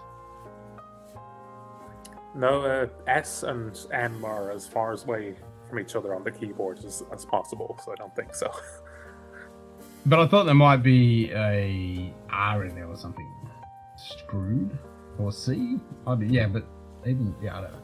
Stewed, pickled, munted, tore up. Yeah, okay. That's what I thought. That's what I was going. Stewed as in you put a pile of fucking food in a pot and stew the shit up and it's all munted. Yeah. Yep, buggered beyond belief. Cluster fucked. Fucked up. Boobar. Does Five Fingers even watch the stream? Five Fingers is always here. He's the first person to comment on any of my streams, and I know he does it on a bunch of other streams. And he's in here again. He's a quiet gambler. He's a quiet gambler. Yeah, but he just says hello to people and fucking gambles. That's it. Yep. And I fucking love it. To be honest, probably he doesn't even know what. Probably has never drunk whiskey before. It just comes you never know. I won't say that, but you never know. He might be just an exorber of knowledge with his massive mansion of whiskey and wine and cognac, and you never know.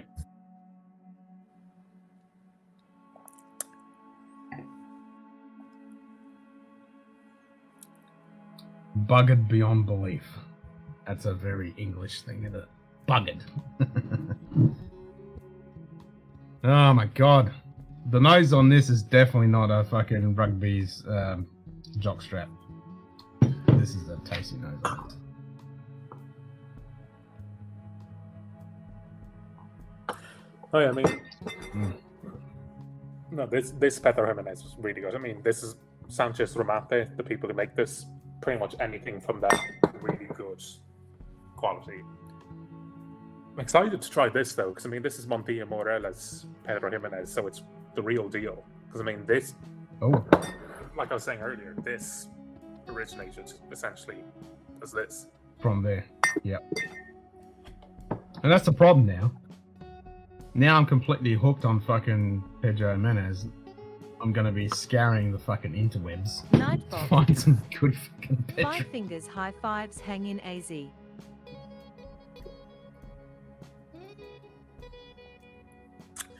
So it's another fucking thing I'm gonna fall down the rabbit hole of.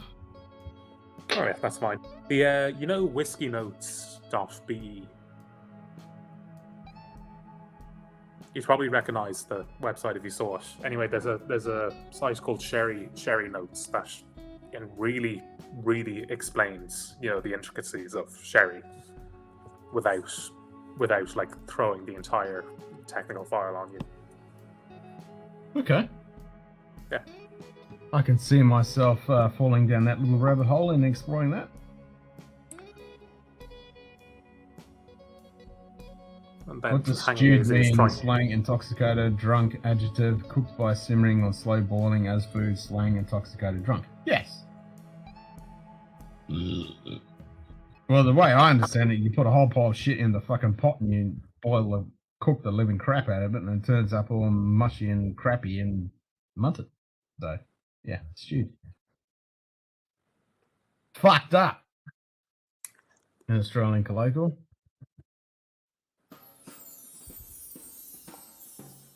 You're not liking that Malaga much, are you? You don't know what to think of it. It's nice on the palate. It has no finish, and you got to use that operative word that means like a sweaty drop strap. it's shit, but you're trying to be polite. It's interesting. No, it genuinely is nice on the palate, but yeah, the nose smells like a sweaty jockstrap with a yeast infection, and Yep. the finish doesn't exist. Oh, okay. So you get a little tipple on the palate, and you want to throw up from the smell. Lovely. Yeah. Yeah. Wonderful. Stewed. Oh, yeah, that's the other one. Stewed is. Yeah, okay. Yep. I've heard that saying in Australia before. When you're completely fucking stewed. Yeah, that's a night on the piss and you're completely stewed.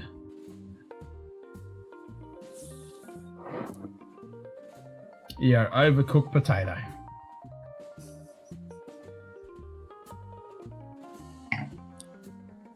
You've had a really good night on the sherbet.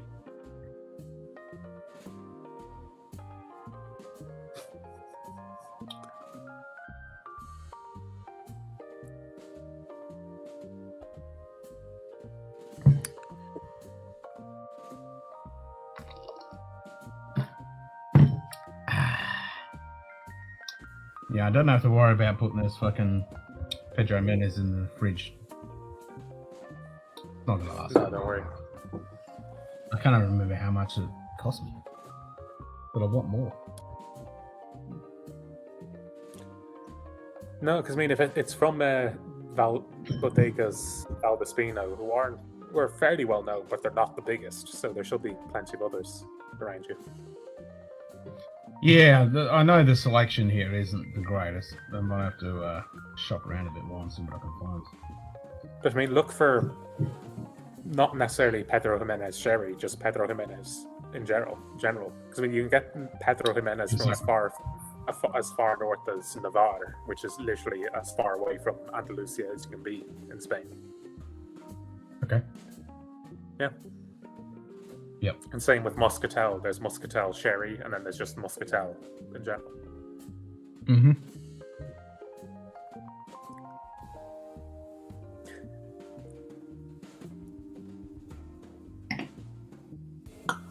Mm.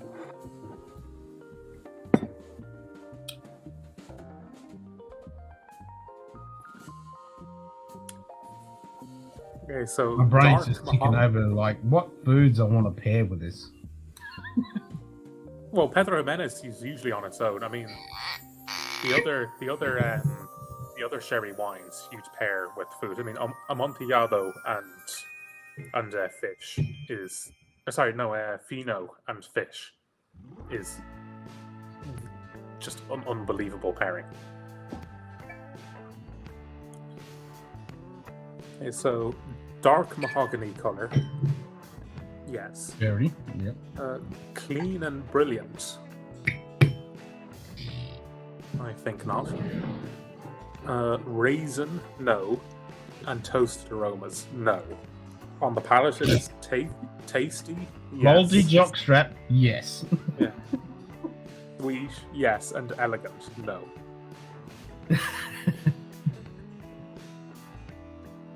Gotta love that marketing waffle. To be fair, they have it in. It's in both Stewed is when Spanish. you drink for many hours. That Darrow is stewed, mate. Yep.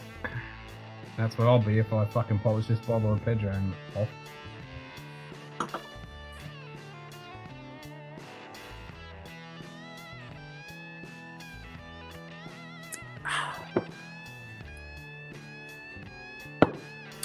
What's the bottle of Madeira as well? I'm not totally sure about it. It's medium rich, so medium sweet, in other words. Yep. It's like someone took a regular port and then added a burnt marshmallow into it. I'm not fully sold on it. I mean, that's the thing, when you try the first 3 or 4 states, it's a bit like, I'd much prefer to be drinking port. A real port, yeah. Yeah. But afterwards... Yeah, I'm with you on that. I don't afterwards, like my it port being fucked with. Just give me a good port. Yeah, but I mean, afterwards, Madeira, it becomes sort of addicting. Because I mean, Madeira, they literally heat it artificially to age it. No. But like they will.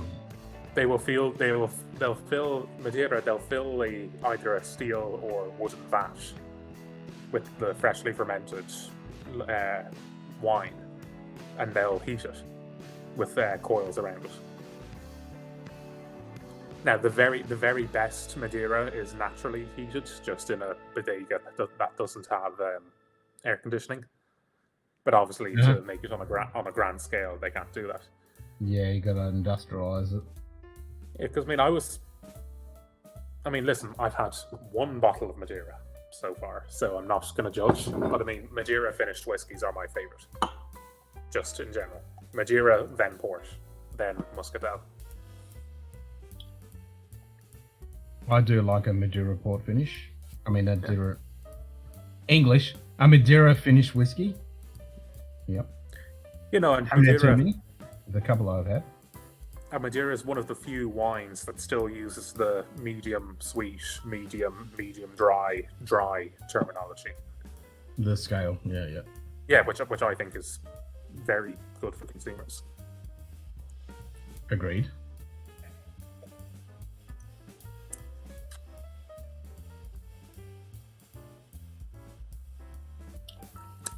Yep, I'm hooked on this fucking thing. God damn it.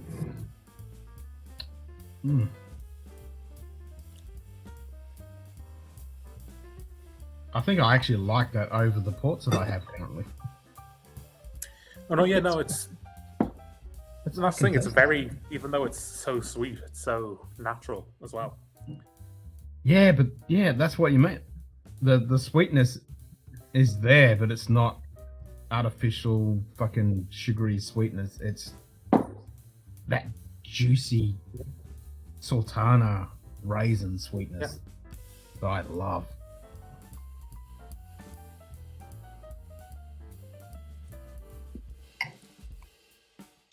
Like a bag of really expensive sultanas, I can just eat them until the cows come home. 17%, yep. Quessa.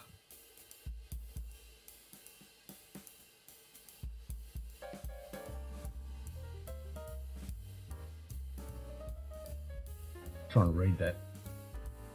Maybe I should highlight that shit to make it a bit fucking easier to read, eh?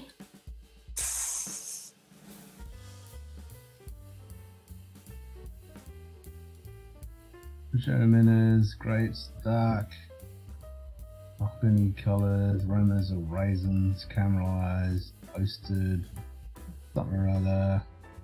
Oak wood on the mouth. It features a perfect balance between the acidity and sweetness, is warm, sumptuous, and something rather ideal for dessert. Served between 12 and 14 degrees. No such fucking thing here in Australia. Yeah, fuck That off last with your part. fucking 14, 12 degrees. Get fucked.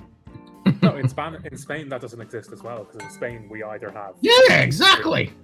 18 degrees apartment air conditioning or 30 degrees outside. Which in the Exactly. summer it goes up to 40. Yeah, I was like, in summer, I don't even get down to 30 fucking degrees.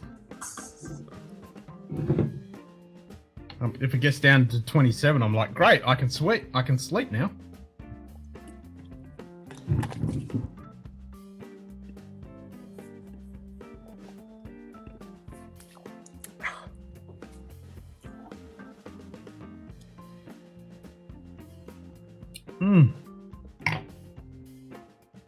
I was envisioning I was going to have quite a few whiskeys tonight, but I was like, nope. Then I came along. Beer and fucking fermented grapes. Bring it on. Okay, I'm gonna go wash my dad's Taco Bell out of this. Nice. I'm going to rinse this deliciously smelling beer mug and go for a bio break. I'll be back in a sec as well. Entertain yourselves, chat.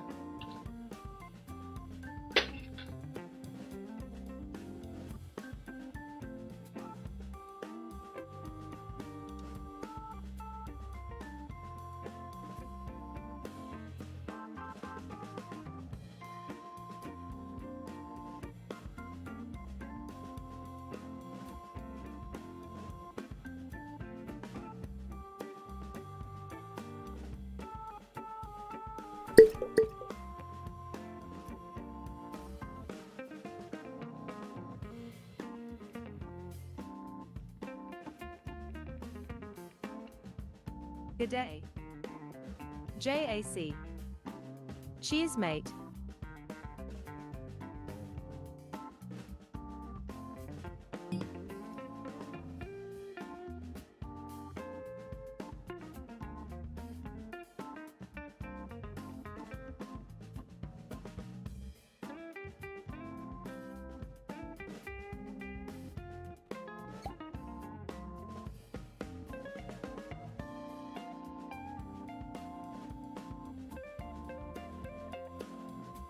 Nightbot.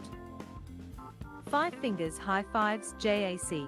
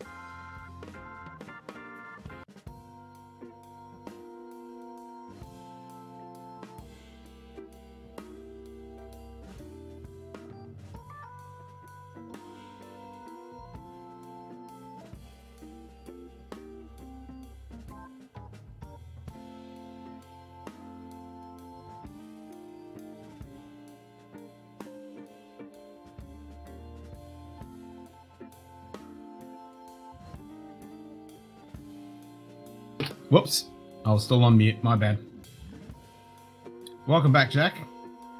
I'm here. I just rinsed my glass out and had a bio break. I was just saying that, yeah, I need to give my missus a bit of this and see what she thinks of it. She's not a big port fan, but I think she might actually like this.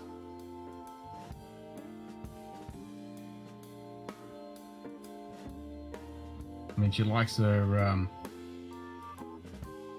white, sweet, fruity wines, non-dry. I didn't have too many whiskies, but I had the Rauch beers. So I had the Ubok and I had the Doppelbock, which are fucking amazing. This one I really enjoy. It's got honey on it, but I love the Ubok. Revisited the bin Rex smoke season, which is absolute fucking hot garbage. Throw it in the bin. It's junk. And then I had Electric 10, which was 1,000 times better. And then Dave and myself, we started talking about Malaga and Pedro Menez and Port. Yeah, I got them. I'm super fucking happy. I just finished this one. God damn, I love it.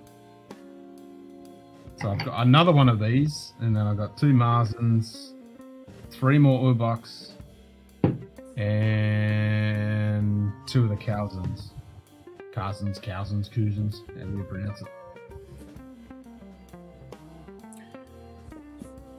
Should I stay on the port and Malaga, or should I move on to whiskey? More sherry. Yeah, or sherry. Okay. More sherry. Sherry good. I like sherry. Hey, well, Pedro Jimenez, Monty. It's not sherry, but it's You Monty. did say you wanted to try that one, so there you go. Yeah.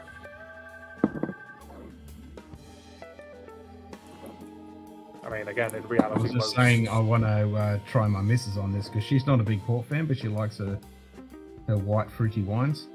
So I think she might actually like this.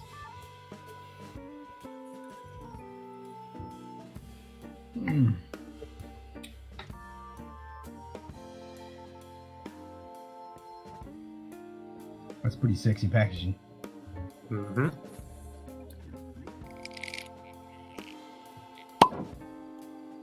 Ooh, hello.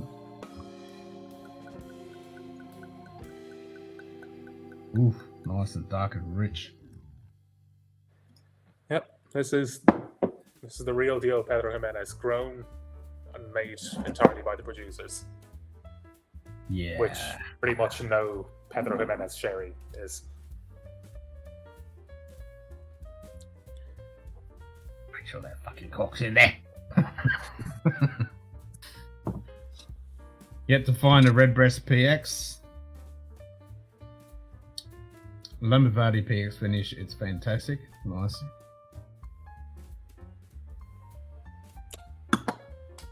Look that up. Is this Limavady PX sherry or just PX?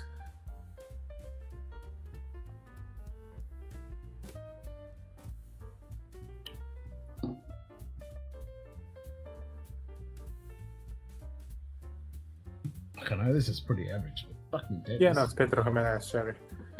But for example, I know that this company Alvear, they sell their casks to Beam Suntory Japan. Oh, okay. So if that's the case, then their bottles of whatever it is they're aging in it shouldn't say Pedro Jimenez sherry. It should just say Pedro Jimenez. Mm-hmm. I think it's a PX sherry. Okay. Yeah. I'm sorry, this blows this away for €5. I bet. You ain't got that smelly jockstrap.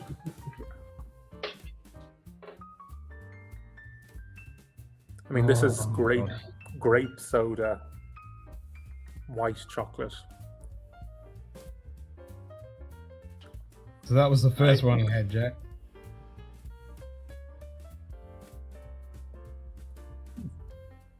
So it's Act Sri Lanka Rakbia Ubok. Or Urbok. I love this. And then I had the Doppelbock, which I never had before. This one's very tasty. It's got that mead honey type note on it. Until I had the sherry, and then it brought out a bit of the smokiness.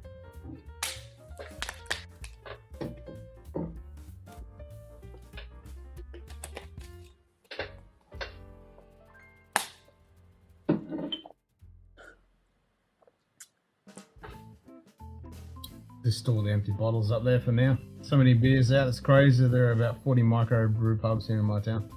Fuck!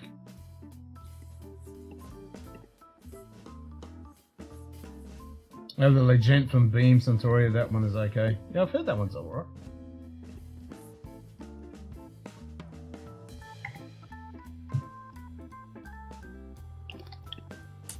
Well, everything from Beam Suntory is all right. Wow! Whiskey in nothing general more, is nothing less. alright. Oh. Yeah. Everything in life is alright.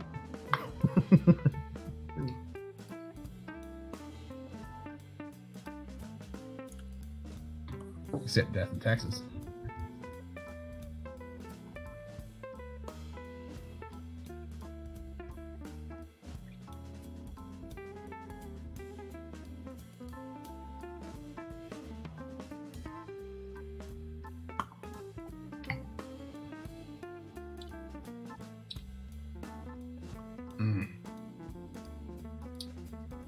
Good day. Whiskey Oi! Wars. It's Sean! Cheers, mate. What's up, brother?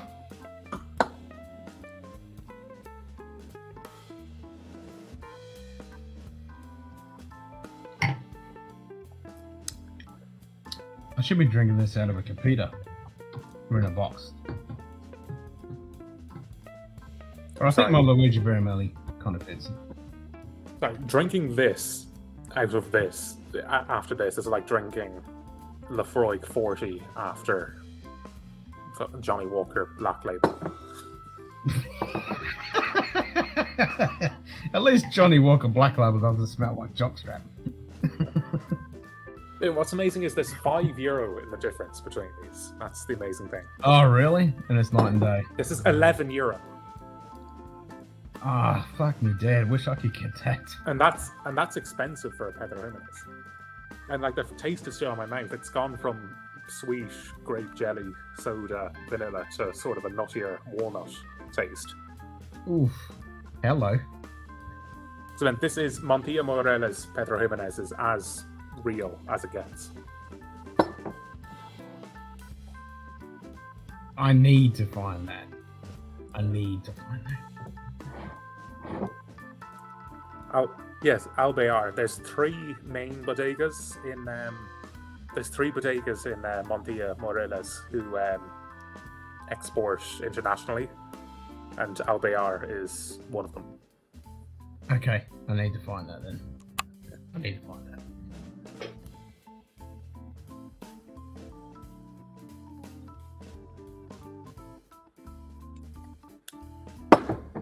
Must have. Give me. Want. Need. I mean, what Must is not complete without. what you've just had is a 8-year-old Pedro Jimenez. If you want to spend 30 or 40 euros, or 60 or 70 Australian dollars, you can get a 30-year-old Pedro Jimenez. Are they amazing? They are, yeah. Okay. I'm willing to spend that money here. Again, it's the average age, but at least, unlike rum, the average age is literally the average age of the exact liquid in the bottle, not the average age of each component of the blend. Yeah, like a 2% or Yeah. Like it's the weighted average age. The weighted average, yeah.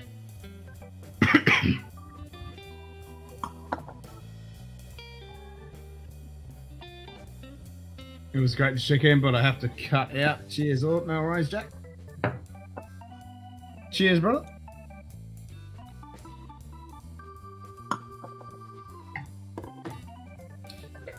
Any excuse to have another little sip of that Pedro?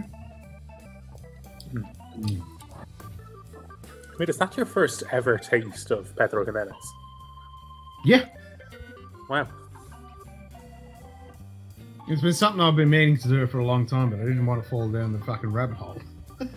Like I've done it with so many spirits. I'm like, oh shit! Now I have to buy so many different ones, and I want them all, and I want to explore it. And yeah. I mean, and I've had this for like 6 months, and I'm like, yep, I'm gonna open that, and I'm gonna do the blind tasting, and I'm gonna pair it with other ones, and see how it goes, and all that jazz, and. At least with Pedro Jimenez, when you open it, you can't keep it for years on end. So you're sort of, I understand that. It's not like whiskey where you build up. Yeah, exactly. Hundreds of bottles. No. That's like when I do my cocktails and stuff, and I have some good for making total brain fart for making Jesus Christ. The red one. Fucking. The red. Yeah, it's equal parts fucking vermouth, sweet vermouth, dry vermouth, gin, and fucking the other thing. Yeah, 100%. Fuck's sake. All I'm seeing is my mate who had it tattooed on his fucking arm. Yeah, what? And I get the good vermouths. I'll have to stick them in the fridge.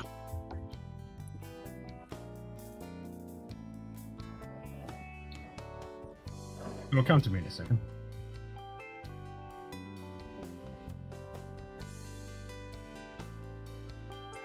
Or somebody will type it in fucking chat. And let the neurons in my brain fucking try and trigger it. Oh, I almost had it. I almost fucking had it.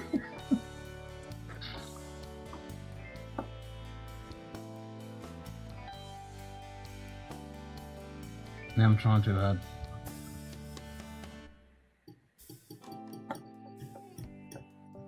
It's an easy cocktail to make because it's all equal parts.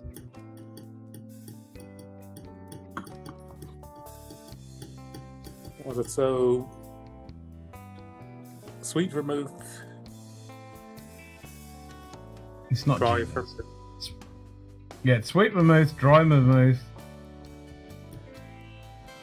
I think you put what's the fucking thing? We've gone backwards a step. No, it's not a martini. Negroni.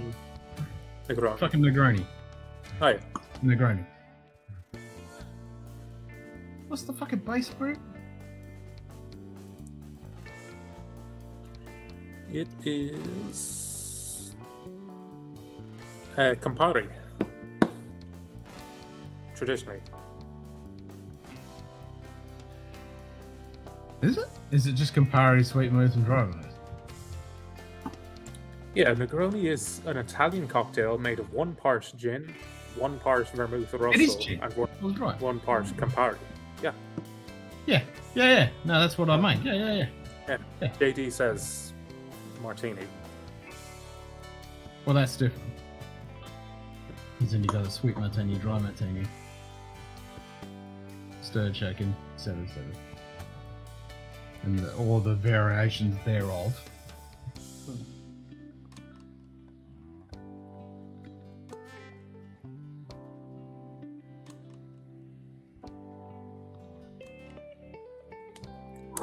But yeah, I do like a Negroni. It's simple, easy, fucking delicious. I mean, generally the only cocktail I'll ever order is a dirty martini. I mean, even gin, Okay. I just prefer to drink straight. It depends on the gin. I mean, I like a gin with ice and a good tonic. But certain gins I mean, I we're- can happily drink by themselves. I mean, I guess I'm lucky because in Ireland we don't have, most of the gins are quite, small and well made. The only real mainstream Irish gin is Cork, and that's still sort of an old man's gin. So most places in Ireland would have a good Irish gin that can be drunk straight. Mm-hmm. Was it again? Drumshanbo make brilliant gins. Was it JC or Donald who got the Drumshanbo? Yeah, Donald. Single pot still. Yeah. Donald just got one of the Yeah. Shambone.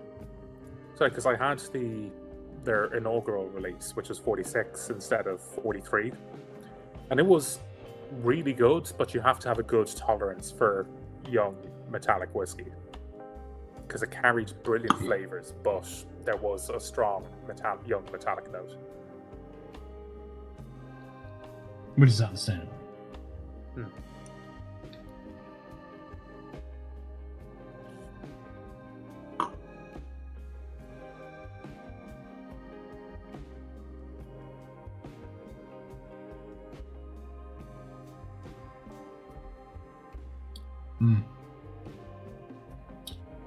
Yep, no, that's my first full bottle of Pedro Jimenez I've opened, and I'm now hooked. Won't be your last. Second?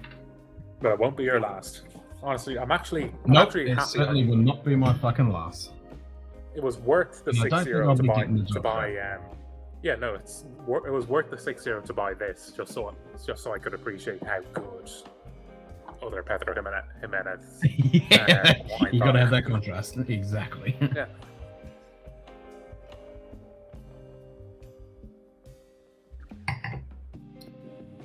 Nah, even with all that gimmicky fucking padlock crap and the struggle of getting into the fucking bottle, you paid off.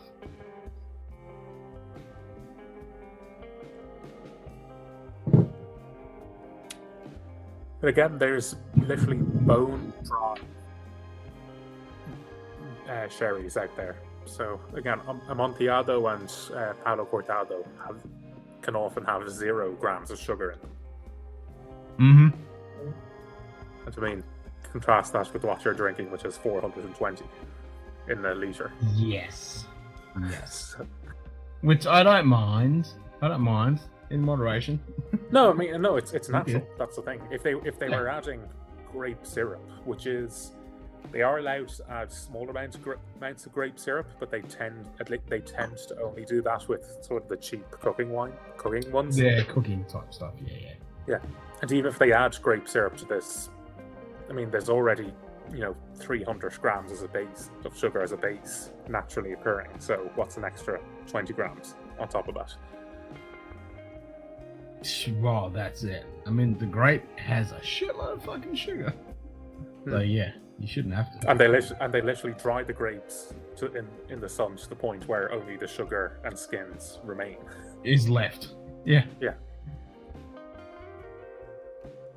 I mean, that's what a sultana is. It's a dried up, shriveled, fucking sugary, fucking juicy deliciousness.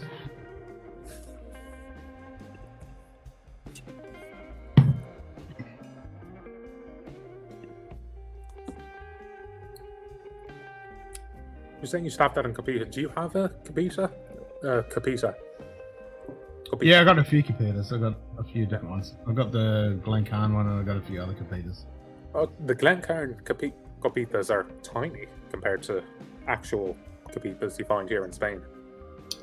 Yeah, actual proper one. Yeah. No, I've got some good ones there, but they're in a box at the moment. I mean, this is the Riesel port glass, but this will be considered a Capita. This will be considered easily a medium-sized Capita in Spain. I mean, it looks huge there, but compare it to my head. Yeah, that's right. Yeah, no, I've got ones exactly like that. I think I've actually got a couple of Riedel ones. No, I don't. I don't have any Riedel ones, but I got ones very similar. I got the what's the fucking name of it? Luigi Bormoli? No, I don't have any Luigi Bormoli Capitas, but I got one. What's the fucking brand? They're good ones. I just can't remember what the fuck they are. Maybe you just have a huge head. Perspective, Dustin. Perspective. I have to look at my glass. Well, I don't think I have a tall head, but it's like a cereal box turned on its side. It's not huge. Yeah. That's like It's if I tall, did the but same it's thin. Yeah.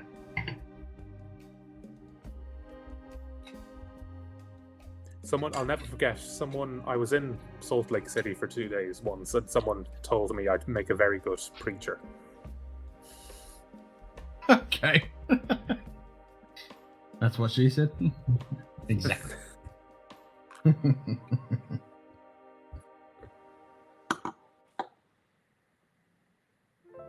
I just love liquid sultanas.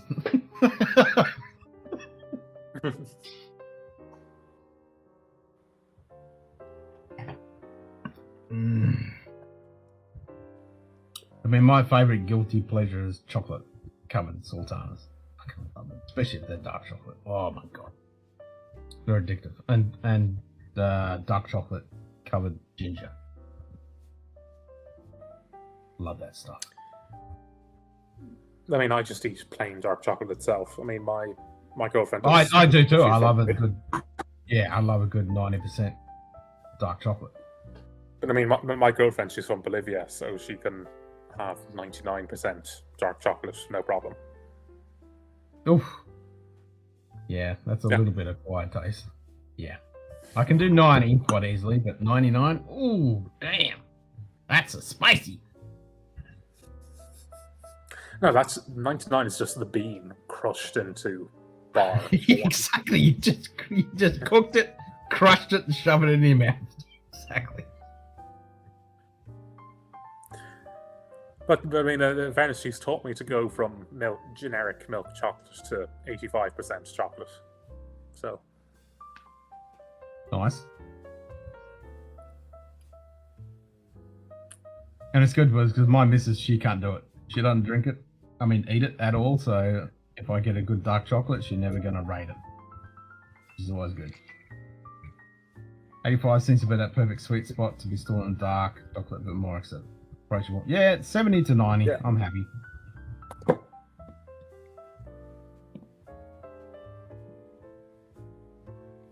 And it's good because you can't have too much of it, so it doesn't.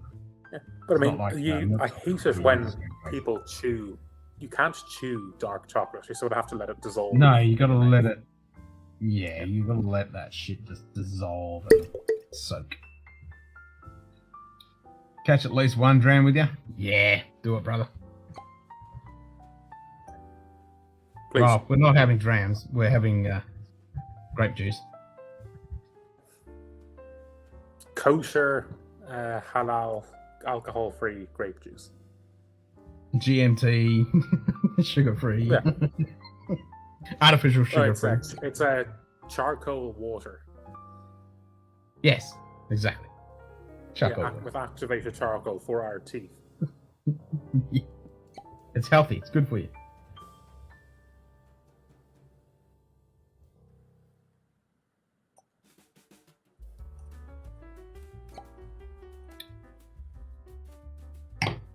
Damn, it tastes good.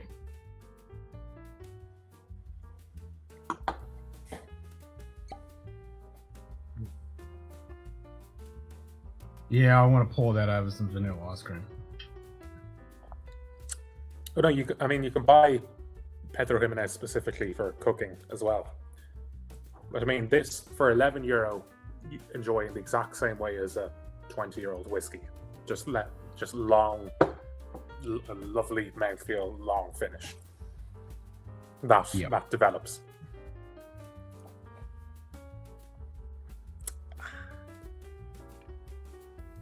No, that's the thing. Even with this generic, pretty bog standard one, it's. Well, I mean, that's 8 years old. I mean, again, that's would be about the equivalent of a 12-year-old Scotch. So you can do much worse than that. Oh yeah. You can get Pedro Jimenez, No, which hasn't even been in a Solera. They'll throw it in a cask for 12 months and then bottle it. Oof. Nah. Yeah. This. I'm happy with this. Yeah.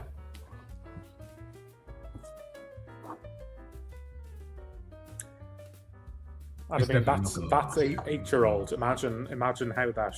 Again, I can buy it for €265.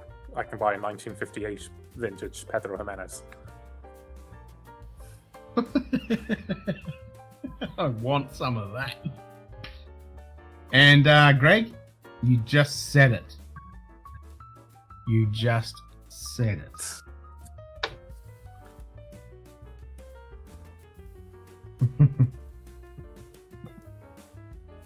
If my glass didn't have this lovely grape juice in it, I would join you on that.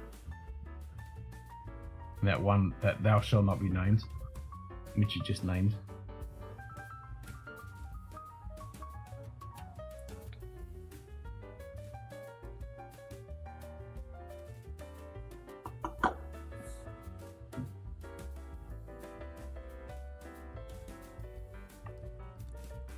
Oh, jeez, what time is it?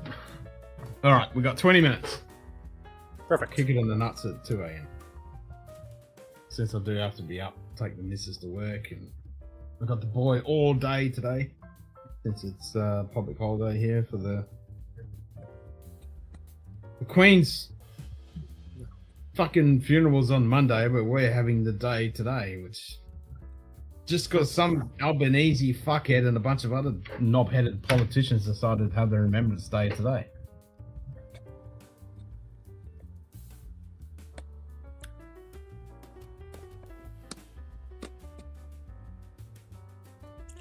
Well, say one thing about Albanese, he likes the Pogues. So Okay. All right. He gets half a point. I thought that Pogue's Irish whiskey was actually pretty decent. the blend, not the single malt. The single malt was universally panned. No, the blend in the black bottle. Yeah. Not the red one. Yeah. I do like the red bottle though. That's outstanding fucking bottle, but Oh yeah. Oh no, absolutely. We hope to do some montage of the Queen to that song. I will remember you. Will you remember me? Something, something. Our lives. blah blah blah.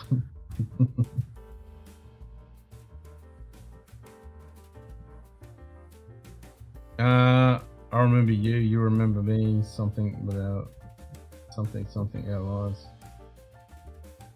I don't think I'm song we'll meet again some sunny day. I think that's it.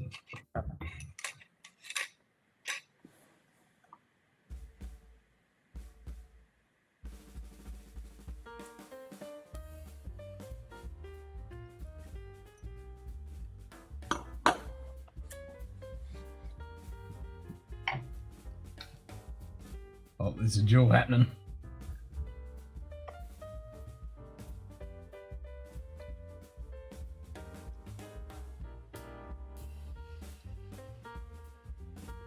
Sarah McLaughlin, that kind of rings a bell. No clue.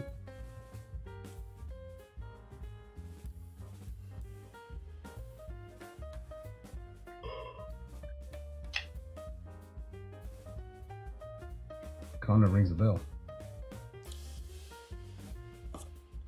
But I'm on the influence of too much Nightbot. East shit 5 fingers high fives, Dustin. to remember.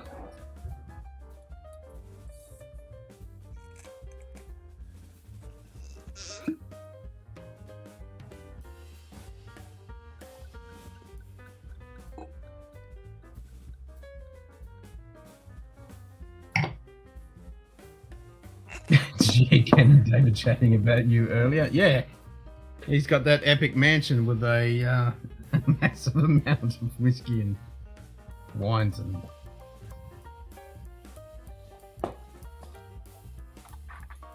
I didn't say that.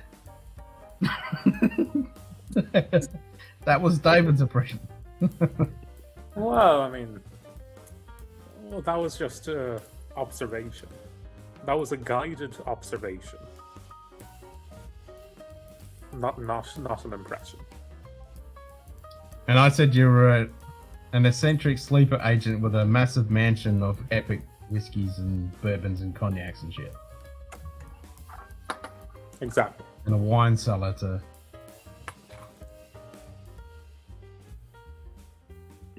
So the overall balance was positive. Yes, exactly. We shall never know. There you go. Mr. Baller David's back.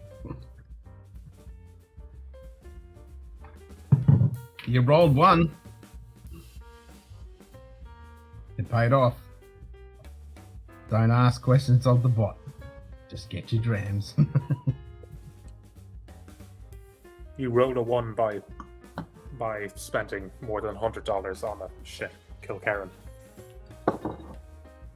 Yep.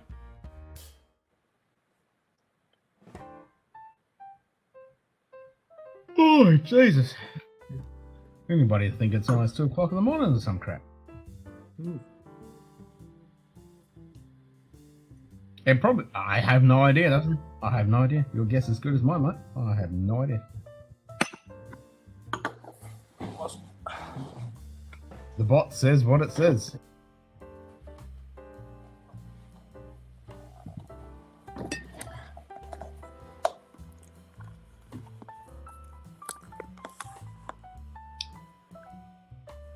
Why be Jimmy Savile when you can be Joseph R. Biden? I was going to go Top Cruise, Top Gun.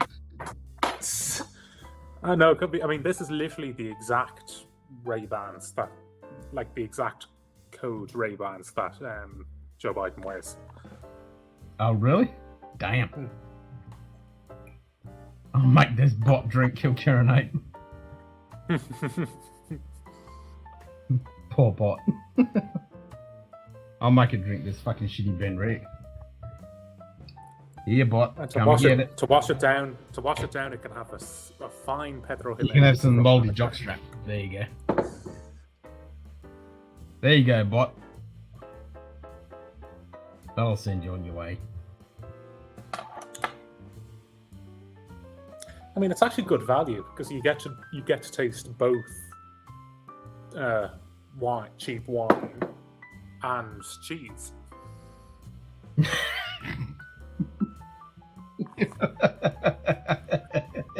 Just not the good cheese. Well, cheese is cheese, so. Cheese is cheese.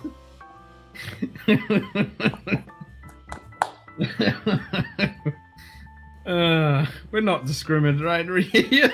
Cheese is cheese. You're all included. Come aboard. Hashtag all cheese matters. All cheese matters. Oh my god. Holy shit, that is fucking stunning!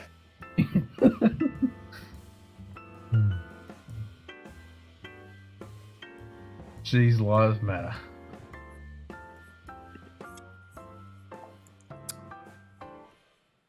I did crack that butter Kaiser German cheese today. It's pretty fucking tasty, actually. It's a bit No, rich. it's You can't have too much of it. It's quite tasty. No, we're spoiled. We're spoiled for cheese in Spain as well. That's why I go down to my local supermarket and buy the imported Irish cheese.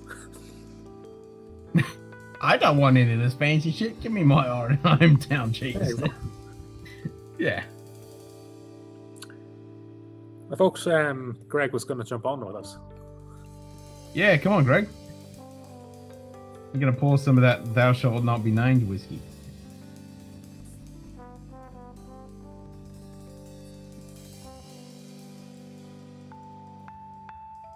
As long as you don't show that evil fucking packaging of that Thou Shalt Not Be Named whiskey. It makes me want to poke my eyes out.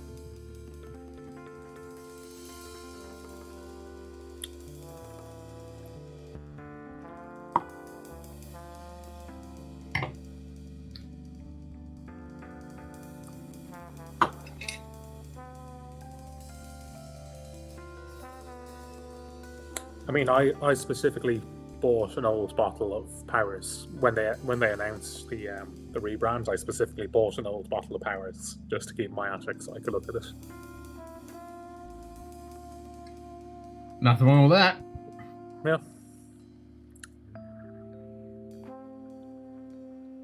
Well, gotta give Bloody mine to meetings, Predator. bane of existence. No.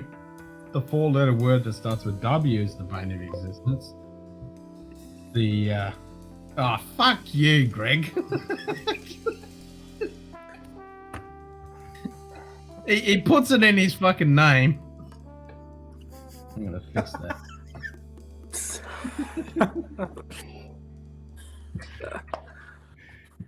Your name is Bond. There you go, I fixed your name.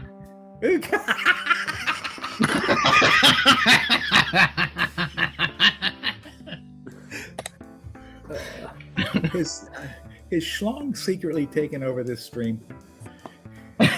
Probably. Oh, I can drive 5 miles and get this kind of treatment. For free.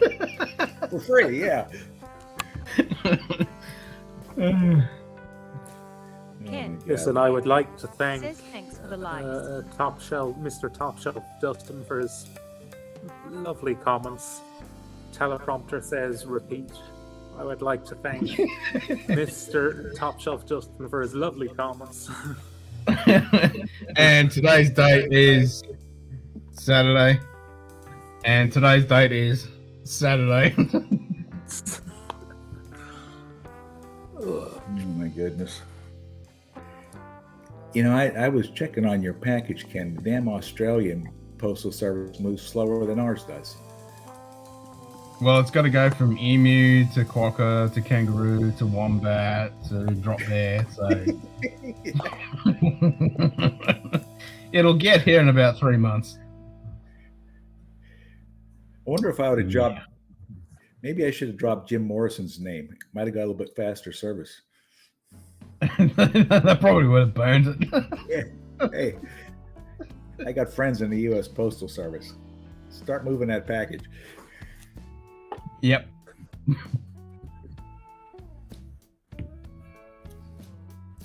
This has only been open about a week or so, and it's getting better as it opens up. You know that?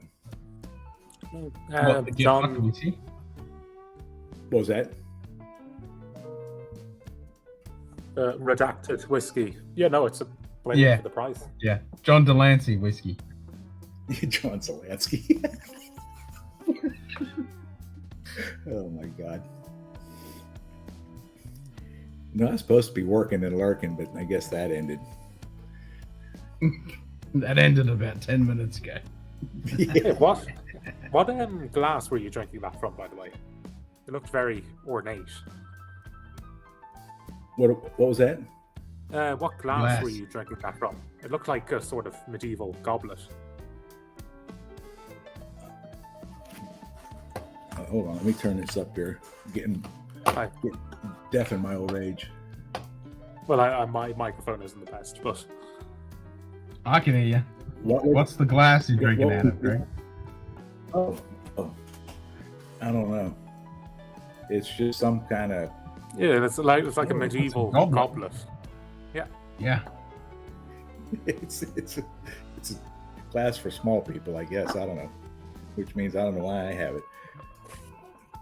It's the one I keep here in The case I music need it. is It's an definitely emergency. not louder than normal, Dustin. It has not been touched. Okay. Yeah, I'm not sure what it is, David. I don't know.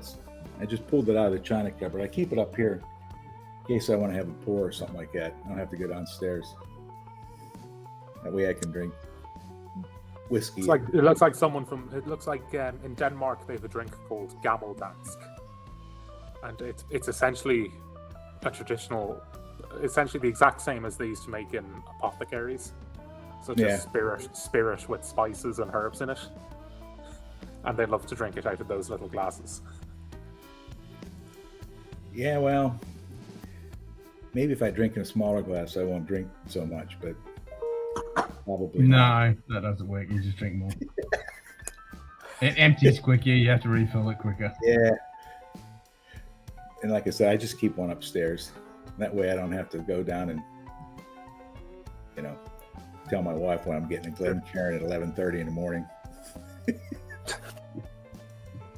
It's for science. Yeah. Taking my medicine.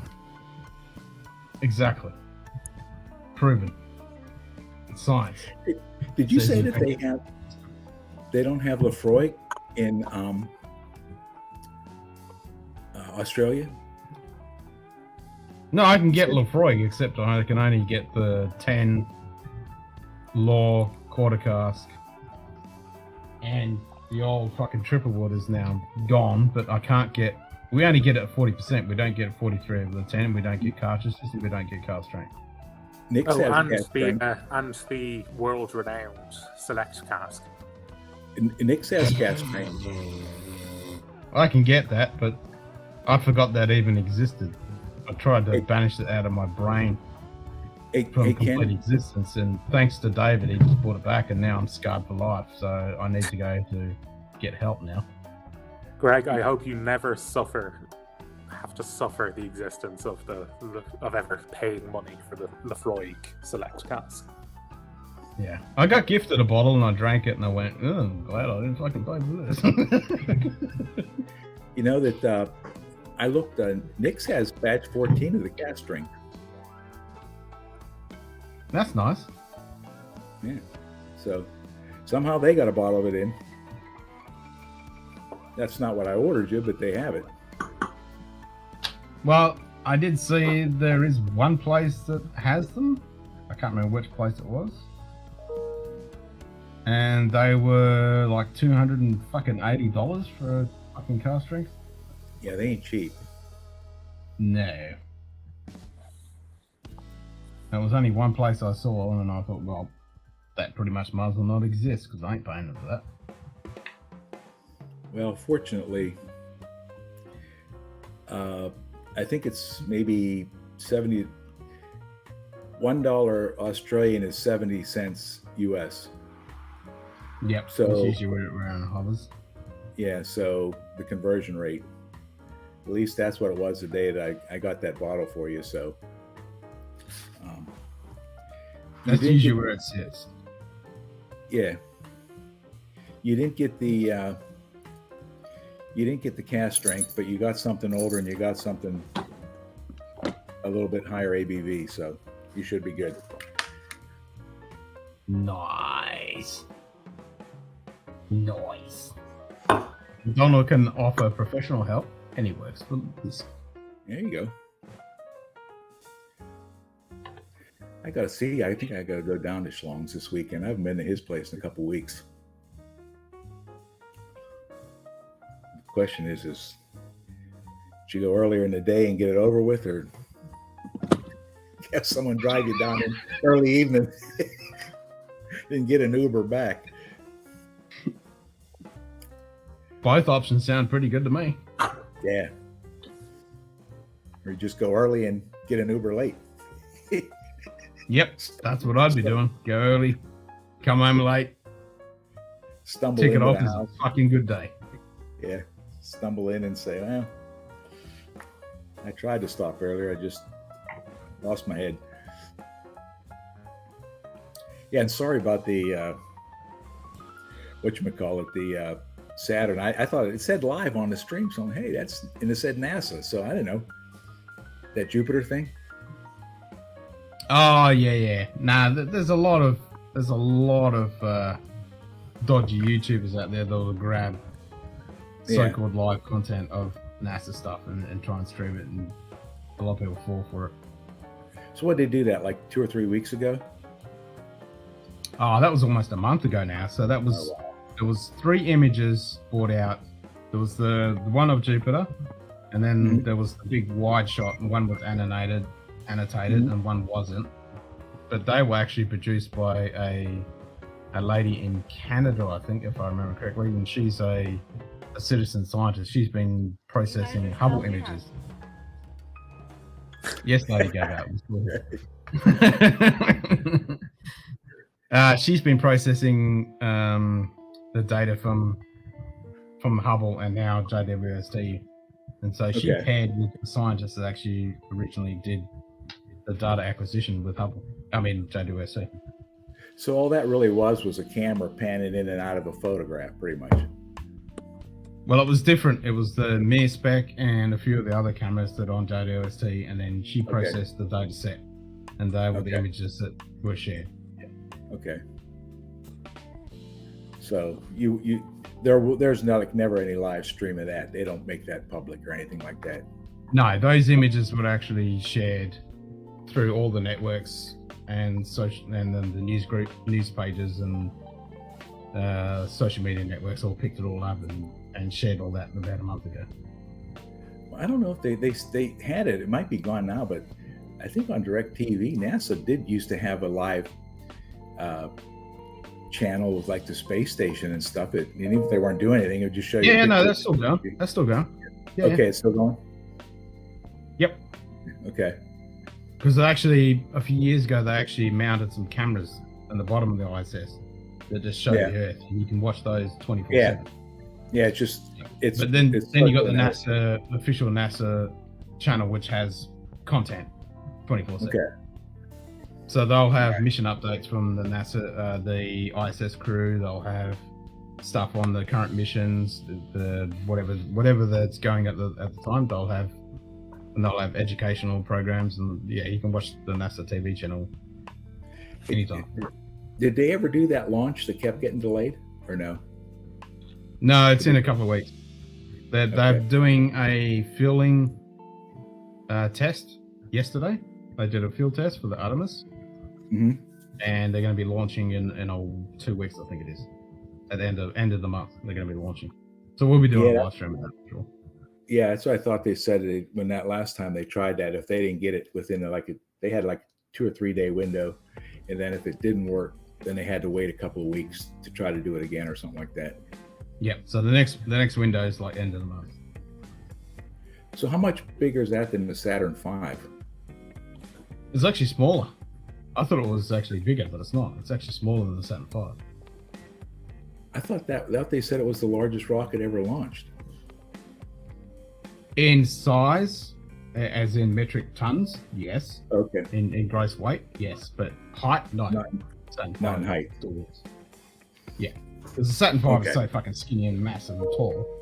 Whereas the fucking SLS is fucking massive with those tanks.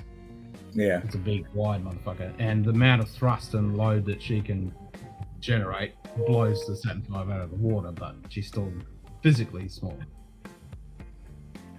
So is Saturn V liquid or solid rocket fuel? liquid? I think maybe both. I think it was a combination of the 3 stages. Yeah. I'm trying to remember now because it was 3-stage rocket. I think it was solid for the 2 and then liquid after that, or something like that.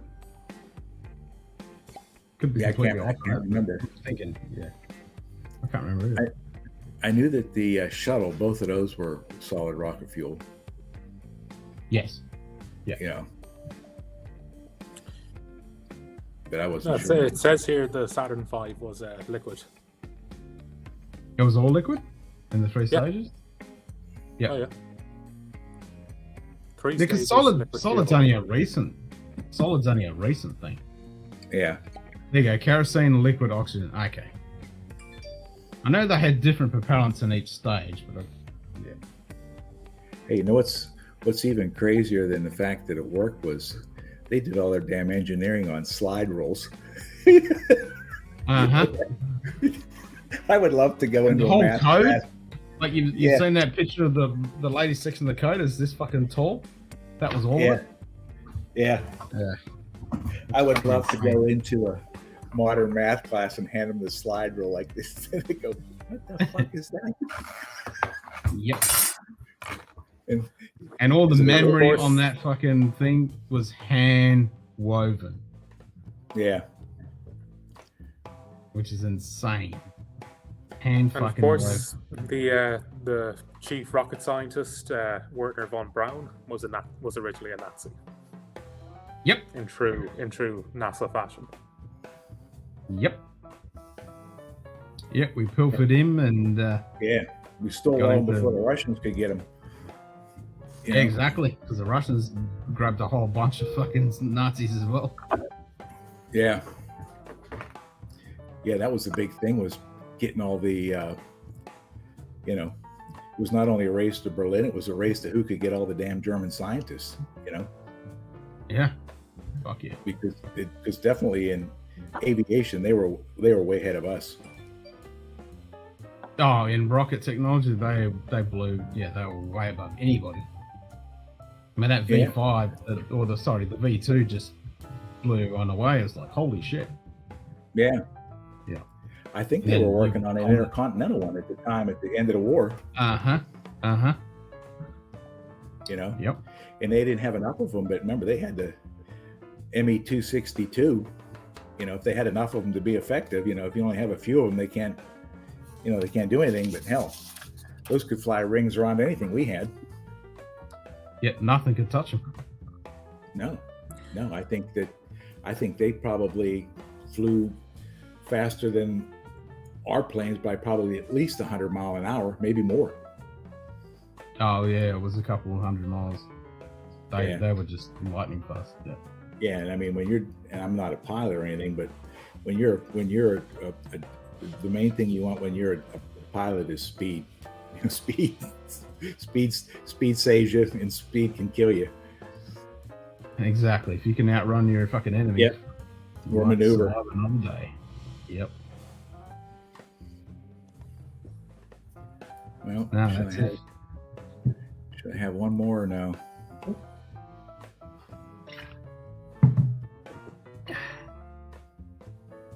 One more of the whiskey that shall not be named. No, Redacted. I've already made you mad. I'll take out the Talisker and piss off Dustin. What, the Cadenhead? Well, he's No. got it now, so you can't piss him off. No, not that one. I told Schlong when he comes over here next time, Sorry. we're gonna do that one, the 24-year Craig Alecky and the Long Row Red Oof. in the Melbeck. Melbeck Nice. cask. Or Yeah, Melbeck. that's a pretty tasty one. Have you already had that one? Oh, I got a sample from Roy. I've got a little bit left that I've been saving. Yeah, I think it's like maybe 54 ABV, somewhere around there, give or take Yep. a little bit. It's around that. Yeah. Yep. Yeah, so he brought those 3 back for me when he came back from Vegas. I mean, hell, listening to Chris, he might have to get 2 pallets. He's going to need a couple of shipping containers.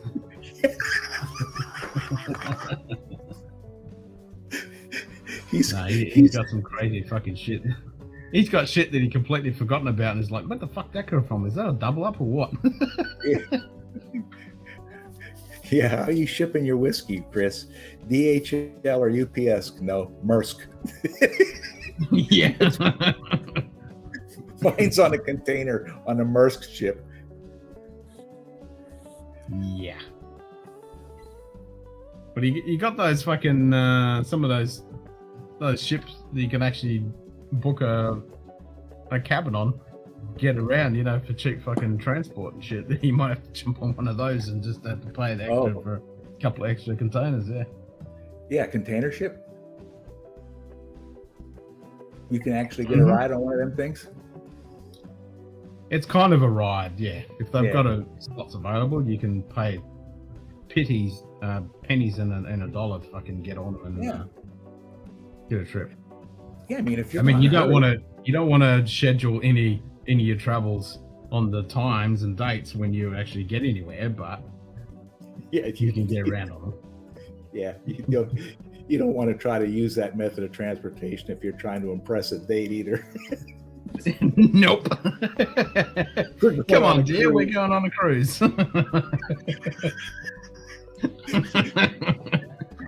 You walk past the Royal Caribbean to the container ship. I thought that was our ship. Nah, some dodgy fucking cabin with a bunch of crew that you can't even speak to.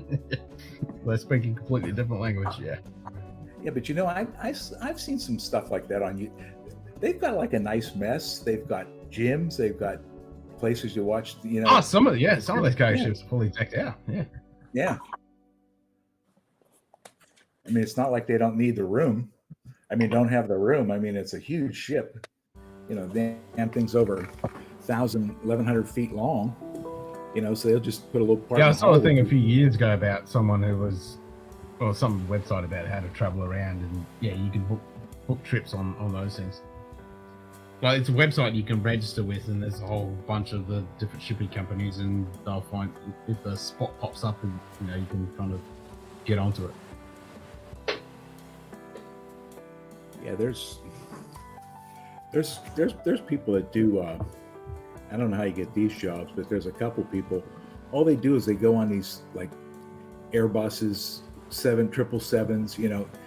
Fly first class on a 777. My experience, they do like a video production and stuff like that. And it's like, from Dubai to London on a Airbus. What's the big one? The 280 or 380? The Airbus 380. Yeah, 380. Yeah. And anything above standard coach, and some of these people are in some of them things have their own suite, Mm-hmm. And that's got to be expensive. I'm just like, well, who's subbing the deal for this? You ain't paying for that with a YouTube channel, Oh, I fuck don't no. care how many subscribers you got. You're not. That ain't cutting it. No. Yeah, they'll put on. You're content. sucking off somebody. Yeah, and they'll put on content 2 or 3 times a month. So hell, you're looking at a minimum of $15,000, $20,000 to $30,000, $40,000 take trips. Good for some, isn't it? Well, I think I'm qualified for that. I'm Nice work qualified. if you I've got a can YouTube channel.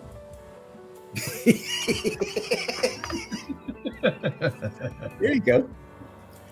Dubai to Sydney, Sydney to Tokyo, Sydney to Shanghai. You can cover all that. I can cover all that. Not a problem at all. Hell yeah. Of course, Carly might I say, can talk keep about the all the bastard. different I don't want whiskies and different locations that I've tried and how maggoted I get on each one. Yeah, but Carly might say, keep them. I don't want you to bring them back. Yeah. Thank fuck I got rid of him, she'll say. Yeah. Finally got rid of the bastard. Yep.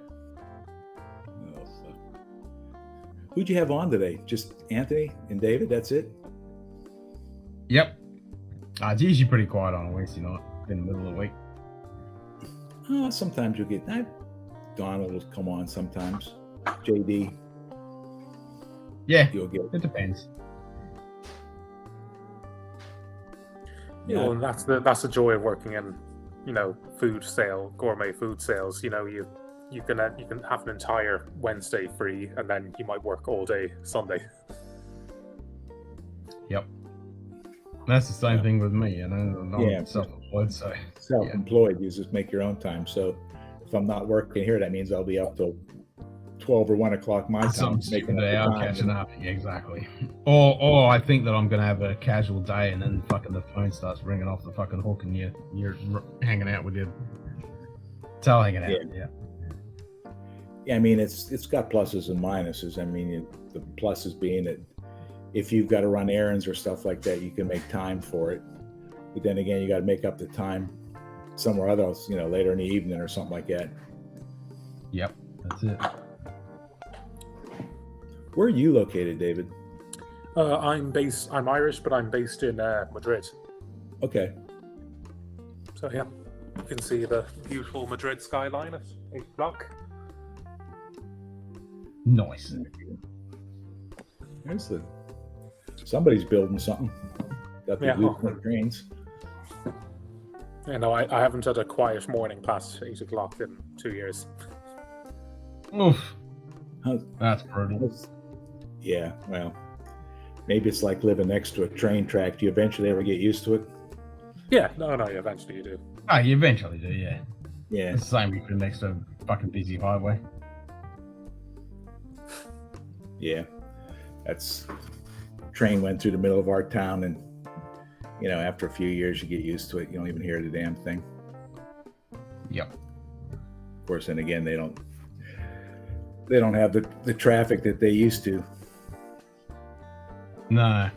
It was like my previous house, it was next to the main highway, and all you hear is fucking road trains fucking dropping down gears. Blah, blah, blah, blah, blah. Yeah. All day, all night. You get fucking used to it when you first got there in the first few nights, like, Jesus fuck, this is fucking hell. And then you just get used to it. And then coming out here, where it's just dead fucking peaceful quiet. Except for all the birds. You got fucking barn owls screeching like demonic demons, and fucking crickets and other birds chirping all through the night. But it's actually quite relaxing, It's nature. It's all good. Well, that'll be pretty good if you're out in the middle of nowhere. Then you don't have a lot of ambient light. Your astronomy should be pretty good. That's one of the reasons why I bought this place. Yeah. I mean, there's a little bit of light pollution, but it's not as bad as what I was. It's better. Yeah, I mean, so I can actually do some astronomy here. Yeah, where Shane and I are at, you just don't. You have to go way out in the sticks, Yeah. to get anything. And that was the nice part about where I lived in home. It's just a small little town. Well, hell, you drive 2 miles out of that into the country and look up, and then you got, you're seeing, stellar dust with arms of the Milky Way and shit like that, Yep, that's it. None of that here now. Well, it's the same here. I drive an hour and I'm in butt-fuck nowhere land, and the sky looks like it's falling on me. Yeah. Yeah.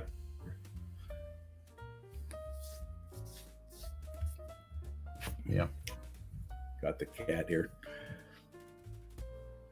Hey, I didn't see is Sugar Kitty been around? She wasn't on Marty's stream last night, or he wasn't on Marty's stream last night. He popped in. He popped in on the 24-hour stream. Good day. He pretty much only just come out of the surgery. Finch hit a whiskey lounge.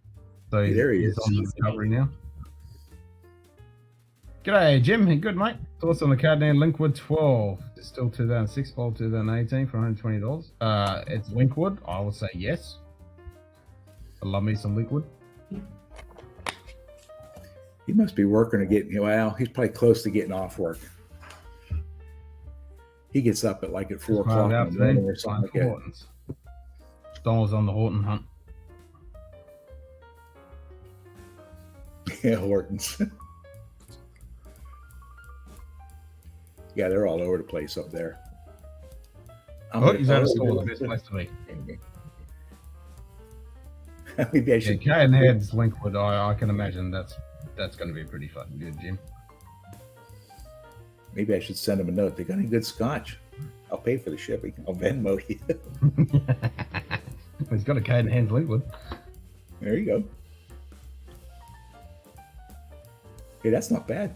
12 years, $120. Yeah. Wonder what the ABV on that is. Yeah, that's what I was going to say. What's the ABV on that?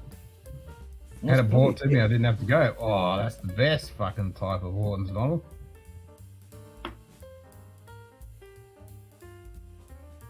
I didn't know that they delivered. Hell yeah. Wow. Of course, I mean they even have one single restaurant in all of Madrid, which delivers. So bear in mind, Madrid is 8 million people. Yikes. How many people, David? 8. Holy shit. Yeah.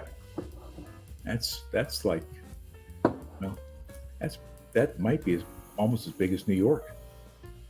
New York, I think, is 11 or 12 million. Well, when everybody's working, I think most of the people don't go back into the city no more.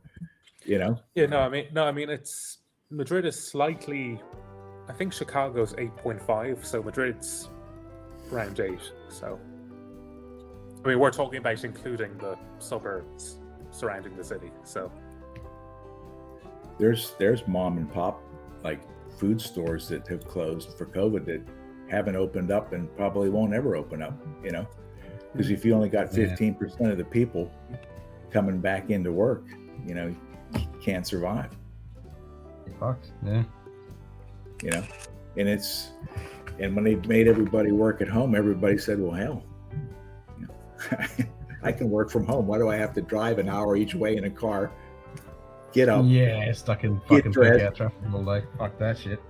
Yeah. You know, I can sit here all day in my t-shirt and in shorts or pajama bottoms and do my work all day and then check out at 5 o'clock, you know? So you not only got the gas, then you have people that maybe have children, so you're saving daycare. You know, that's another couple of few $100 a month because you don't have to send them. They can just say, hey, go in your room and play or something, or play in the room. Just keep it down whenever I got to do a conference call at work or something like that. Well, hell, you know, that's count the gas, the travel, wear and tear on your vehicle. Hell, that's like a $1,200 to $1,800 a month raise. And then food and everything, so you don't have to Yeah. buy food. You've got food at home. Yep. Yeah, you don't have to go out, so there's no or make anything. So yeah, you can't blame people for not wanting to go back.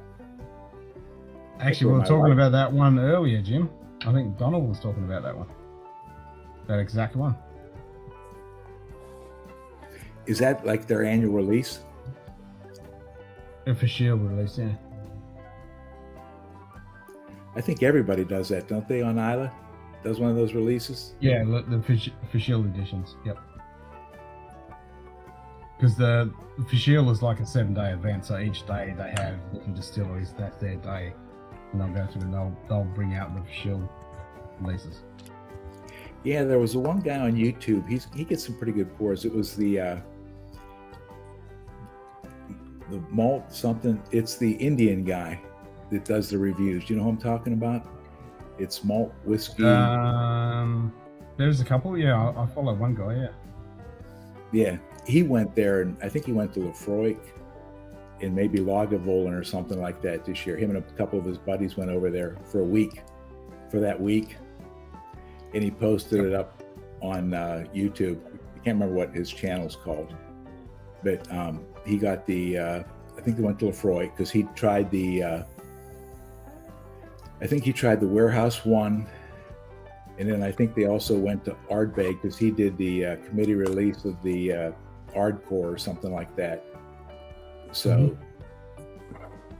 that would be an interesting week. Oh, it's a huge thing. Like the Shield is massive. It's huge. You have to book it early. That's what I was saying. Is how many years in advance you got to book accommodations and stuff for that week? At least one, I would imagine. You want to be at least a year ahead. Yeah, Yeah. at least. Like it's usually booked a year ahead. So what's the cost to get into distilleries? That's probably not too bad, right? Depending on what you want. I don't know. I don't think it's that bad. You got to organise transport stuff because there's only like one taxi service on island. And it's cool because they've actually got like a YouTube, or I think it's on Facebook. You can actually watch the taxis drive around island. Yeah.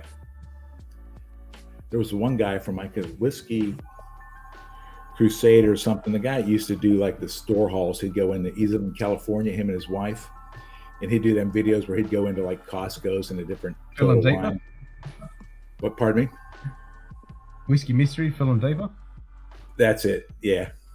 Yep. Him and his wife went over to there. I don't know if it was for the Fishal, but they went to Springbank and they got in line. And I guess like the first people, they opened the cage up at Springbank, you know, the gift shop or wherever they sell the whiskey and everything like that. And he was like first or second in line. And depending on where you are in line, you get the first pick of what's ever in the Springbank cage for that day. Yeah. So Well, if it was at Springbank, that could have been the Campbelltown Festival because that's the same kind of thing, but in Campbelltown. okay. They have a Campbelltown Festival, so you get the Campbelltown Festival releases. Yeah, and I think when they did the thing with the tour, and I think they got like a 20+ year. The guy did the Whiskey Thief and pulled him out with a Glencairn. He had like a 20-some-year-old Yep. Springbank right out of the cask. It's like, geez. Yeah, that's the shit. Yeah, that's yeah. Why don't the rest of you all just move along and just leave that Whiskey Thief over there? I'll bring it back when I'm done. Yeah, exactly. They come When I'm for on the your- floor, yeah, when I'm on the floor unconscious and it's laying next to me, you can have it back. Yeah. yeah, just if I'm on the floor the next time you bring a tour in, just tell people to walk around or step over me. I don't care. That's right. Just lock the door behind me. I'm fine. Yeah, Fuck yeah. I'll find my way out. But yeah, I thought that was Yeah, pretty good. Fishel is definitely pretty cool, Don. That's on the bucket list to go to fucking Fishel for sure. Yep. And then who's the young guy? Not the young guy, but the older guy. I think he's retiring this year at Lagavulin. Oh, Lagavulin, where you get anointed? Who's the It's guy who's been there I forever? think it's- Yeah. I think it's Ian. I'm trying to remember his name. Yeah, I know the guy you're talking about. You get anointed, like you will literally dip your head in Like you're getting Lagavulin. baptized. You get baptized. You get anointed. Yep. Yeah, he's a fucking legend. Ian MacArthur. That's it, Ian MacArthur. Yeah, it's him. Yeah, he's a fucking legend. He's Absolutely. pulled some. I think they went there too. He actually brought him over some Elijah Craig, and he was pulling old Lagavulin out of the casks on the tour and stuff like that. You know, that'd be the fun part. Yeah, you know? that's all he does. Like that's his thing. Like he's been retired for fucking years, but he still loves doing it. So he hasn't stopped doing it. But I think he's stopping soon. Yeah. That's what I'd like to do. Just go over there and just have them pull it right out of the barrel. I don't care if there's shit floating around it or whatever. Bring it on. Nah. That flavor. Yep. Exactly. You definitely know it's non-colored and non-chill filtered at that point in time. Fucking oath. Straight out of the cask. I mean, I've done it here in a local distillery down south, and yeah, there's nothing better. Pouring it straight out of the fucking cask. Okay, gents, I'm gonna head off. Yeah, it's 2:30 anyway. Ken's got to go. When you Yep, I need to do it, Sam. I need to go crash. You're what? Saturday? What day is it now? Thursday? Yes, I'll be definitely Saturday. Yeah. All right. Well, I'll go to the gym, check out the Sheilas, and then try to jump on. Jump on. For I can't think of a better thing to do. Get an eye full and get a skin full. Win-win. Yeah, really. You just tell them, humor me. I'm getting old. Just humor me, please. Exactly. I can't see anything. Yeah. What there? Come closer. It's a little bit of a challenge whenever your wife's next to the bench next to you. Ah, well, yeah, that is a bit of a challenge. You've got to find different methods for Yes. that one. We're inside. Why do you still have your sunglasses on? And why are you asking all these women have they finished with that piece of machinery yet? Why did you set her bench up directly in front of you? Yeah. Oh my God. All righty. Well, Alrighty. I'll maybe like Saturday. I guess we're on the same. There's 12 hours. I think maybe 11:30, something like that. I'll be back. Yep. Check. Yep. I'll be on. All righty. See I'll you, be Ken. having- See you, David. A nice Cheers. heavy sample of more of this Pedro Menes. Cheers, David. Cheers, Greg. Cheers, everyone in chat. All righty. Stay. Yep. Cheers, everyone. Stay sexy, as Mr. GMT says, and we'll catch you all very soon. Lunch. All righty. Oh, there it is. I have to play it. There we go. Stay moist, my friends. There it is. Cheers.